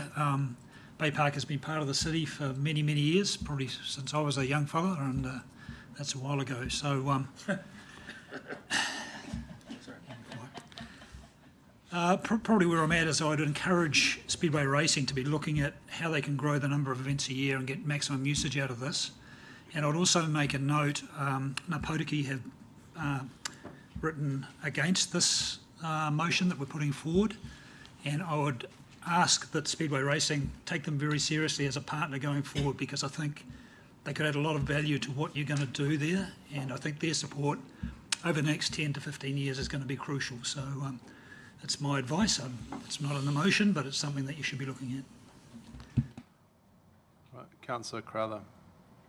Yeah, I've looked at these response to our consultation, and it does seem, overwhelmingly that not only do the majority of people support this, but the majority of Tauranga residents. And it is interesting that the vast majority want Speedway there. And I think, to me, this is a very strong endorsement of what you've just heard from the previous two councillors. I guess I do note that potentially you could put a case that maybe all or most of the people who don't attend Speedway, and some of the ones who do attend Speedway, don't support ratepayer funding of maintenance and OPEX, operating expenditure. And I think that's one thing in terms of the negotiations. I think we need to be very clear in terms of what is it that we're putting into that lease agreement. And I would not support sort of a situation where we thought we were doing one thing, and then in the end, maybe the maintenance and operations fell a bit more than we thought on our side of the equation. So I'm happy to support it. However, I would like to put forward an amendment, which I've sent through, which explicitly states, as B, ask the council to explicitly say support Speedway remaining at Bay Park until at least 2039, to keep C as it is, except to add subject to Speedway Racing Limited undertaking renewal and remediation of the north stand, including at least 2,600 earthquake strengthened seats and other functional upgrades, which is what I understand from the conversation with staff is what is intended, but I think I'd feel more comfortable if it was actually put in there, bearing in mind it's still just negotiations. And then adding D to, I think, show that we're following proper process. And we've had other things that we've been criticised for, the commissioners were criticised for, to assume they knew something and then to be told later that they didn't. And I think it's only proper to promote the option for others to put in their bids for it. I know what the lay of the land is looking like. That is not going to be probably fruitful compared to what is being offered, but I think we need to do our due diligence on that because I don't actually know the landscape across the country of whether there are any other prospective partners. I don't think it would take anything away from it. It's not going to be a high cost thing.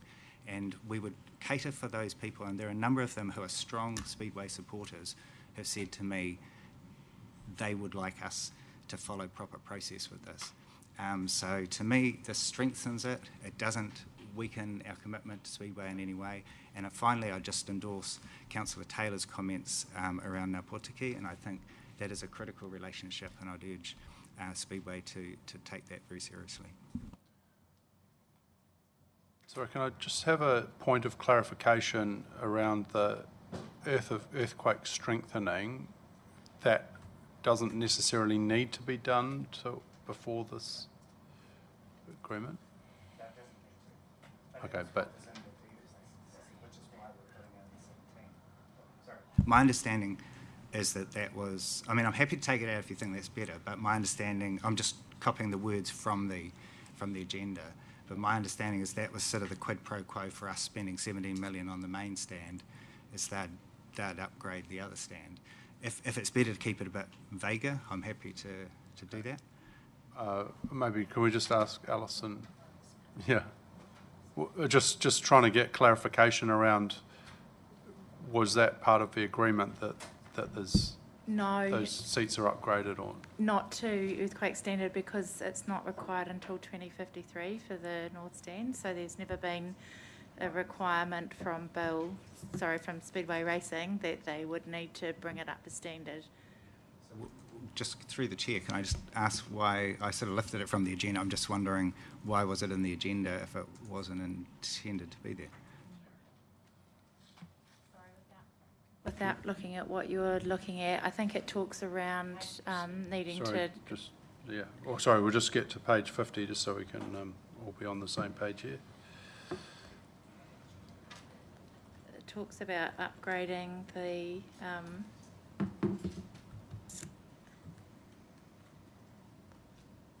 What paragraph, sorry?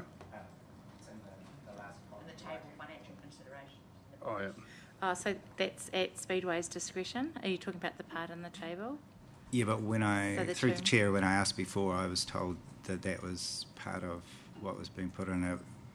I guess maybe I'm just confused with that. But if it's not meant to be there, but I thought I heard that was intended to be there, I'm wondering why it would be there if it's not intended to be there, I guess.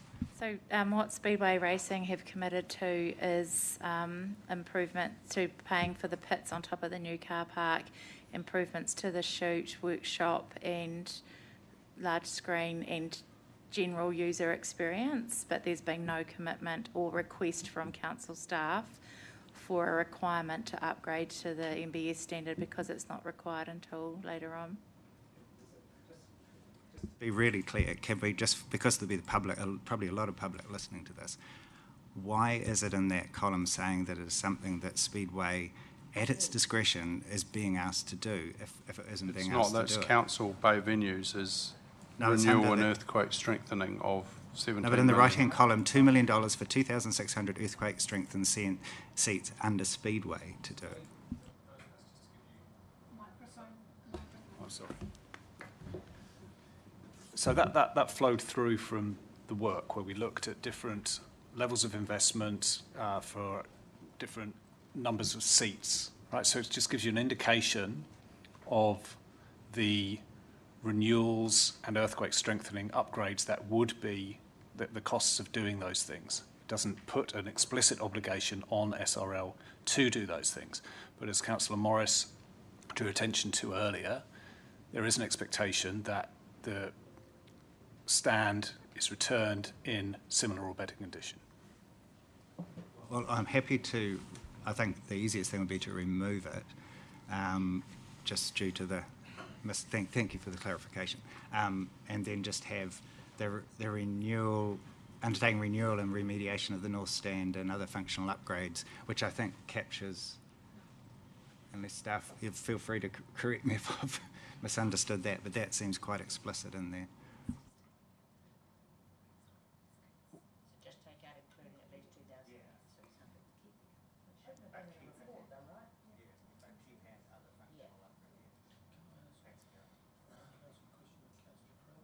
Yeah.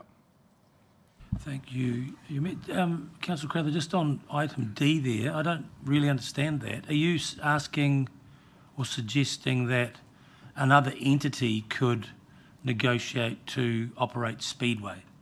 Is that what that's saying? Because that's how I read it. Yes, thank you for the question. I'm suggesting that the normal council practice, and you know, when you look at Auckland Council and some of the ways they've been going about things, is they have had unexpected offers of various things in the sports and recreation area, which came about by putting it out to the city, in their case, you know, around certain facilities, the use of it. So I don't know of anyone. I don't think it's probably highly likely, but I do think if there was someone lurking around down the South Island said we didn't know about this, or we didn't think the council were interested, if they put in a better offer, I'd be quite happy to look at it. And I think all it's saying is we should go through the right process, knowing that we've got a valuable offer on the table, which may well turn out to be the best from a bunch of people who've worked closely in this area. So hence I'm putting in B to ensure that there's no indication that this signifies a lack of support for Speedway there. It's simply to go through the correct process that local authorities are meant to go through. Okay, so we have an amendment. Yeah. As the mover of the original motion, I don't support the amendment, mainly because we've made a commitment to an organisation who's placed a venue at Bay Park, and as the current holders of that venue, they've offered to take it over and rebuild and repair the venue. They are still the current licence holders of the venue. They weren't not being removed from the venue. There was no intent of it ever going public. So the last clause to me doesn't make sense in the context of this current agreement. So I'm not in support of these two amendments that have been put here. All right, so we've got an amendment on the table, and have we got a seconder for this amendment?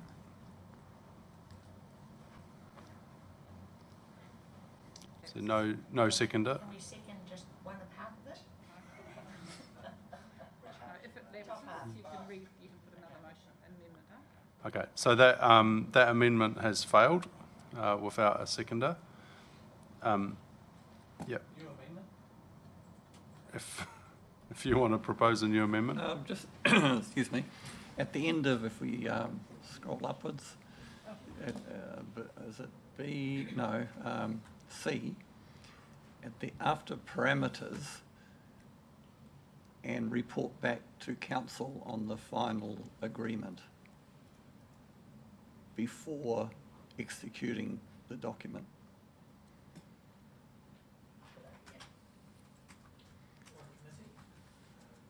Oh, I think council would have to be. We'll just wait till we get this, and then. Parameters and report back to council with the final agreement Prior to execution. Prior to execution. I'll second it. Right. I'll just go back to Councillor Roseburn. Would you be comfortable with that? Yeah.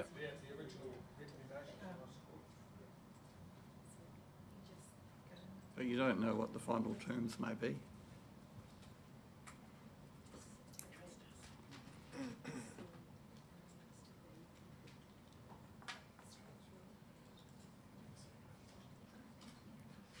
Right, so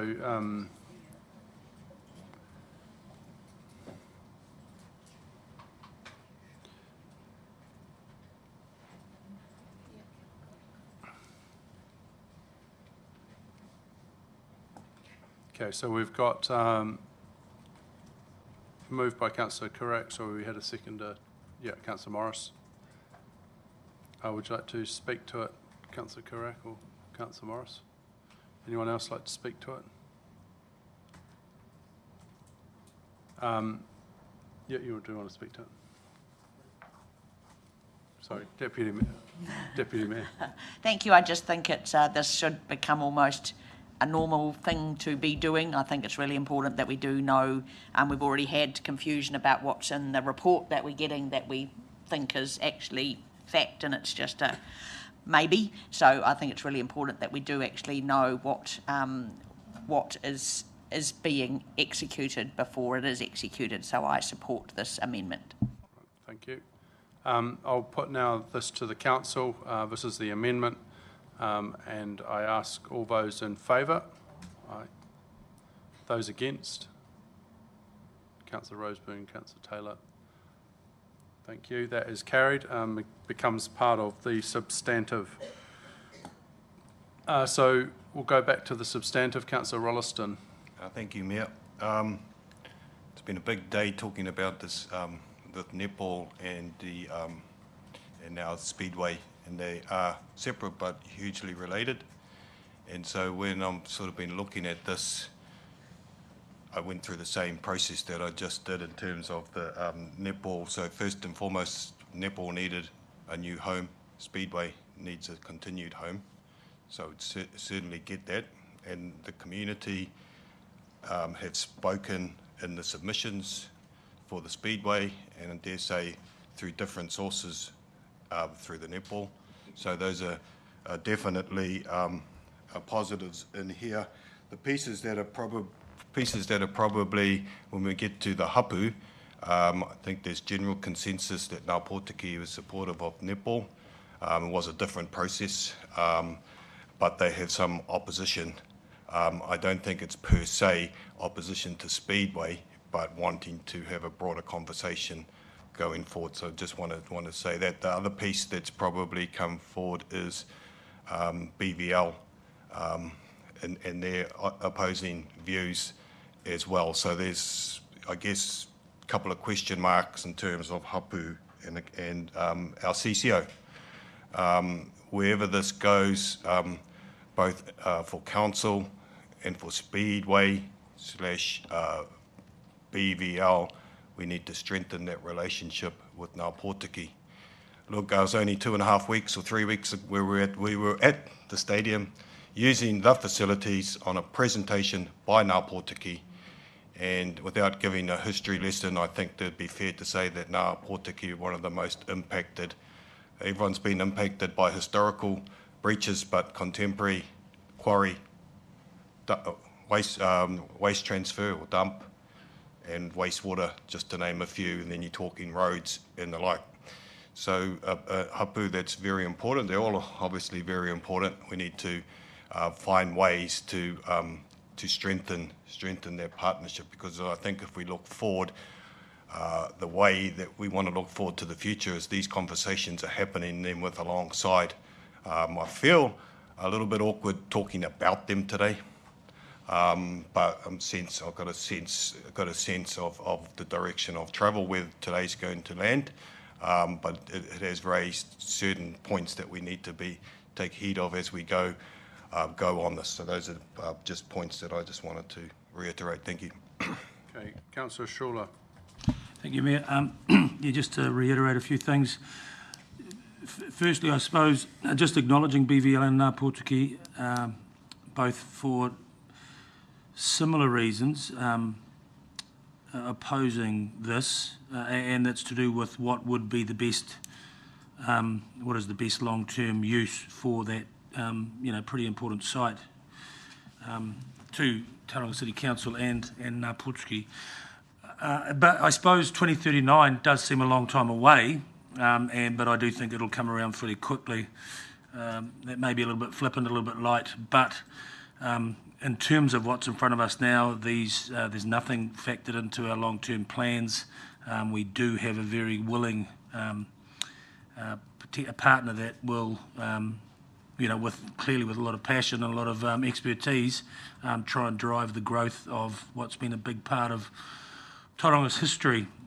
So I do support. I certainly also heard Councillor Taylor, and supported by Councillor, I think it was Roseburn, around encouraging, if this passes, Speedway to really try and contribute and look at all ways that they can use that facility to bring people to Tauranga to enjoy themselves on the weekends and spend money and hospitality all down the mountain, the Strand. Probably one of the things that, hearing Ngā Pōtiki's opposition, I think they were very careful in their wording, and their wording was that their preference was for it to end. I think if they'd been really, really clear and really adamant that they did not want it, I think we would have seen that language. So that is something that has influenced my decision. They do see better long-term uses, whether that long-term use starts in 2029 or 2039. I'm happy today to support the motion. Thank you. Any other discussion? Yeah, Councillor, Deputy Mayor Schooler.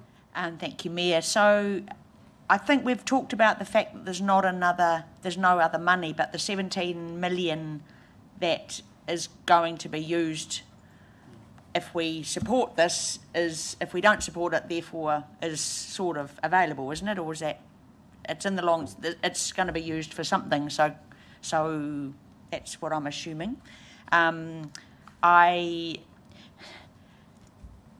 I'm struggling with this per se, and I'm going to let a little bit of what we want for Tauranga to persuade me, influence my decision today. And I think BVL did take me to the fire basketball, which was a new sport coming into Tauranga, or a new sport to participate and watch.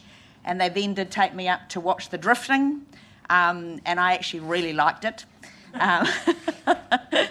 And I do also, as Martin says, I had a very busy dad, but he did take us to Speedway once a year, and that's something that, and I think Councillor Taylor expressed it really well. I would like to support this, and I would like to really push how do we make this bigger and better for Tauranga? How do we make sure that it is something that is something else that we can take families to or adults to as something to do in Tauranga? Because I think, as our speaker earlier talked about, that is something we need to have in Tauranga. And I think we just need to make sure that the partnership that is put in place to make this happen is supported by us and by staff and by BVL. And also, I think, understand what the parties that are impacted by this, how can we allow them a race day or something that does buy them in to say this is something positive for Tauranga.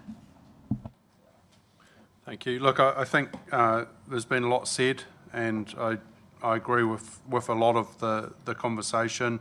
I think I just would like to put it out there, Speedway Racing Limited have been proactive here.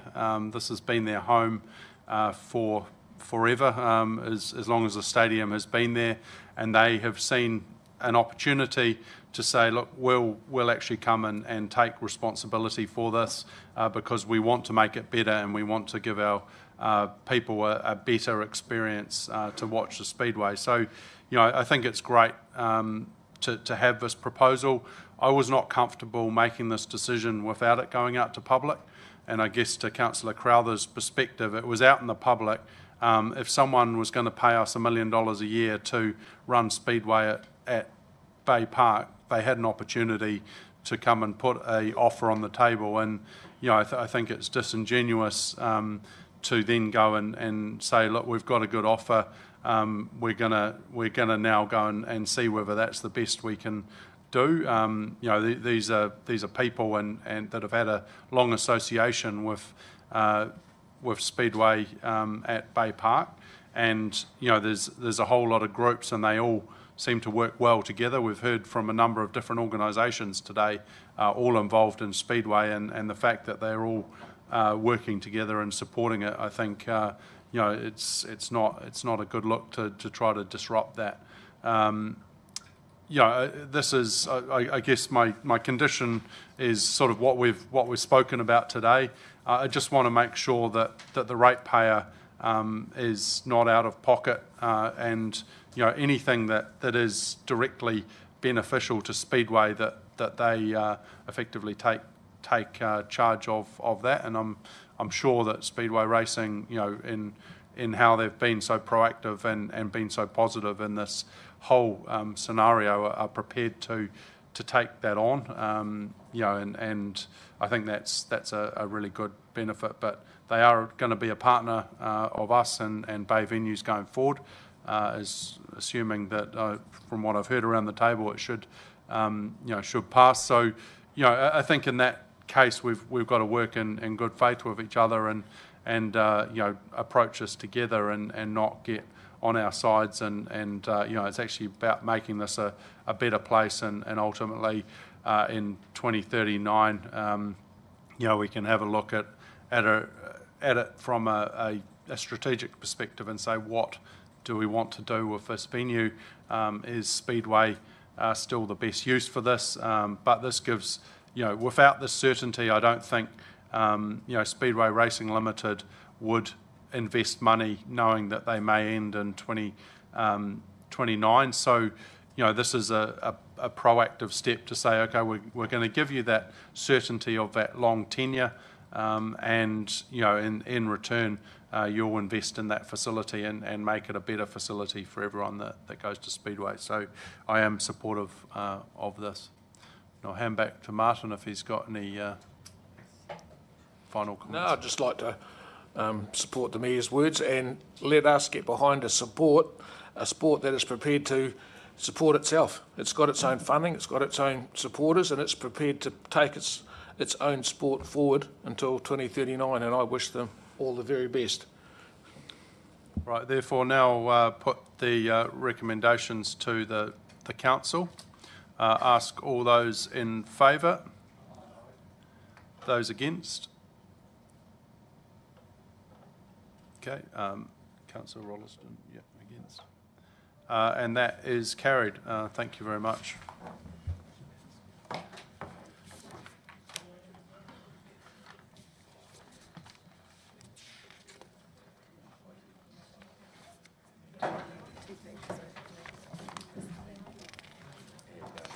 Yeah, good, thanks. How's your morning gone? Yeah, good. That's good. All right, thank you everyone. I'm aware of time, and I thank all our next speakers for, and thank you for the team for sitting around watching that. We're now going to skip in the agenda to local waters done well. This is page 4 of the supplementary agenda. Ignore that it's 11.1 on the agenda. And as I mentioned before, we are going to, sorry, just trying to get that up. We're going to open up the public forum again. Before we open that forum, I'd just like to hand back to Councillor Rolleston, if he could give us a mihi welcome. Thank you. Ka ti ki ora tātou. Tēnei te mi arawa ki a koutou, te mana whenua ko tai mai nei, ki te kōrero e pāna ki tēnei kaupapa whakahirihira. Nō reira, tauranga moana, tauranga tangata, te arawa waka, te arawa tangata, anei te mihi mō te kaunihira ki a koutou. E pai ki te hautau te whānau ko tai mai ki te tautoko o tēnei kaupapa. Hoi anō, kaore he ro te kōrero, anei te haukainga ki te mihi ki te haukainga, anei te tikanga o tēnei whare ki te mihi, ki te whakatūwhera, tēnei kaupapa o tēnei rā. Nō reira, nui te mihi ki a koutou katoa.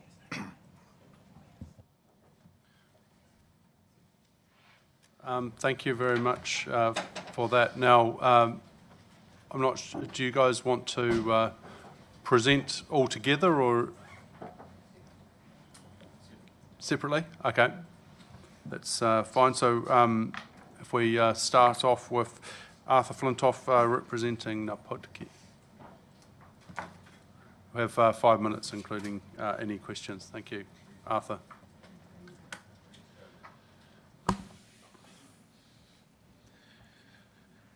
Tēnā koe Mayor Drysdale.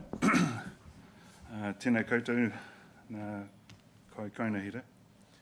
My name's Arthur Flintoff. I'm here as Ngāpuaki representative on Rangapu Mana Whenua Ropu. Thank you for this opportunity to speak today. I want to begin by acknowledging the kōrero around this table and the Mayor's indication that decision to formally approve a multi-council water organisation may be postponed until 3 September 2025. This is a welcome signal of caution, but I must express clearly that from Ngāpuaki's perspective, this timeframe is still not sufficient.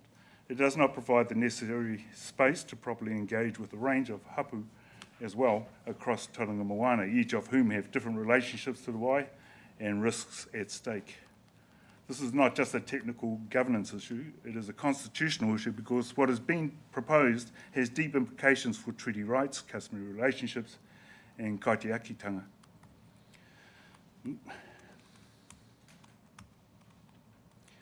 There are many roads to achieve the goals of the local water done well vision, improving outcomes, efficiency, and ensuring resilience.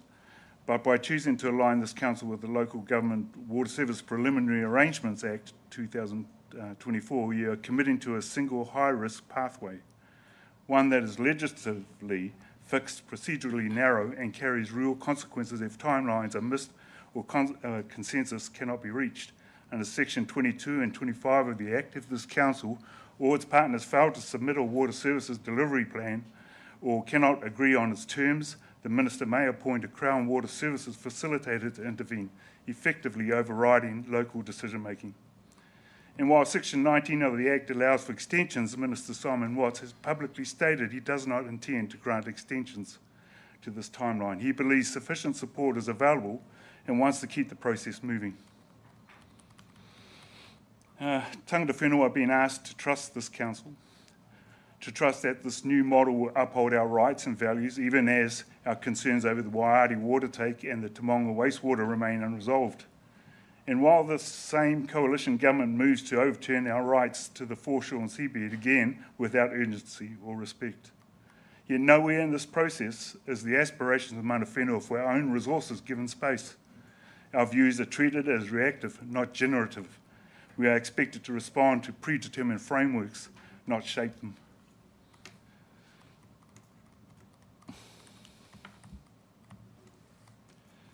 Let me be blunt.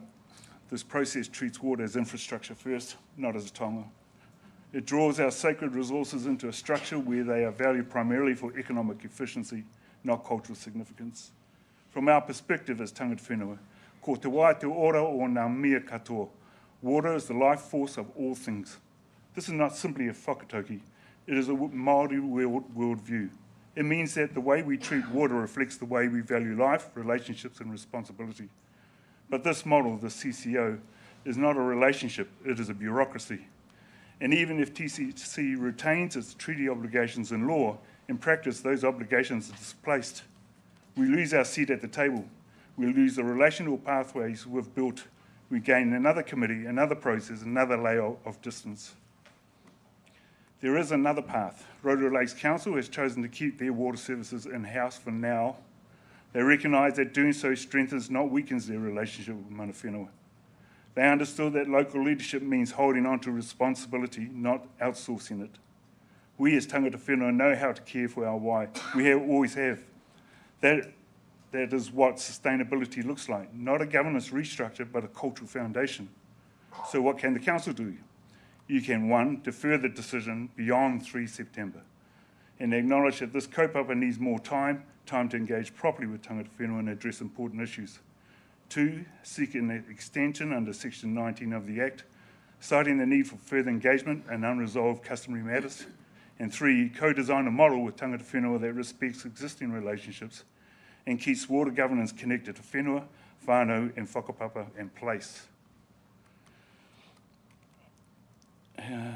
He kupu whakakapi. You can keep pace or you can keep faith. This council has a choice, not just about timing, but about integrity. Will you transfer the pipes, the pumps, and the people and leave the treaty behind? Or will you take the time to build something that actually reflects our shared responsibilities? Ngā mihi nui ki a koutou mō tō koutou whakarongo.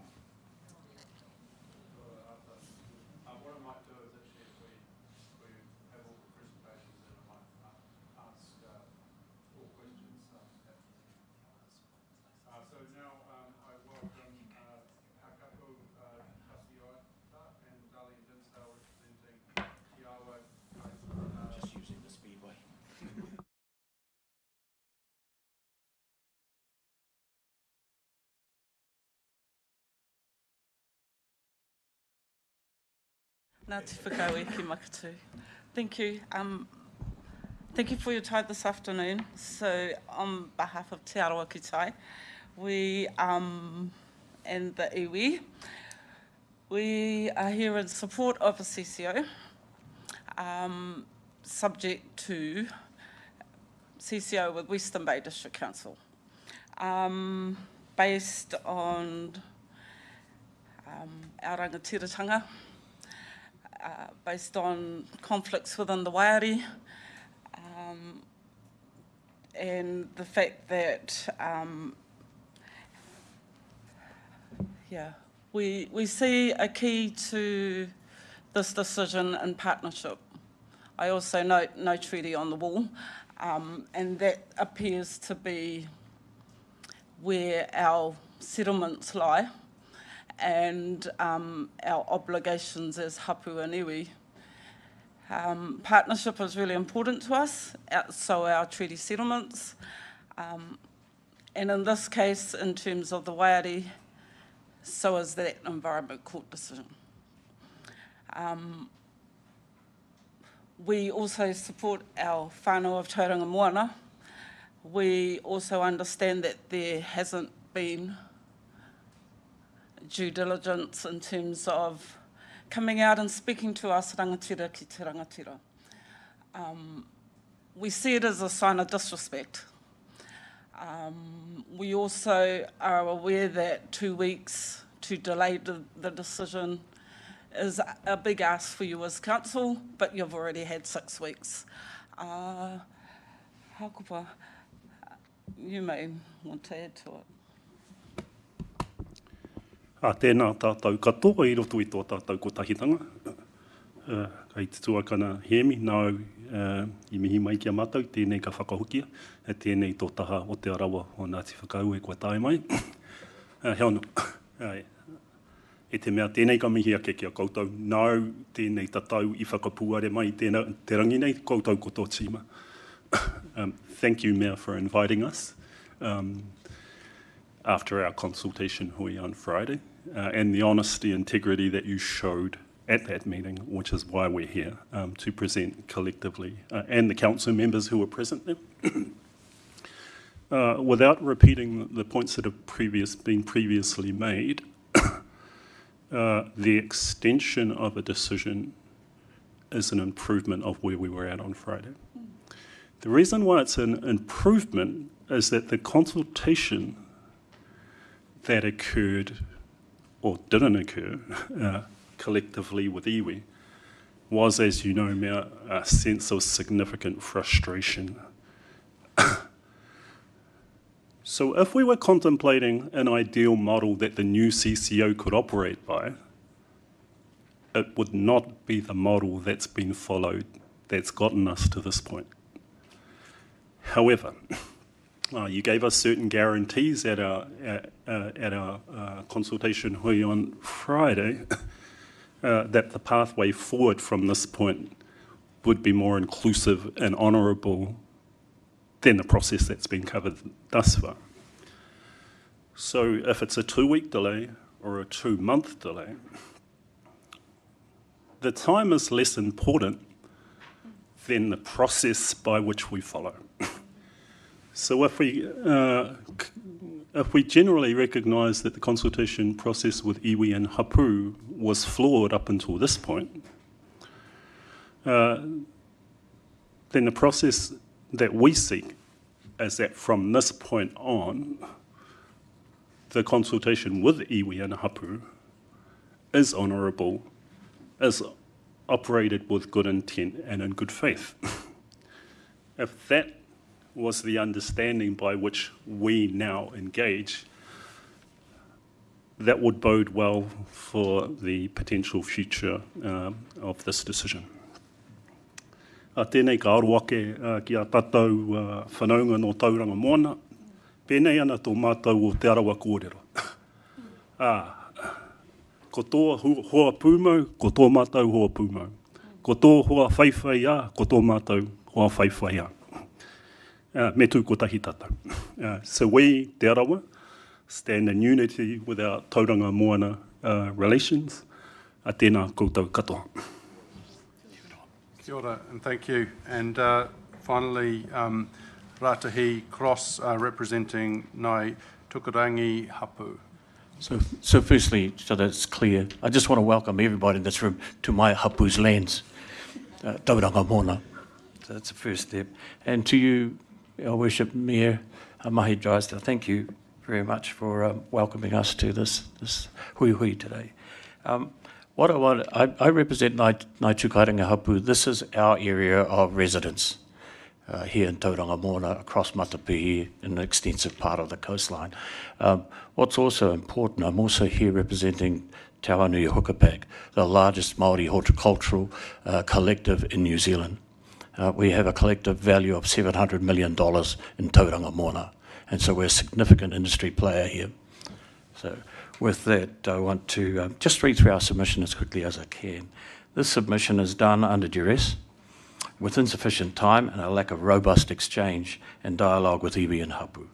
Thankfully, I have an understanding of some of the issues given the previous proposal submitted by the then Labour Minister of Local Government, Nanaia Mahuta, with the tagline 3 Waters, signalled a new and courageous way to think about the infrastructure needed to ensure water is available for ratepayers. In my role as a FOMA Director, Federation of Māori Authorities, and also a chairperson of other Ahu Whenua Māori Trust based here in Tauranga Moana, I am more than abreast of how important water is to our people. Some key points for today which we want to impress upon the councillors. Whilst we acknowledge Te Rangapua Council created vehicle for discussions about iwi and hapu, it is not the entity that decides on these matters, and neither should it be. The parameters of these discussions go way beyond their scope. Water is a taonga tuku iho, a treasure. When we talk about water, we are talking about a taonga tuku iho, or natural resource which is bound within Te Tiriti o Waitangi. We cannot and will not support anything that suggests that a local council owns water. We strongly reaffirm our status as mana whenua in Tauranga Moana and require partnership to be a binding ethic of operation from which this narrative about doing water is better canvassed.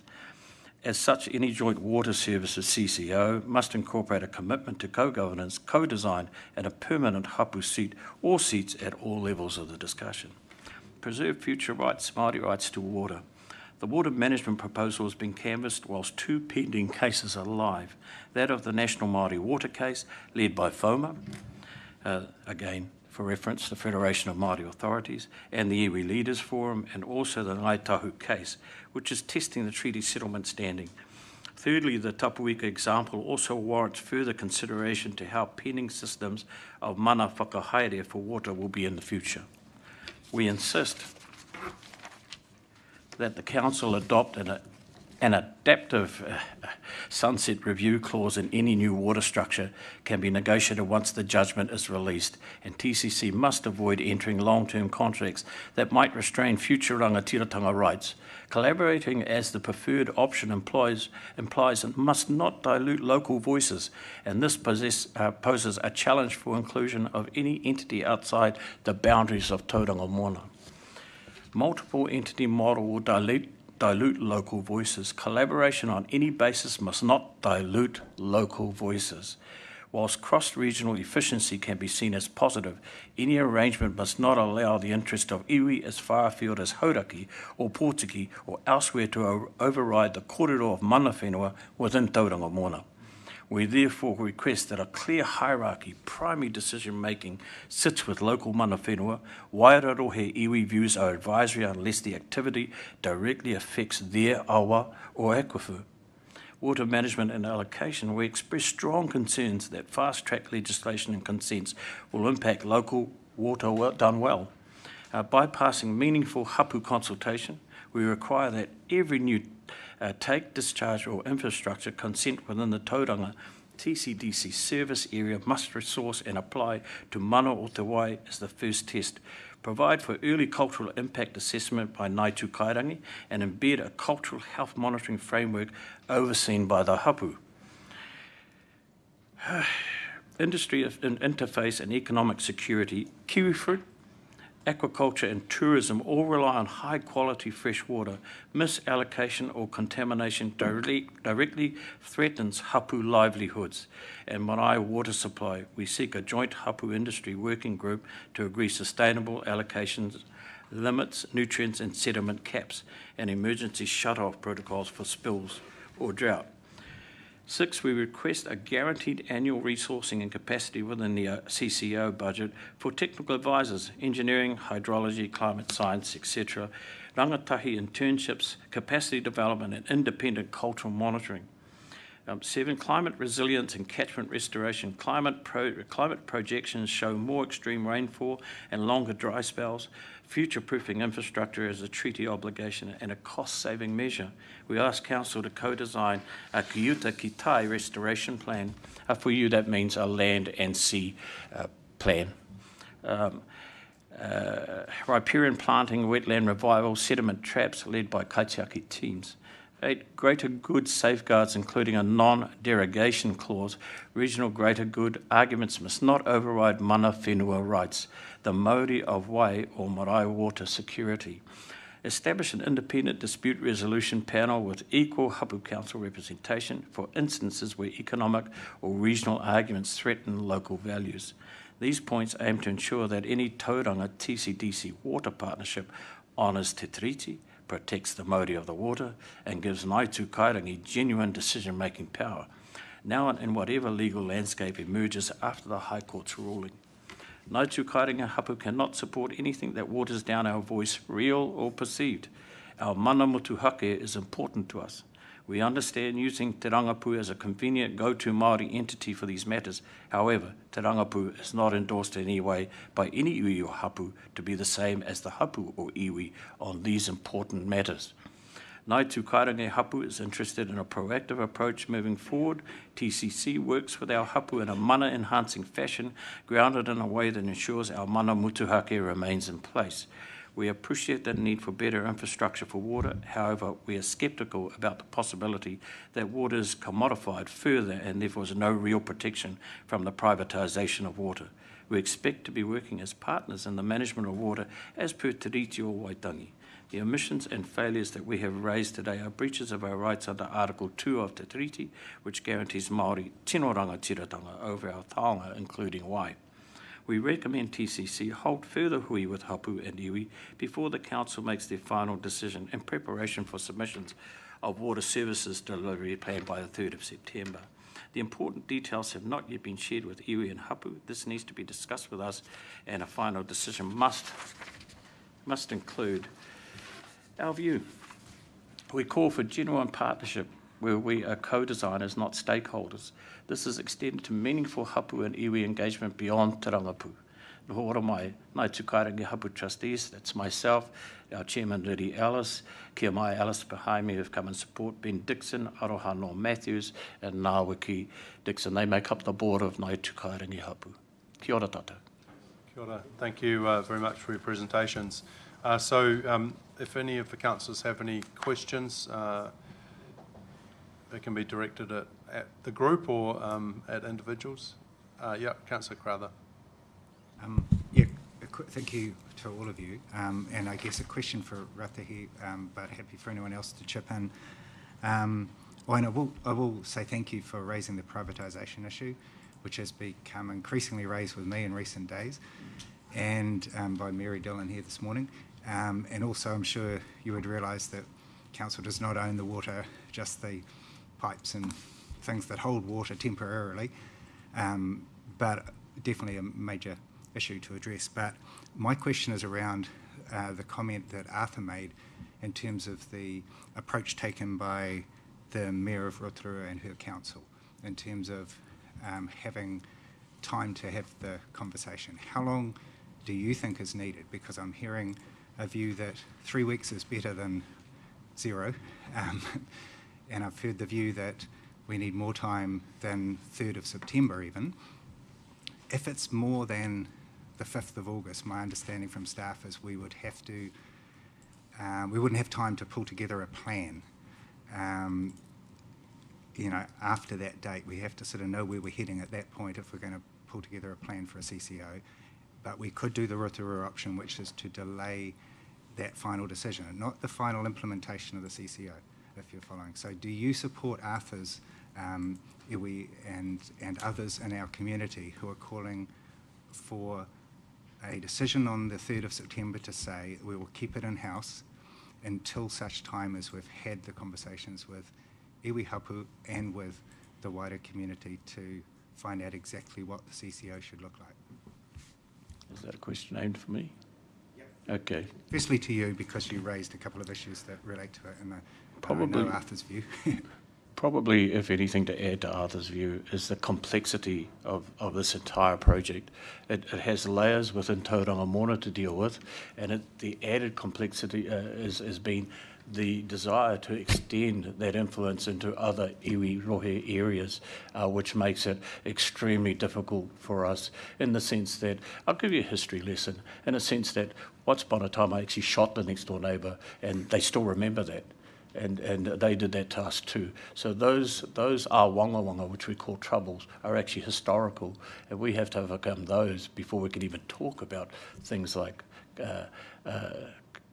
joining together to actually work on a project. Let me get this clear. In the first instance, we are not averse, no one's averse to getting water well done for Tauranga. Not at all. It makes sense to do that. What we're asking for is, why didn't we deal with this correctly from the beginning? Why are we trying to put a patch on something right now? That's the important thing. So that's that first complexity around who should you be dealing with here in Tauranga Mona, and getting through that first step about the mana of Tauranga, which includes every one of us that's in this room. Then there's the other step of the complexity of the other surrounding regional councils, and that again is another discussion. The two couldn't be worked together. We need to deal with this step, then that step.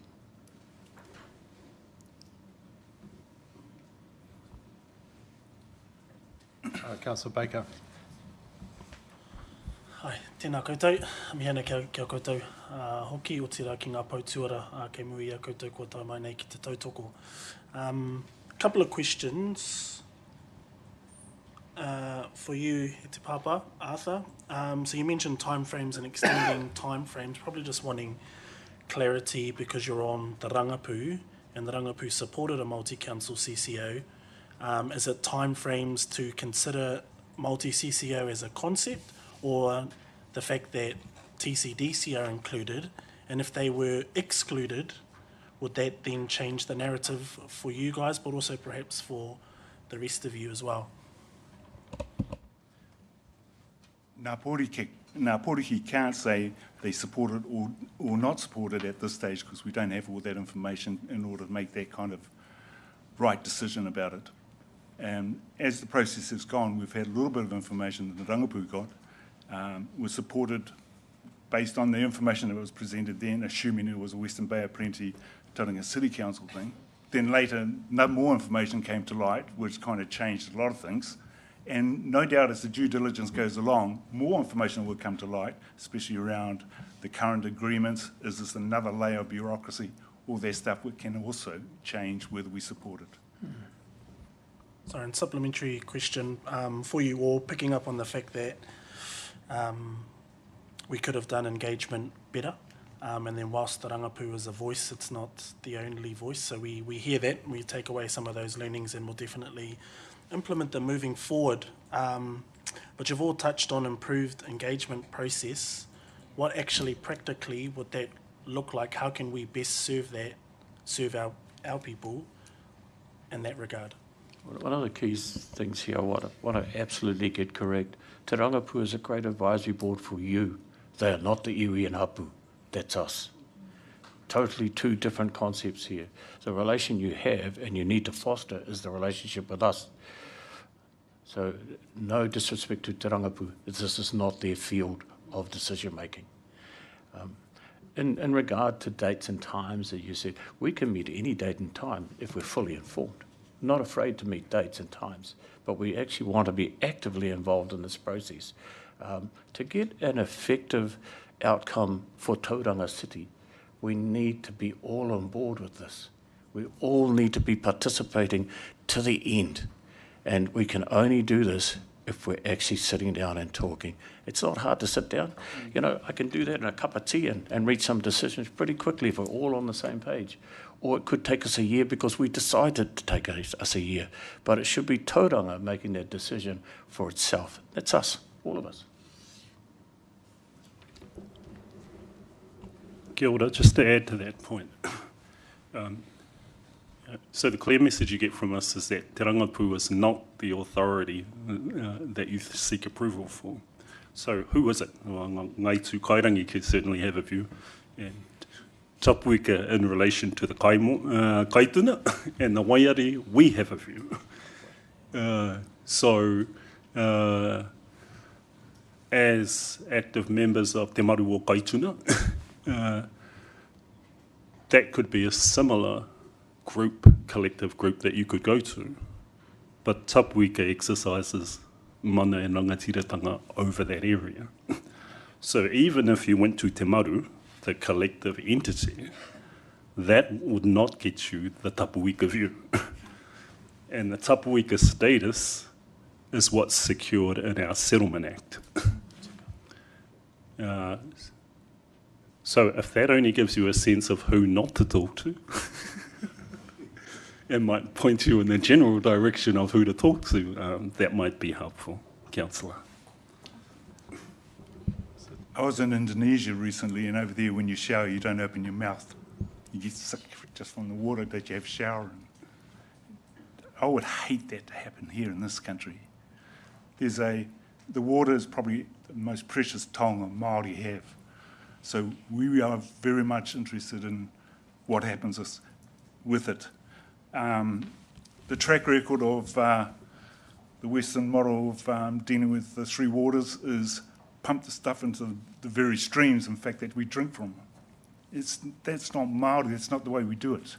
We know how to do it. I know our ancestors knew which streams were the ones that were worth drinking, which streams were the ones you could wash stuff with. And it's that kind of knowledge, that history over years and years, that kept our waters, probably it's a different time, we don't have the sort of pollution that goes on now, but kept the sustainability and the quality of water for the long term. We also operate, I just want to say that under the RMA, it has a clause that you can pollute a little. And the problems with our streams, which have become more polluted over time, has been a result of the culmination of a pollute of a little. Now, that little bit is setting a trajectory about future generations that's looking like this. In Māori, we say if you're going to take from the stream, you put it back cleaner than the way you took it. That sets a trajectory that goes like this. So the future is assured that the water quality is going to be good. But under this model here, the future is looking like it's going to get more and more polluted. This is where I think Māori can contribute with council to come up with a model.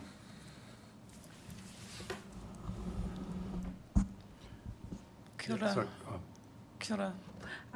So I've got possibly a different view. I would like to refer back to sections 5 to 8 of the RMA. And when we talk about water and water delivery services, and namely Section 6 around national importance.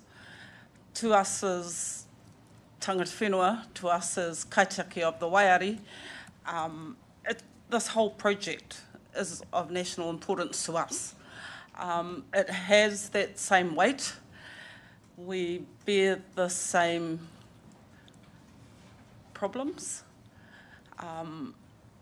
But for me, personally, the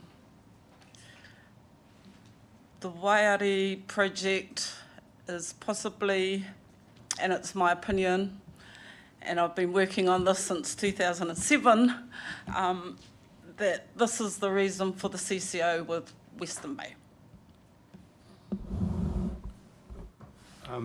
Sorry. I just want to finish off. If you understand Ngāi Tūkairangi's position in this, is that our entire economic base is based around water and a green industry called kiwifruit based within Tauranga city environs. We are your second largest industry in this city. And we bring an income to the city of $38 million per annum. So we're a significant player in this. Our care for water is absolutely hugely important, and working with councillors there is no better way to get this right. So we operate our industry inside our communities. We have a green footprint. This footprint was set in place in the 1970s by the council then, which invented the green belt of Matapihi.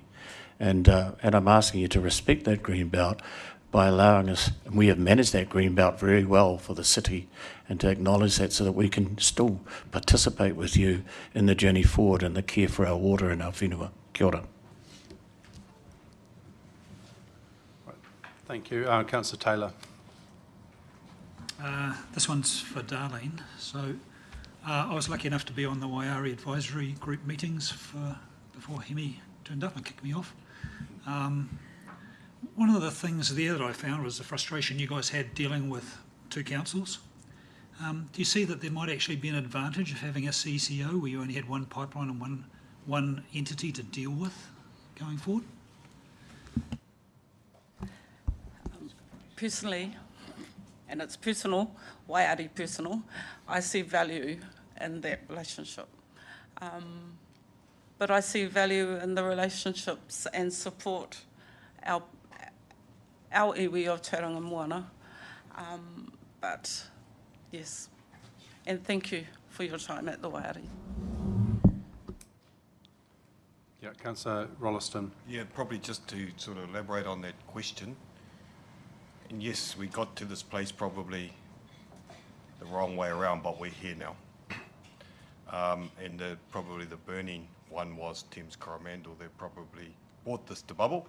So in some ways, it sort of elevated the intensity of this. So the question there was, see the value of Western Bay, and we've obviously got some huge relationships, and a lot of the resources started in Western Bay and ending up in Tauranga. Any of you see any value in Thames Coromandel being at the table? That's a question for any of you.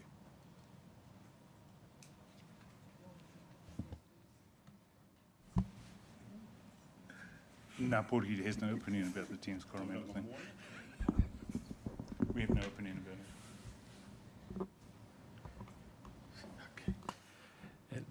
it. At this stage, we have significant negotiations taking place between us and the Hauraki Collective, which until those are resolved between Tauranga Moana and the Hauraki Collective, I think that they're best left in that precinct of negotiation. To say, are we prepared to work with? I'm prepared to work with anyone, but the reality is, until those issues are settled, we're in a stalemate.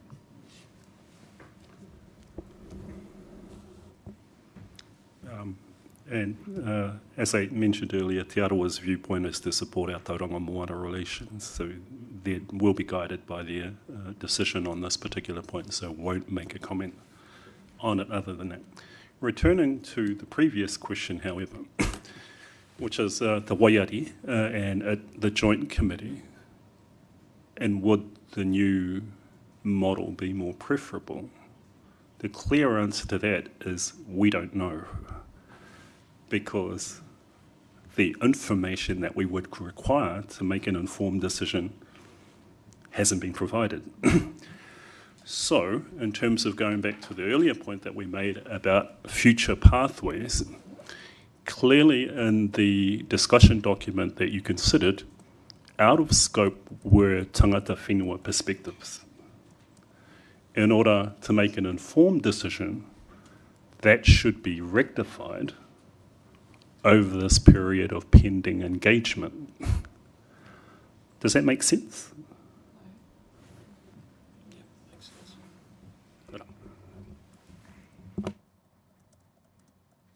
Can I just add to that? Tangata whenua always have to react. We get that pressure on us. We live under pressure all the time to, to properly be able to deal with these things. It shouldn't be under pressure. We need to arrange to have this consultation, have these discussions, without feeling like there's deadlines on our necks and things like that. I know you're very busy people, but I just want to say, call me. Call me. That's a good question, though. What we've heard around what engagement doesn't look like, and how would you suggest that we take this forward from here? Yeah, that's what I said. Who are we talking to? Yeah. Call me. The thing is to start some dialogue, and we don't need to muck around with that. It's easy to call us. And then once we can set up a way of moving this dialogue as quickly as we want to. It's not a difficult thing to do. Thank you. For me, Friday would be a great start. And thank you for that email, Sarah.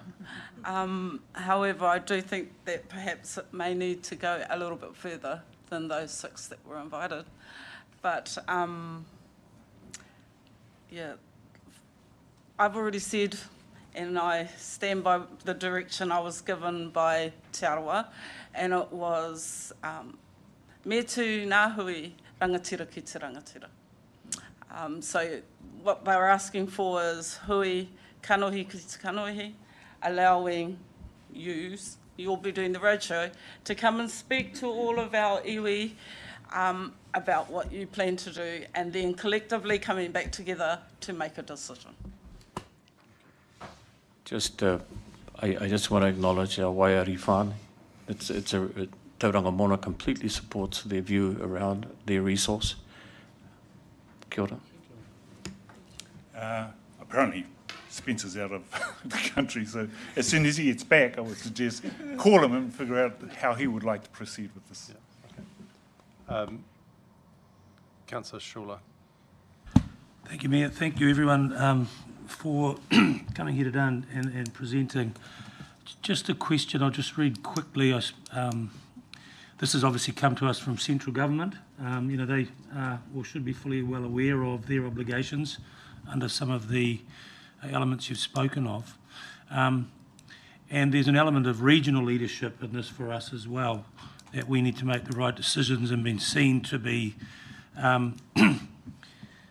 you're working, and the minister's comment in particular, I expect council to be actively considering, working with and supporting their neighbouring councils, especially smaller and rural councils, particularly given there is no requirement for price harmonisation.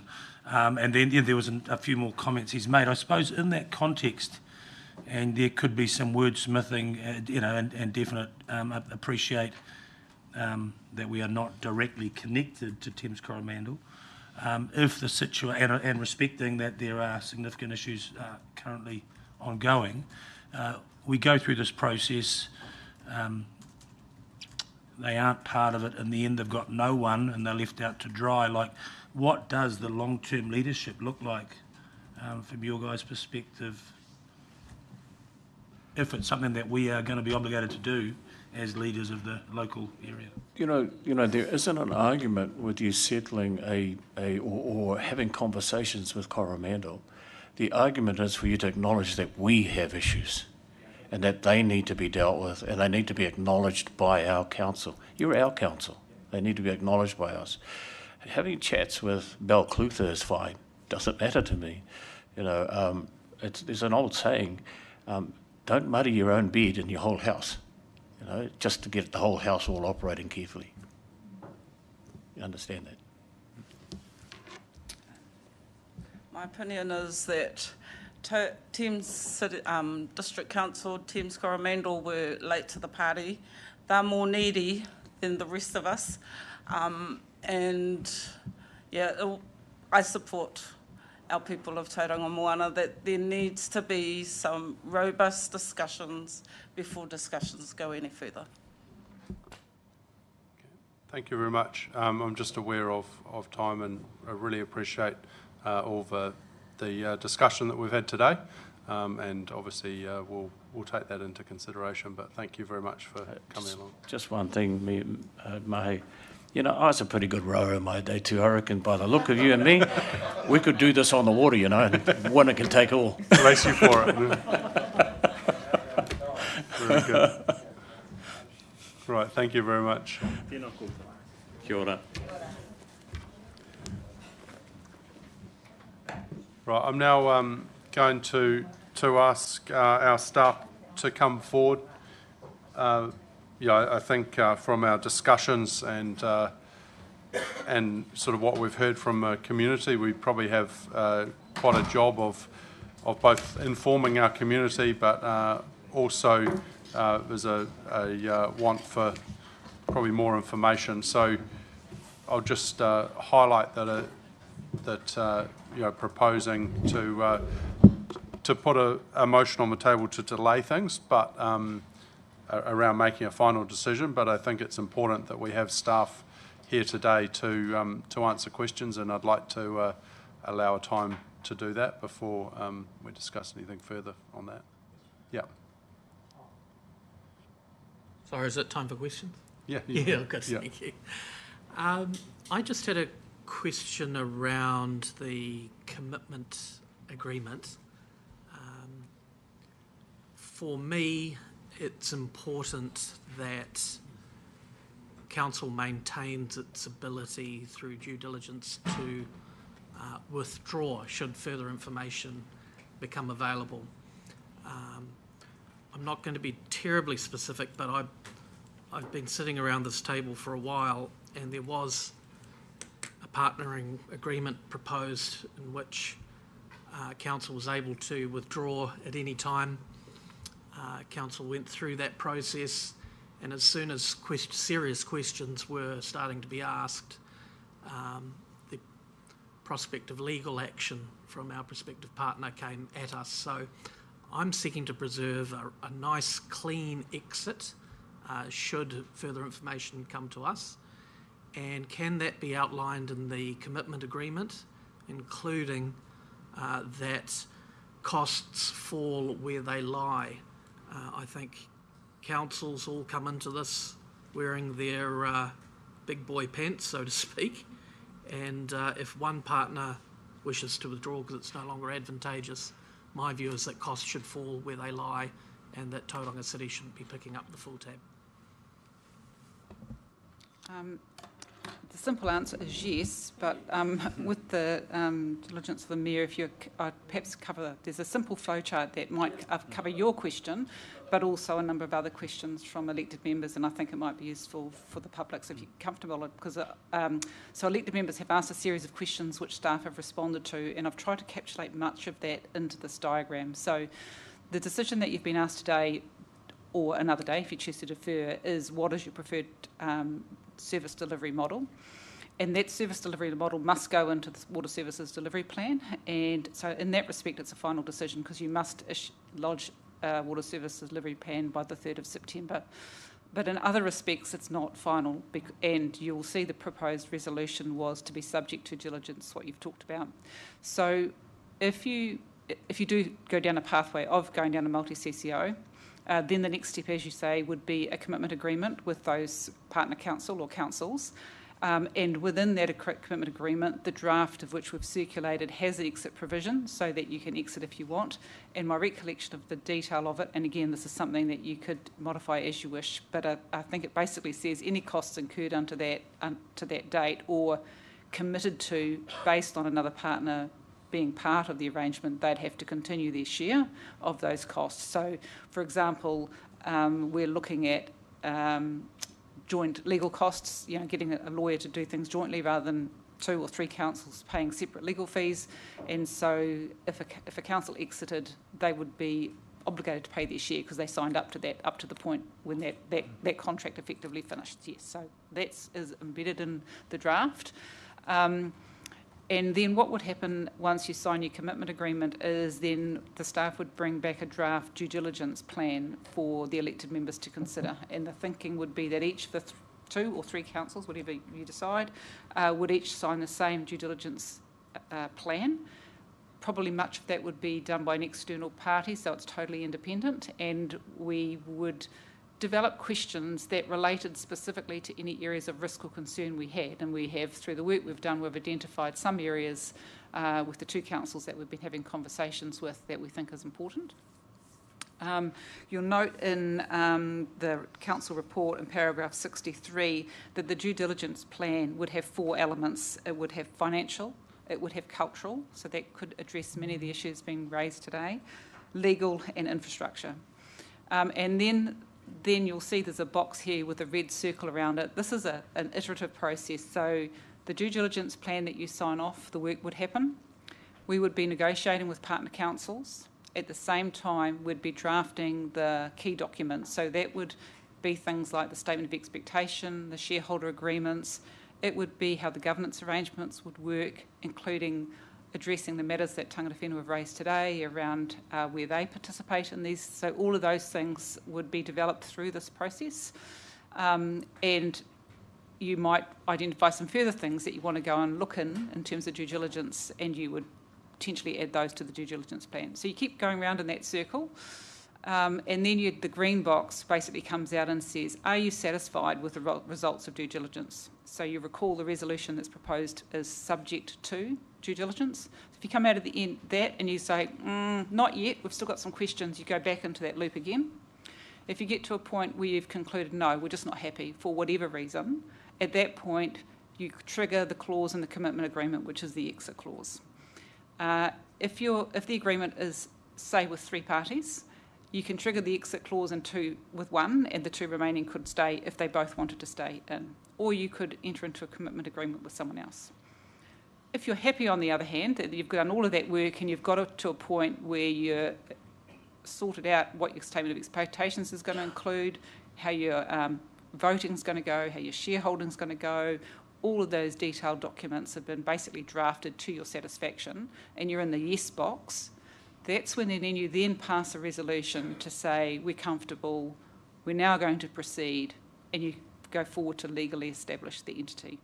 So all of those boxes, the text is in blue and italics, they're all resolutions of council, so they're not staff decisions, they are resolutions of councils, and the negotiation process will be a mixture of elected members and staff, depending on the issue and depending on the direction that you give us. And throughout the entire process here of this due diligence and development process, at any point you can choose to re-engage, to inform, reconsult, whatever you want to, with tangata whenua as a partner or with the community in general. So that sits all the way through this process. So I just thought it was a good way to explain, because there were a number of questions around many of these elements. But simply, yes, you can leave at any point. So you make the decision, if you make the decision to proceed, you sign your commitment agreement, you do your due diligence. If you're not happy at any time, you trigger your exit provision in your commitment agreement. Costs fall, as you say, where they've laid or where you've agreed. Any subsequent costs would then sit with 1 or more of the remaining councils that's carrying on. And you can also make a decision that you don't want to carry on with the CO at all, or you want to go to a TCC only. In that case, you just have to redo your water services delivery plan, and you can do that up till September 2026, which was 2 years from when the legislation was put in place. So the legislation specifically provides that you can change the arrangements that you have in your water services delivery plan, as long as you've got good reason. So you can go back until that date of September 2026 and change it if you so wish. So hopefully that will answer many of the questions that you had. Councillor Baker. Thank you. So just one point on Steve's question. Can it also act like Survivor where two councils can decide to kick another one out? So if two councils are in the green box, which is, are you satisfied? And both of those councils, so they each have to make their own decision. If they both say we're not satisfied with Council B, but we're okay with Council C, then they might make that resolution. And so they'd say we would like to exit in terms of send that exit signal, and then we want to carry on, or we exit and then we enter into a new commitment agreement with the other council if the two of us want to continue. So it has pathways, but both councils have to make their own decisions on that. And then, sorry, lastly, probably, hopefully, currently the way that the resolutions read, we're committing quite hard to one course, as in the multi-CCO. But how hard would it be for the organisation at this point to work on all of the models at the same time rather than waiting till 2026 and we're actually not keen? Am I clear on what I'm asking? I get what you're saying. I think there's two things. One is you must decide on an option, then that has to go into the water services delivery plan, and you do need to let the other councils know because they also have to lodge a water service delivery plan, and they can't lodge one that says they will be with us in a multi-council CCO if we don't lodge the same. So just need to think about the other councils that we're working with. They're your calls, but it has to be aligned so they've got a chance of actually submitting a valid water services delivery plan. In terms of the work, you could run multiple models. Couple of things. It's more staff resource, which is tight on the ground. Some staff in this area have been under this pressure for some time, and there will be other organisations looking for employees, so more chance, not necessarily saying that they would, but higher risk that some staff will choose to go because it's not certain for a period of time. And the other thing is in the digital space, that's probably where it's going to be the most complex to do multiple options, because we'd have to be looking at digital solutions that would be workable under all scenarios. So that's probably where some of the work would be easily transferable from one model to another. The digital space is probably the one that it's going to be the hardest. I'm probably just looking at Kathy and she's nodding that I've got that right. So some things would be quite similar. That would be the most different under the scenarios. Councillor Crowther. Yeah, thank you, Christine. I'm wondering if we could sort of have the conversation around this, firstly, putting aside the regional deal thing, which I think is driving a lot of the reason to do a quick decision on a multi-council CCO. As you've said, Mayor Mahe, that is something the government ministers apparently want us to do, and they want us to do it quickly. When I read some of the submissions, and again, keeping in mind we've lost nearly a third of them, when I hear the people's comments last week since it's become known that Thames Coromandel are part of this, and when I look at what the approach taken by the councils, I guess I'm still looking at this, to use the jargon that some of us have been using in the last week. If you're looking at doing a marriage, a long-term relationship, the best way to do it is to actually go through and get engaged first and then decide whether you're going to go and get married. Now, we're saying let's get married first, and there are some pathways to divorce. And I'm thinking this is just a crazy way to go about doing this. And I think our iwi hapu are saying that. I think our community, if you went out and had an honest conversation with our community, and I said it publicly at the time, this was a poor consultation, and you all, pretty much everyone in the room knows that I said this will have repercussions. I said what they would be quite explicitly. They have come home to roost.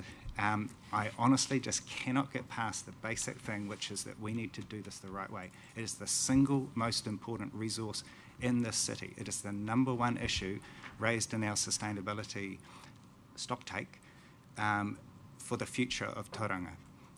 I cannot understand how we can sacrifice the relationships with our people in our city, not just our iwi hapu, but you've heard today the importance to them, but also to the importance to all the people in the city. And I guess my question is, what have we got to lose if we do this the other way, do the Rotorua option as it's become called by a number of people in our community, and then to put that decision in on the 3rd. You've said we've got to the year later to decide. You know, I guess I'm just really floundering here. I'm looking for some advice as to what the downside is, apart from, of course, the regional deal, which Mahu no doubt will reiterate again when the time comes. I'm just taking on your... This is an engagement, because due diligence is deciding whether we want to get married. So I think that was not a... I'll put it more explicitly. This is an arranged marriage. We haven't met any of the partners. So I'm saying I want to go out. Yeah, and I want to go out with, I don't know what the analogy breaks down a bit when we're getting our people coming, the whole of our city coming to have the engagement decision. But I think you can see quite clearly we are going to lock in things and then say we can unlock them. Let's not lock in anything. Let's just do what, again, Rotorua Lakes Council and I just want to understand what is the problem with the Rotorua option. Which for anyone in the room or online who's not familiar, it is to make a firm decision on the 3rd of September as required to say that the stated preference is for a multi-council CCO, and then to allow however long is needed. In their case, they've said 3 years. Under the law, that's allowed. In our case, we no doubt will want to do it quicker, because I hear the politics of it, I understand why, but I don't think we can do this in 3 weeks. I think it's absolutely crazy. Sorry, Councillor Morris. Then we'll go to... I was just waiting with bated breath for the question. No, it is. I want to hear the reason why.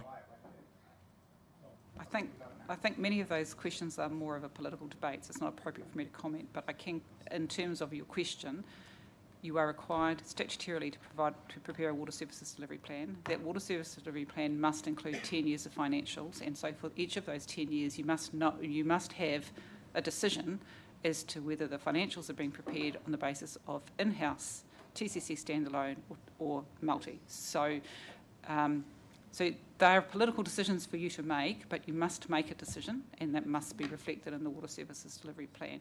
You could have some terminology in there that if that option isn't through the due diligence, whatever your option is, so it must be multi-step due diligence, otherwise you wouldn't need it. If that due diligence ends up as your conclusion is you don't want to proceed, then you could say it's likely you'd go to option B. You could say that, but you must have something in there. And in adopting, and the chief executive in signing off, the chief executive is required to certify that document. So the chief executive in doing that must have confidence that it reflects the council decision, or the chief executive can't do that, and he has a statutory obligation to do so. So I think that's really the rest is political. I guess, yeah, from my perspective, what you've got is Rotorua have got prospective partners that all want to kick the can down the road. We've got willing partners that are ready to go now. So if we decide to kick the can down the road, we might find ourselves, and it's very clear from the Rotorua option that they don't want to work with us. And we might be in a situation where, for example, Thames and Western Bay form a multi-council CCO, and we want to join them, and we've got to take exactly what they've done rather than having control and input into what the makeup of the CCO is. So, that's ultimately the risk, I guess, that you take. And if we think we're going to go there, I just think that we do it now and don't delay it. But yeah, Councillor Taylor. Thanks, Christine. That diagram really sort of helps me understand what the process is, and I tend to agree with the Mayor that it is that is the engagement to get married. Probably my question relates to, if we pause this now for a couple of weeks just to get out there with the people who have spoken today, people we spoke to on Friday, and the rest of our community that still don't think they know enough about this, how do we communicate to them that there's a process we're going to go through over the next 12 months, that at any point we can see what the foibles are in this and we can eject ourselves from it or eject partners from it? How do we communicate that in 2 weeks? Yeah, that's where we need our comms team to help us. I think something like this diagram, and it might not be suitable for a general community, it might need simplifying it even more because it's based on yourselves who've got a really good understanding.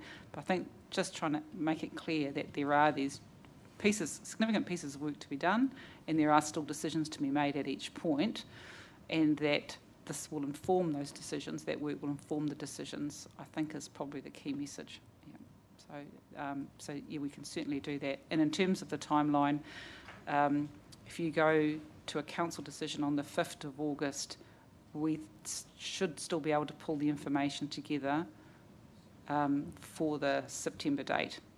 And that provides the option for you to change from what we've currently got on the resolution, which is current preferred multi, much later than that, and it's going to be very, very difficult for staff to pull together a document that will meet your requirements. Yeah. Councillor Schuller. Thank you, guys. Given the fact that we had passed earlier resolutions saying what our preferred model is, maybe Councillor Crowther's more worried that we're heading for polygamy, I'm not sure. But it's important that we show regional leadership. I asked these questions earlier, and there's no mistake that us and Rotorua as the key cities, are the leaders regionally, and we're looking at a process where there's talk of an off-ramp. So if we are dating, if that's the right word, in the market, and going through and figuring out what is the best for us and for the region as well, and there's an off-ramp, if, let's just say, one of our potential partners doesn't, for various reasons, doesn't work. And we've heard a whole lot of good discussions today around this.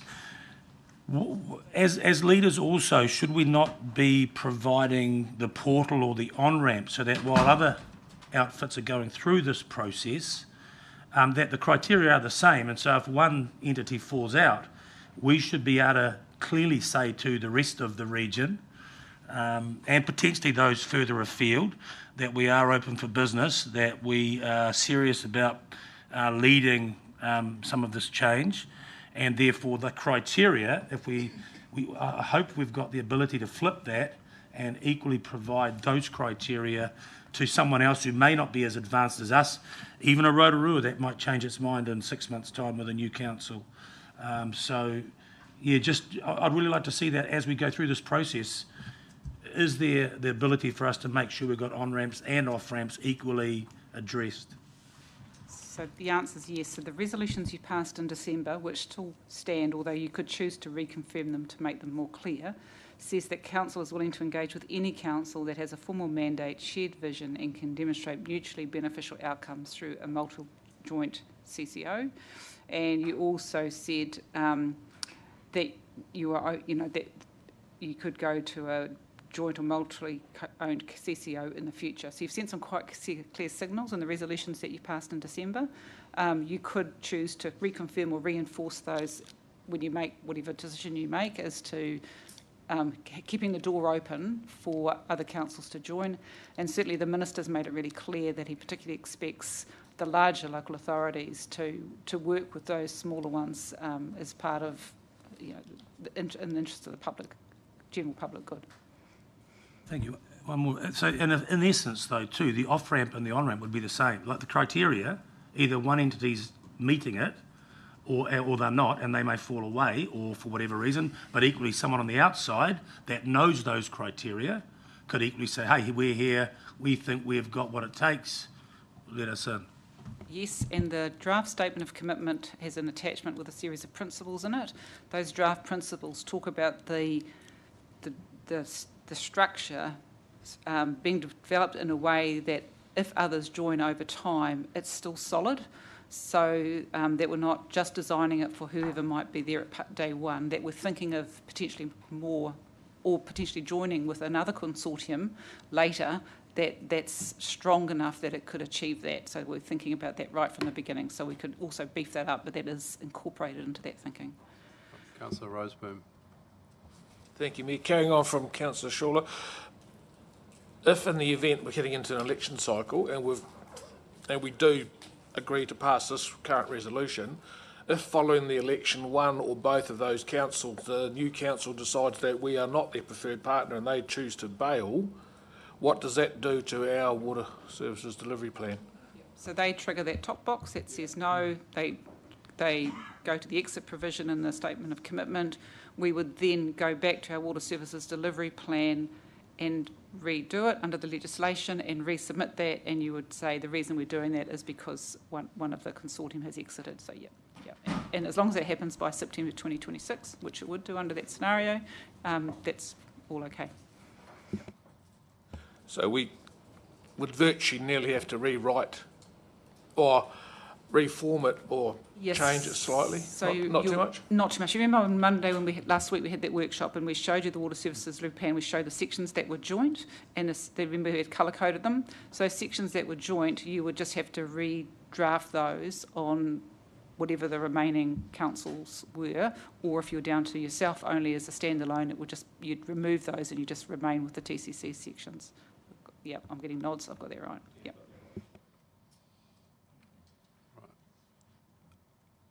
I think, sorry, Councillor Curran. I'm just thinking about developing the commitment agreement. If there's a real sticking point, so fundamentally, there's agreement generally, but you get a sticky one like, say, the voting.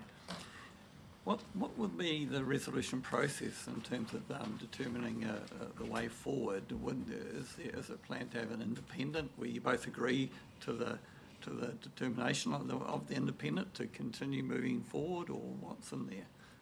So the commitment agreement doesn't include points about voting. It talks about the need to address those matters. Those things would be in that bottom blue box, which is in the square circle, which is the key documents, including the shareholder agreement. So they are matters that you would negotiate, and you would have to negotiate with your partner councils about how you might want to do that. So, and that's why there's an off-ramp. If you can't agree something at that point, then you'd say, well, actually, we can't resolve it, so we'd exit, or you keep working on it together, and you may choose to bring in an independent facilitator to assist you in that. But they would, and that's why to try to do that before you enter the commitment agreement is too difficult. It needs to happen through that negotiation phase. But just a suggestion, wouldn't it be good to, at the start, agree to a disputes resolution process, so if you do get to that point, you default to that? So there is in the draft commitment agreement, there is a proposed dispute resolution process, and we'd like elected member feedback on whether you think we've got that right. So those have all just been done at a staff level at this point. We're seeking input from elected members as to whether it's pitched in the right place. Yeah, Councillor Rolleston. So just that diagram's helpful in just sort of trying to understand that if we delayed it for 2-3 weeks, I think we've got a message from Hapu and Iwi that they want direct engagement. I guess let's be practical. That's not going to be enough time. We might be able to have a number of hui, but I think for us to be able to turn up in 3 weeks' time and say we're comfortable with the engagement, there's a different question around what the message of that engagement is. So my question is, how can we overlay that? Because it's quite complex, this. It is quite complex, and I think we're sort of going, well, that's really helpful, and we're at quite a critical point, and then we're saying, now we need to try translate that into clear, I guess, process and timelines and off-ramps, whatever we call them, and giving them. So I guess, the question is, perhaps, is there some, probably for you, Christine, and your team, is there some opportunity to, the little box or down the bottom it says, can choose to engage or consult. I think in December when the resolutions were made, there was conditional or reference to Hapu and Iwi, them being satisfied, or I guess, because there's a decision we've got to make politically if they're satisfied to what degree. A little bit, let's not try and relitigate what happened earlier, but there was not satisfaction with a particular hapu, and we kept moving. So what does it actually look like? So I guess my question is, there's an opportunity to Is it fair to say that 3 weeks is not enough time to get hapu and iwi clear?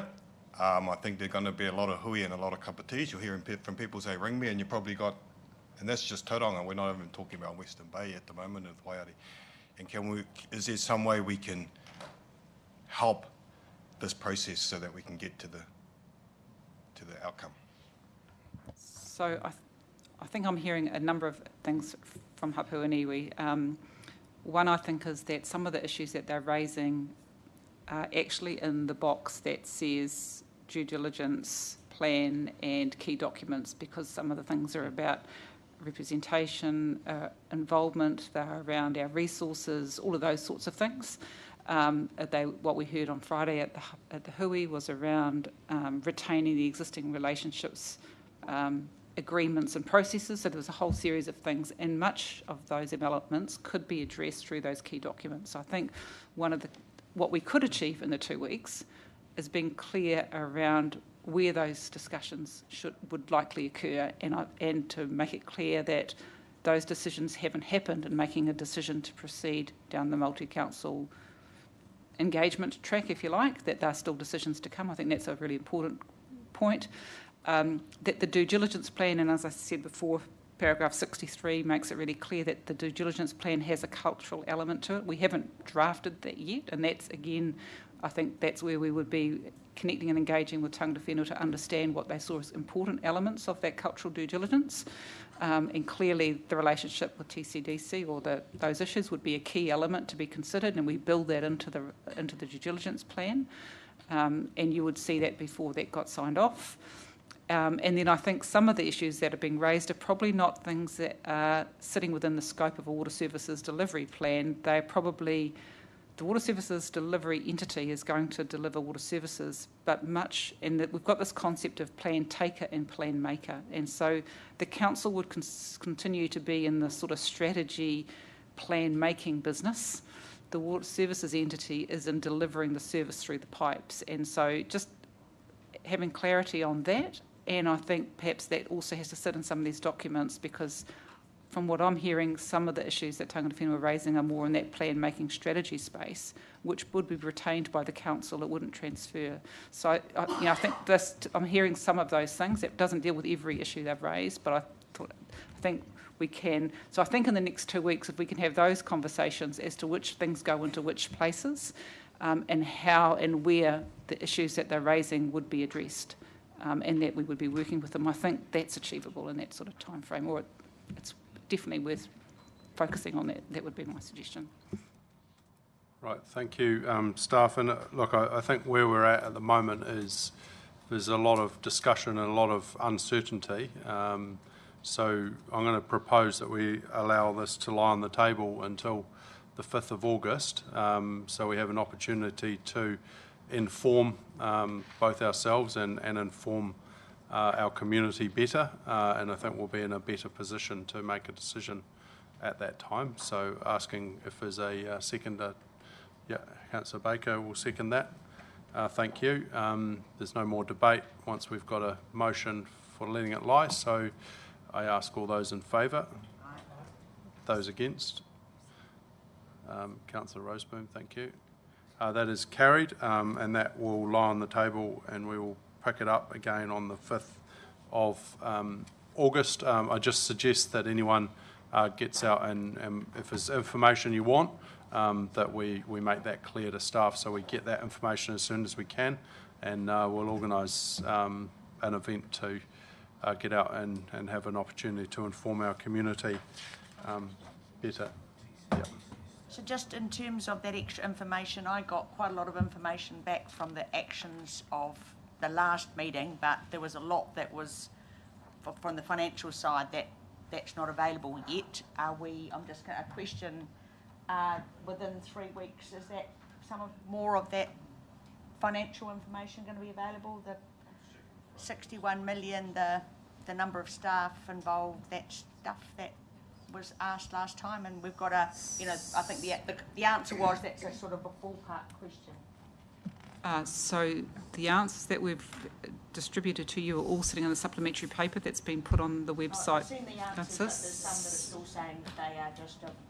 So there's not proposed to be any further work completed on that at this point because you haven't yet made a decision. So it's that balance about how much investment do you do in terms of resources. So at this point, it was proposed to leave those as current draft budgets until you make a decision as to which option you're pursuing, and then they'd be further refined. And that's part of that financial due diligence that we were talking about that I was speaking to before. But unless you direct otherwise, that was our current intention.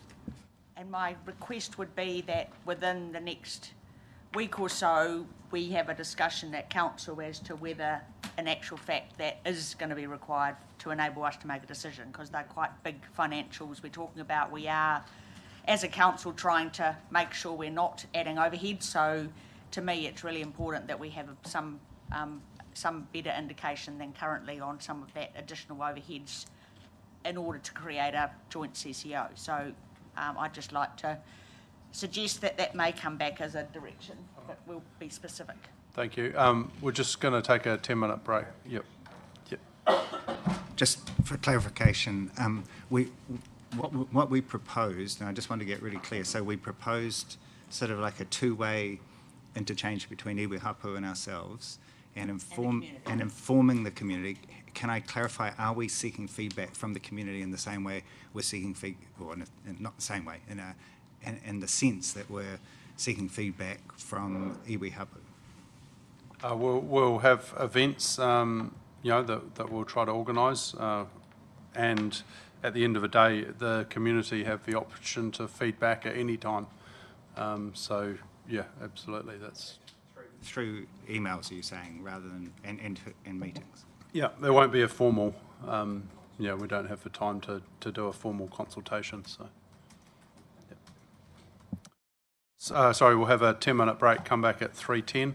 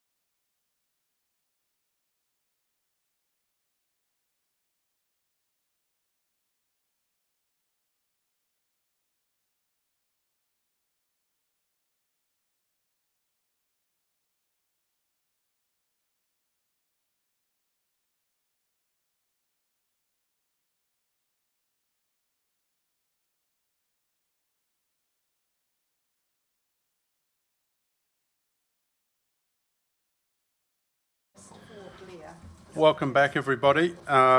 We are a little short on time now, so we're going to have to work through the agenda in the order that we need answers for in priority. So I'm going to skip to item 11.6, remits to local government. This is page 287 of the main agenda. So we have a few remits to consider. I'm actually going to skip the first remit, that is security system payments.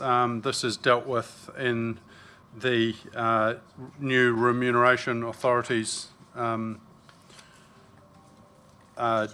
determination. So we'll just skip across that one, and we'll move on to the next one. So this is improving joint management agreements, and if we have a look at Appendix 2, which is right at the back, we can see some comments, I guess, from staff around these. So this is on page 301. And you'll see there there's some commentary potentially with the RMA changing. This may become a moot point, but there is, I guess the recommendation from staff is cautious support. So happy to open the floor if anyone has any discussion around that.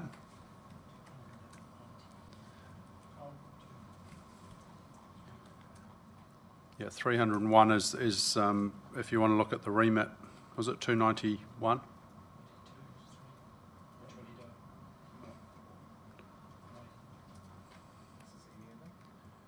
No, so we're 294. Yeah, joint management agreements. And that is 301, I think it was the staff recommendation on that. So is there any discussion on this one? Yep, Councillor Roseburn. Thanks, Brett. No, I'm just happy to support the staff on this one. I think the impact of the RMA will basically be reflected in what they're asking. So it's just a cautious support for discussion, but I think when the final RMA comes out, this question will be answered. Yeah. Cool. All right, so therefore, if I'll just ask the council if we're going to support this, for all those in. Yeah, sorry. This is that specific one. I just want to get a gauge as we go through.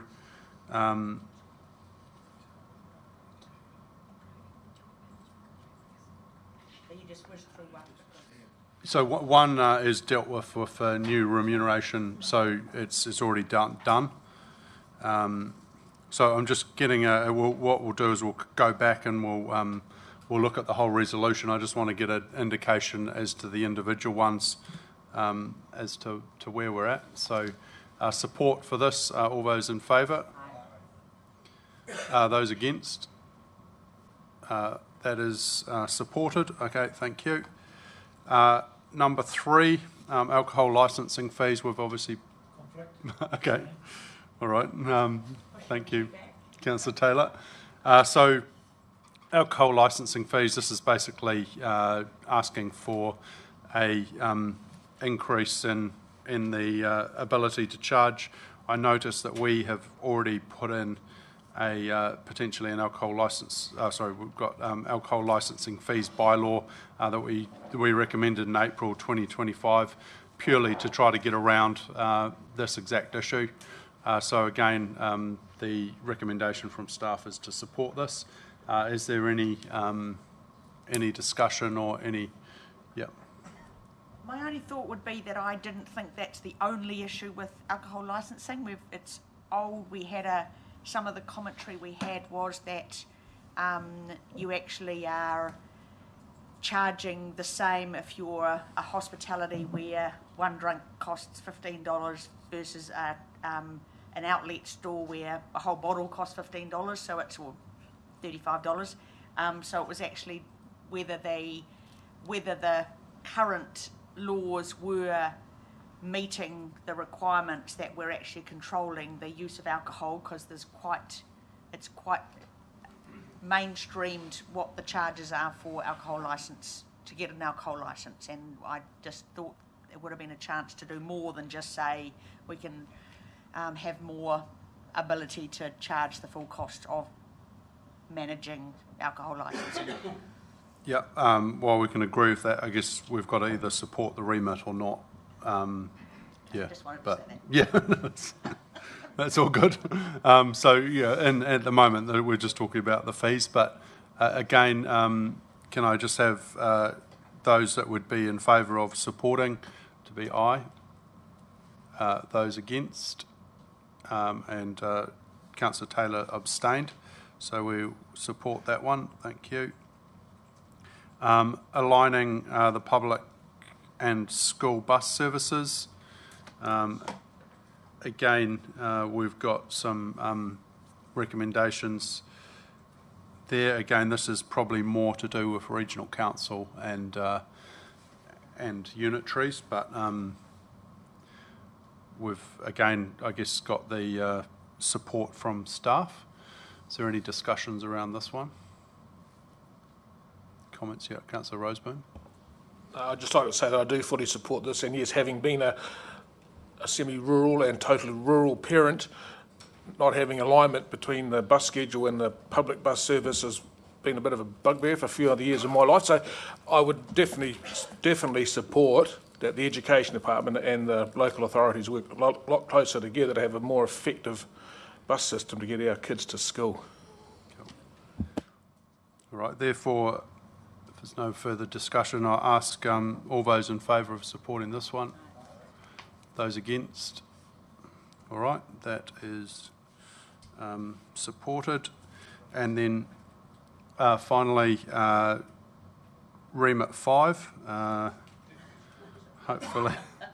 So, you know, this is very much around the efficiency and effectiveness of local government. As we've seen, there's a number of legislations coming in which is consistently and considerably changing the function of local government, and so this remit is around looking at the form and is there a more effective and efficient delivery service that can be created within local government. So again, my recommendation is to support this. This has been supported by Metro to get this remit in. Is there any other discussion around this remit? If there's no other discussion, I'll ask all those in favour of supporting.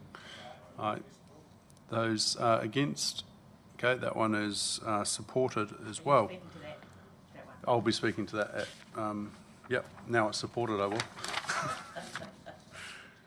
So, okay, thank you for that. That gives us some good direction. So, if we just go back to the recommendations. Oh, sorry. We just need to prioritise as to how we see if we go in order of.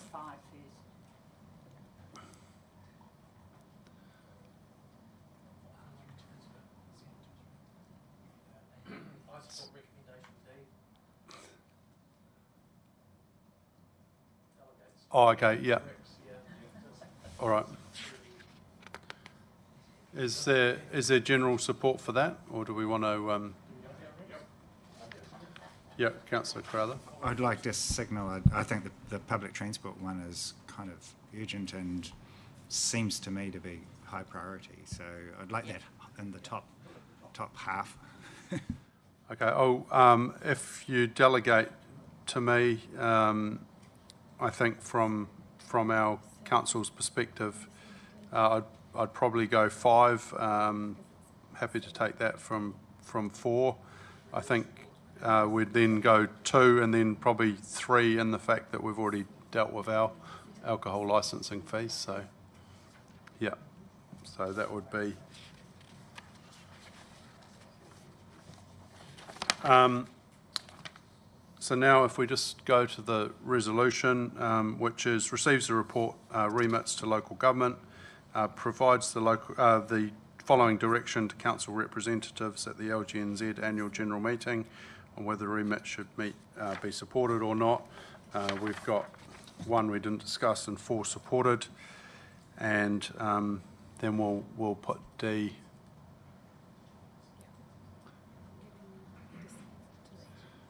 And I'm happy to move that one. And Councillor Roseburn will second. Any discussion? As I ask all those in favour? Those against? That's carried, thank you. Dealt with that one.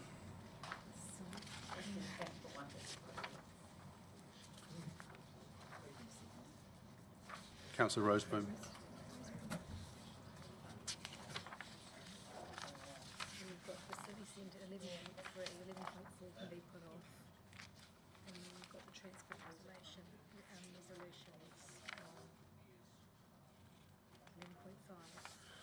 We've got publicly excluded. What was the...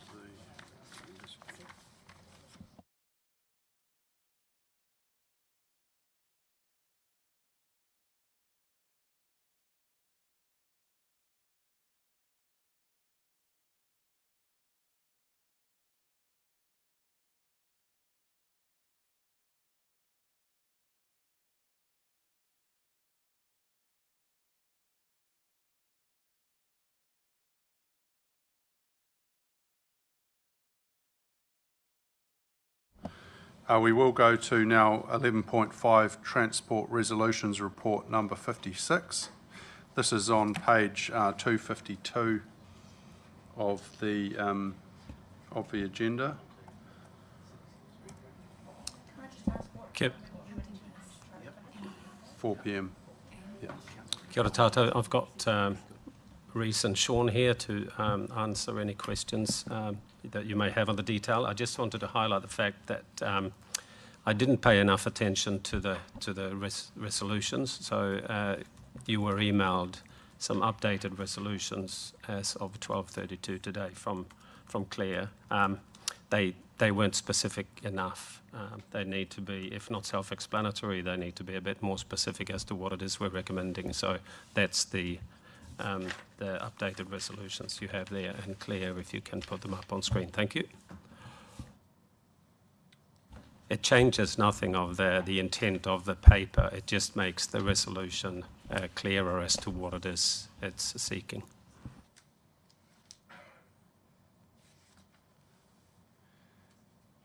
All right, so I guess we can take this as read. We've probably got a number of things here. There's a number of resolutions, but I think probably where we can skip straight over to is around the parking management changes. I guess around the residents parking. I'm just quite interested in sort of how we got to there. So the resident permit we have been playing off how we read the room on trying to get that value for money, less impact to those residents in giving a permit, in particular for that initial period, so that we're not going to those residents and saying, here, cough up a bunch of money to pay for it, being that we haven't greatly talked to them about that fee. Also noting that we are only able to recover a cost that is a reasonable cost to ourselves, and being that we don't know how many residents are going to apply, we don't really have that ability to understand the cost of that permitting system. Introducing at this stage a paid element was also likely to increase that cost. So that is why we have recommended that we go 2 permits per dwelling, that it is a 2-yearly, so this was out of that learning of the licence to occupy discussion, and believed that 2-yearly could work quite well in this format. and then also not charging a fee for this year, allowing then us to understand better who is going for a permit, why, and associated costs with that. And I'll just add there as well that when we were developing this sort of idea for how we're going to implement residence permits, because it's a little bit different to what you might see in Auckland and Wellington, we were working and in consultation with other major cities throughout the country that have residence permits already, and we were taking a lot of learnings off them, especially our partners up in Auckland and down in Wellington, because they've got the two biggest residence permit programs in the country. So we just took on board some of the things they learned throughout their journeys as well. Yeah, I guess I have concerns about this, and you know, especially one, you know, what does this do? So why are we doing it in the avenues and at the Mount? You know, you can live in a high-rise apartment, and you know, why should you not get one over there? And then, you know, basically, if we give every property 2 residence permits, that would basically take out all our parking in the area anyway. So, yeah, I think there's some significant issues. I guess, you know, that's why we sort of wanted to see some options, and we don't even know if this is a problem. So for clarity, this is for that expanded fringe paid area. We could, if for the Mount, we're doing that engagement at the moment. If you were to go down that avenue, that could be something that could be looked at for the Mount. The options that exist are reducing the number of permits per dwelling, for as an example, associated with that, or expanding it to that time-restricted area further out. I guess the issue that we have as well is that understanding of how many people are going to take up this permit system is a bit of a unknown at this point in time. So if I've got a unit in 3rd Avenue, what's stopping me getting 2 residence permits and selling them so someone can park for free? We require the proof of address and with that and it's attached to a vehicle registration. So we're checking that the address is registered to that vehicle is registered to that address. It's also worth mentioning as well that no residence permit scheme is perfect. There are issues with some of them, and some of them in some centres are quite the administrative burden in terms of how much work goes into them, and that's why we've mentioned that sinking lid for Tauranga is one where if you move into the area after the changes have taken effect, you don't qualify for the permit. It's for the people that were living there as the changes took place.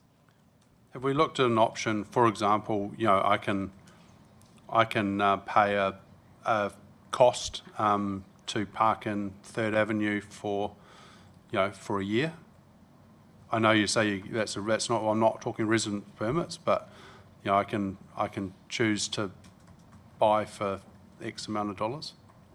So that area costs $10 a day to park in. There isn't necessarily a reason why in the app we could do that. The issue there is that you wouldn't have an allocated space, so it would still be a first in, first served approach. Yeah. But that's, you know, like that's sort of the same as, yeah, I think we're trying to encourage people, you know, to put a value on a car park and, you know, to then give away residence permits when we don't even know if it's a problem yet. It's a concern to me, especially giving 2 per dwelling, I think is excessive. But yeah, and an option like that we're completely technically able to do. We would have to make sure that it's available to everybody so it doesn't potentially get challenged at some point as a residence permit by proxy. Yeah, that's fine. You know, if it's cheaper for them to pay that and park for whenever they want, I guess that's my personal view. You know, it puts a value on it, and it's like if you lease a car park, you generally pay less than if you pay every day. That's you it's pretty well accepted. But right, is there any other questions? Yeah, Councillor Schooler. Thank you. I'm also very surprised to see a resident permit coming up as a resolution. The comments you made as you introduced it, that we don't really know the costs, we don't really want to charge people, we need to understand better, and we're developing the idea, to me, is not quite up to a recommendation stage.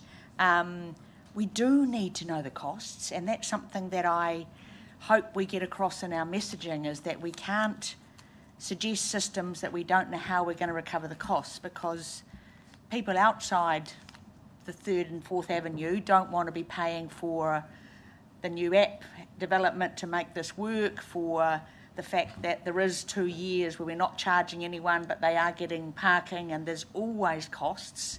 I do get involved in permits in Wellington, and they are bureaucratically very heavy, and sorry, but my experience with Tauranga City Council is we're quite good at having bureaucratic, heavy systems. So I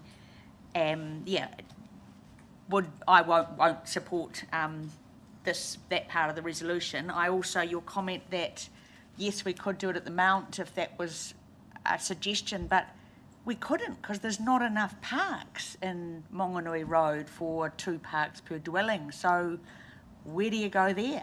Do we, so it's, I'm very supportive of the Mayor's comments that we really need to be thinking a lot better about this. And I wonder if there is a particular problem that is needed to solve, because I'm not feeling that that's been identified well enough for me.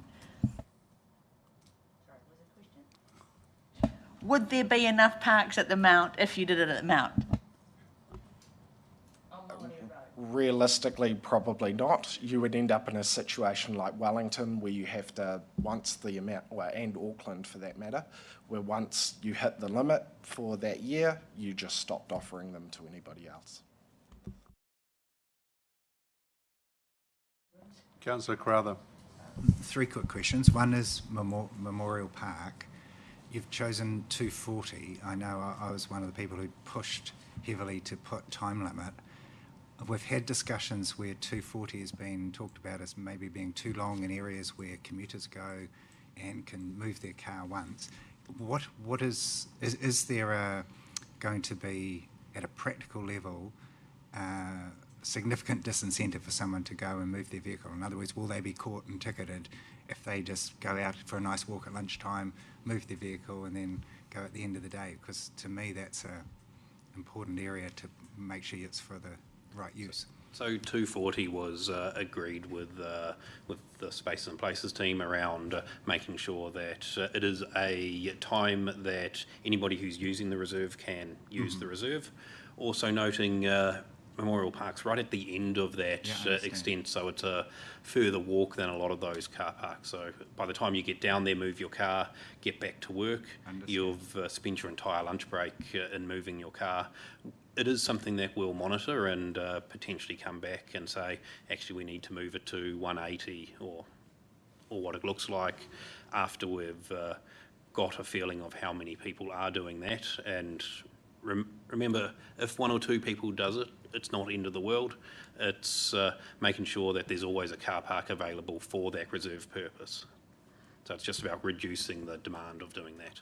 Just on how that works, if I go and move my car, like in Memorial Park, and I pull out and I go down 3 stops, 3 parks, and repark again, does that reset my time, or is it I'm in that area, so I'm...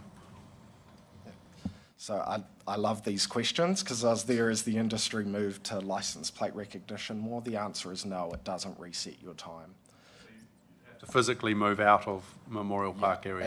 And you would have to be gone for an amount of time, because we also check throughout each scan throughout the day. Say you're going through an area every hour, hour and a half, you would keep an idea of is that rego popping up every single time, just in a slightly different spot. Oh, that's good. So that sort of solves the walk away and Yeah, just to clarify, is it outside of, you can't go back to Memorial Park, or could you park on one of the, like Devonport Road? You know, like, I guess that's the practical thing that people would do. Yeah.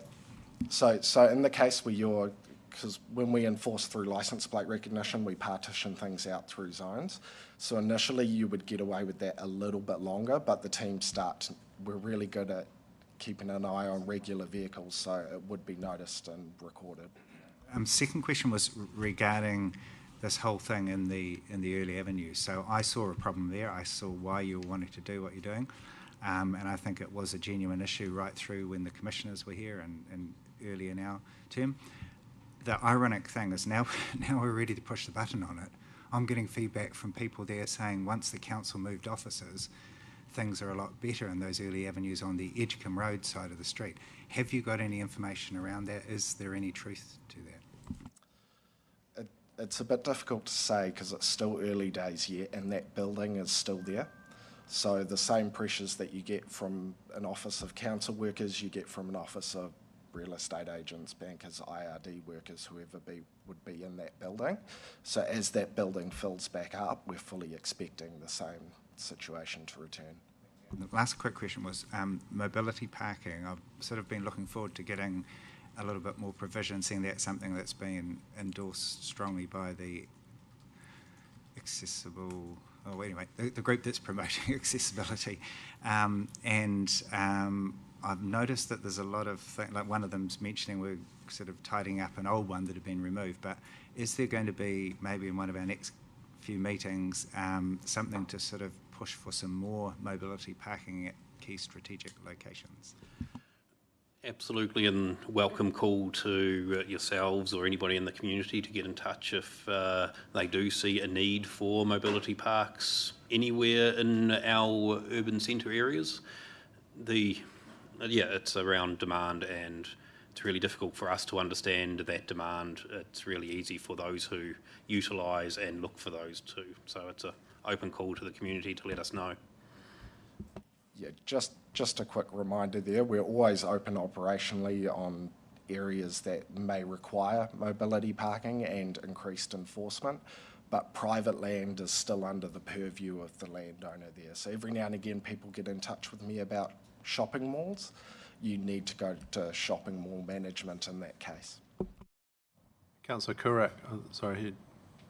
If I can go back to the Memorial Park issue, regarding enforcement, would the sign have per day or per 24 hours in terms of the time restriction? Because, I would challenge you, say, well, I went away and had some lunch and I came back for the afternoon, it might have exceeded that. So it's just, if someone tried to dispute it, it'd be pretty obvious that it is per day. So all of the time limits are per day by law, sort of by default in the bylaw, so we don't need to specify it. The intention was always for them to be that way. It was just the nature of chalk. There were a few more options than there are now. So I'm sort of sliding sideways on this one. Other areas of the city, and I'm particularly thinking around the hospital area, 17th Avenue, some of those side streets there where we're having people who are working in commercial premises rather than use the commercial car parks. They're parking in front of the historic village, for example. Are we looking to add timed parking in some of those areas? We're looking at that area as a whole because we don't think it's just going to be a case of extending. Where we think the situation will be fixed by making 5 bays P120, we will do that.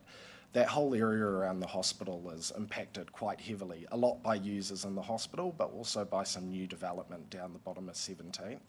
We're actually just in the early stages of starting to talk with Health New Zealand. They have a parking strategy manager as well about what we can do in that area going forward. So we'll be back in touch with yourselves to have that discussion.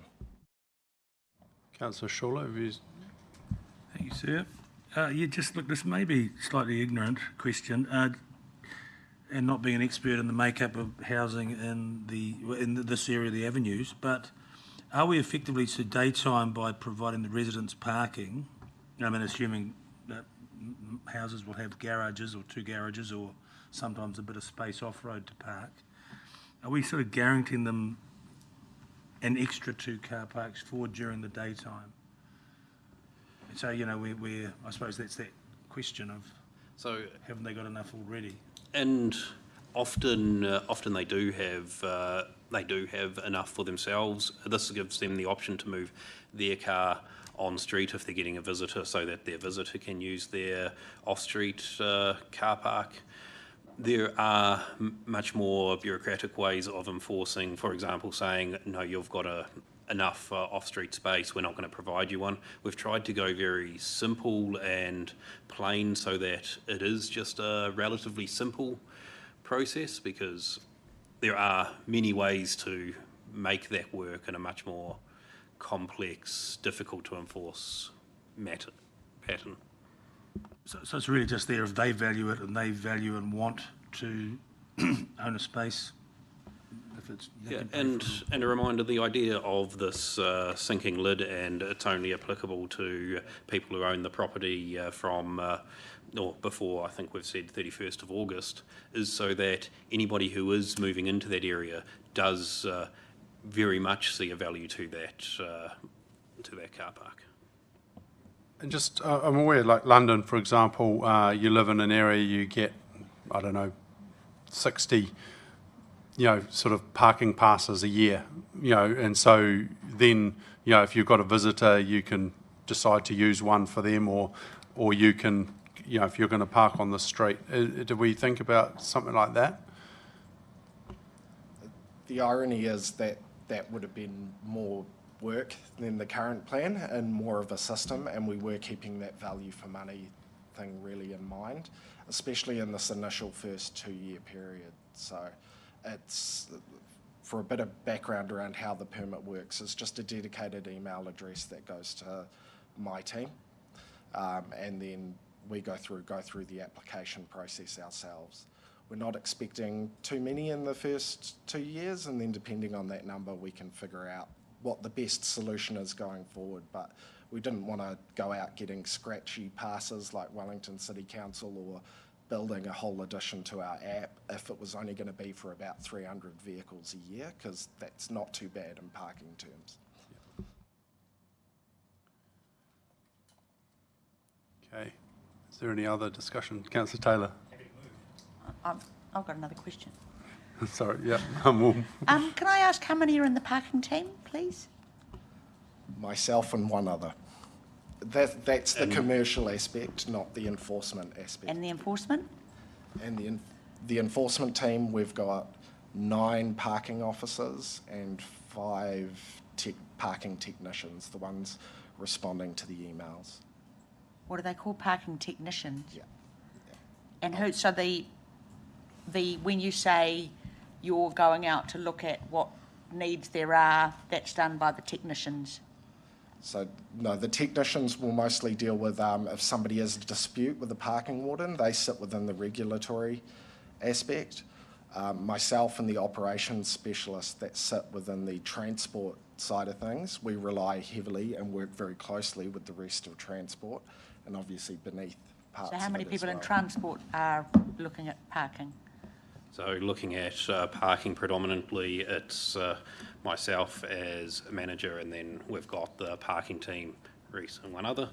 We'll provide you the detail of how that works. I think it's probably better to sending that as a structure, and how that gets dealt with separately. I'm just aware that in particular with some of the operational things happening at the moment, probably better to provide that end of the week rather than now.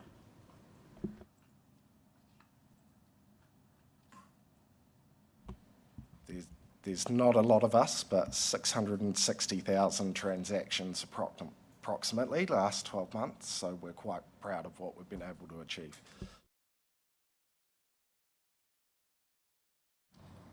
So I'm just, obviously Councillor Taylor was happy to move. Is there a way to remove the resident permit out of this, or that's just a question? Absolutely. The question does go to then the table of implementing without any kind of resident permit.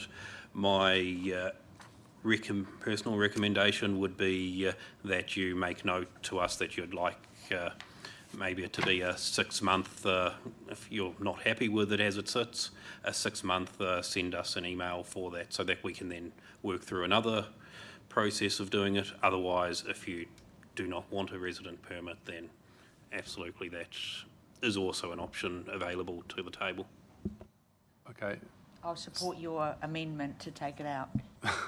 Well, I think we'll let Councillor Taylor. That was just a question before we. Councillor Taylor said he's happy to move. If we got a seconder as it sits at the moment. Councillor Schuler. All right. I'll just flag my. I don't want the resident permit, so I won't support it until that is out. Councillor Taylor, would you like to talk to it?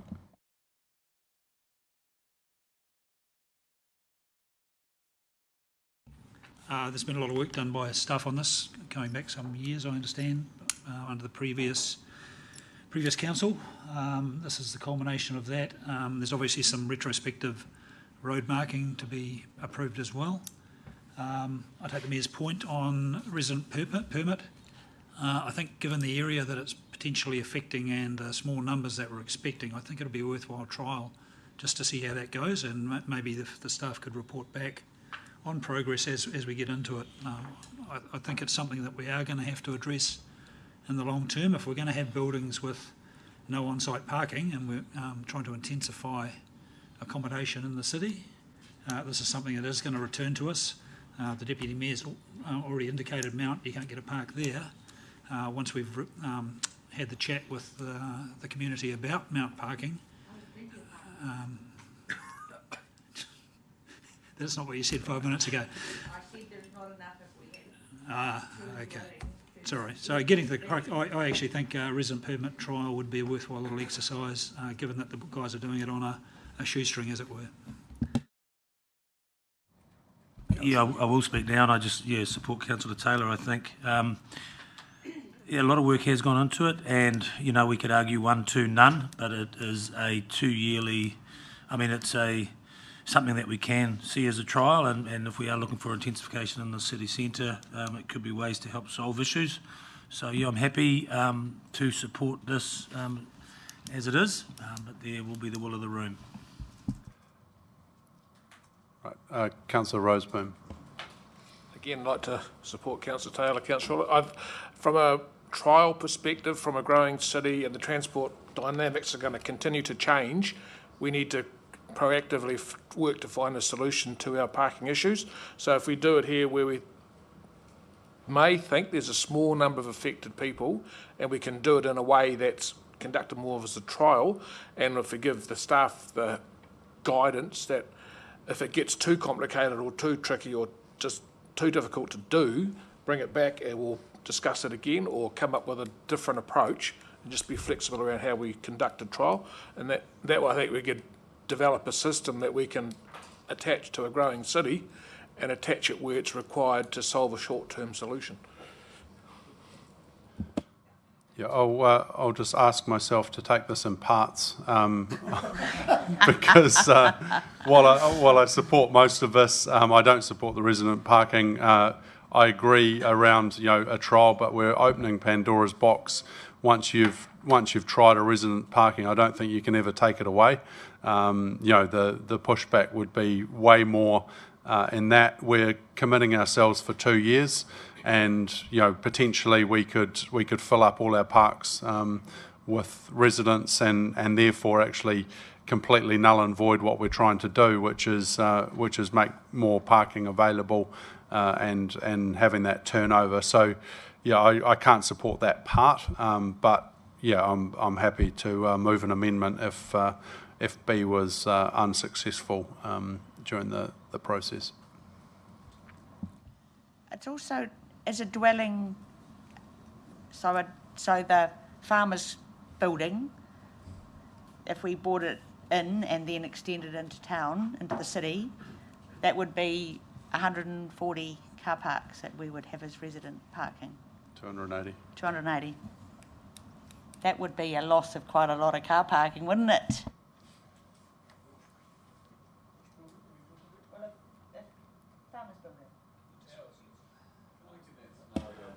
The Towers has its own parking. But this isn't saying you only get, is this saying if you only get a resident park if you haven't got your own? No. Well, the only thing with that is it's not going to be sold before the 31st of August, but there's other buildings in that, Well, except they could claim it, because the current owners could claim those 2 per dwelling, and then they sell them, right? So there's somebody currently owns it. So I do just want to clarify, this resident parking permit's only for that expanded area, so it's only for the 3rd, 4th Ave and up further Cliff Road way. It isn't for the current paid parking area. So I just want to provide that clarification. But my colleague suggested because we've got paid parking in Tauranga, we have to look at parking at the Mount. So we can't separate and say this has residence parking and this doesn't and this has something else. Sorry, the other thing, just to remember, this has to have a car attached to it, so it has to have a registration plate. So if there's no cars in Farmers Building, they can't get a permit. Amazing what people can do. all right, now Councillor Morris. I think in principle I have to not support the resolutions because of the expansion of the paid parking area. I believe it's bad for the CBD in the current economic climate. In terms of congestion, it is its own measure of management in terms of facilitating parking and car parking buildings. But when the CBD economy, and we have measures in terms of retail spend, is at such a level that we need to expand the parking area, then I'd be in favour of it. But at present, no, and that also goes for the Mount later on, subject to consultation and strong arguments from my colleagues. Is there any other discussion? Councillor Crowther. I must comment firstly that Councillor Morris has performed a tight U-turn from the deliberations when you supported it, so that was interesting. But I would support the parts, but I wouldn't support the 2 permits per dwelling. I just think that I don't think it'll be quite the horror picture that came up in my mind when the mayor and deputy were painting it if we extended it into this CBD proper. But I do think we're setting a precedent, and also I am concerned about doing this just right now. I would much prefer it. I won't sort of say I would think this is important enough to scrap the whole plan, but I think that it'd be great to see what it looks like over the next few months now that there are reports of a different lay of the land in regards to parking in those early avenues. So that's not so much the paid parking, that's in regards to the timed parking. But I can support the parts of it and would vote against the other part. All right. Is there any other discussion? Councillor Taylor, would you like to finish off? All right. So what I'm going to do is I'm going to take A and C together. And so this is all the transport resolutions. It's nothing to do with the parking management plan, which is the expansion of the city centre, including the residents' parking. So I ask all those in favour of A and C. Those against? That is carried. I guess before we take B, are we in a position to take this, or would we like to delay it and get more information? Sounds like okay, well, all right, we'll put it to the council then. So B, all those in favour? Well.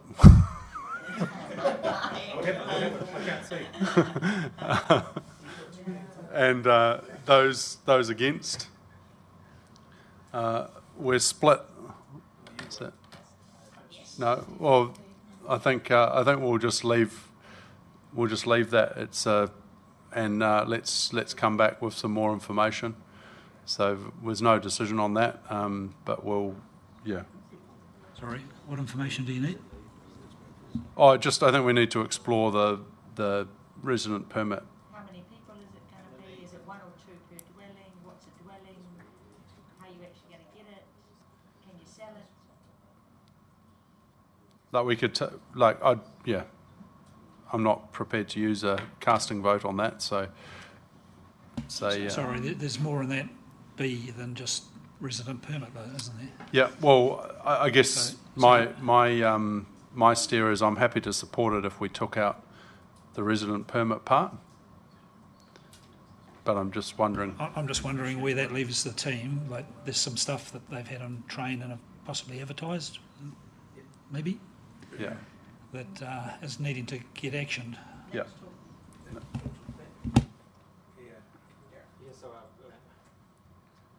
Just looking at what this means in terms of the whole expansion, whether we do the expansion without the residence permit, or if we could possibly break up the resolution B in those two parts, so that we delay and do some more work on the residence permit, but go ahead with the extension per se. We've just had a chat between mover and seconder, and happy to take the resident permit out of that part of it, just to advance it, and then the resident permit can come back with more information. Yeah. We've probably already, the horse is bolted, so. Yeah, I hate to be a order stickler, but I just have questions around having had a motion not pass, Mayor exercise his casting vote. No, I didn't. You didn't? You abstained? Did you abstain? Yeah. You just left it on the table. Okay, all right, because if people want to reconsider things, I'm thinking that's 75% majority. Is it not? No. No, it's, you can come back with another motion, or which could include.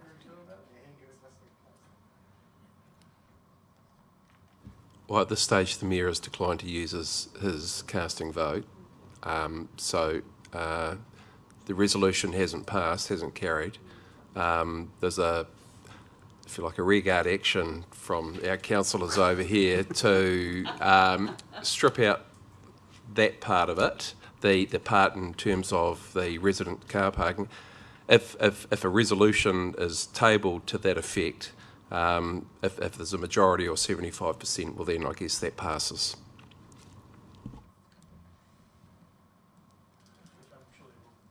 All right. So I think, and I think that if Councillor Taylor and Councillor Schuller are prepared to put that back on the table without I don't know, is there anything we have to change? Just wondering whether we should add D, that a resident permit would be investigated for future implementation as a test. Yeah, and I think it also given information coming back to the team. It also gives us an option to hear feedback, I think, around whether this is a problem.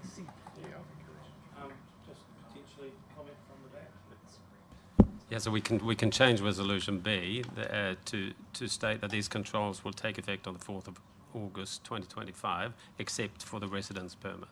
Okay. Where more investigation will be done or something.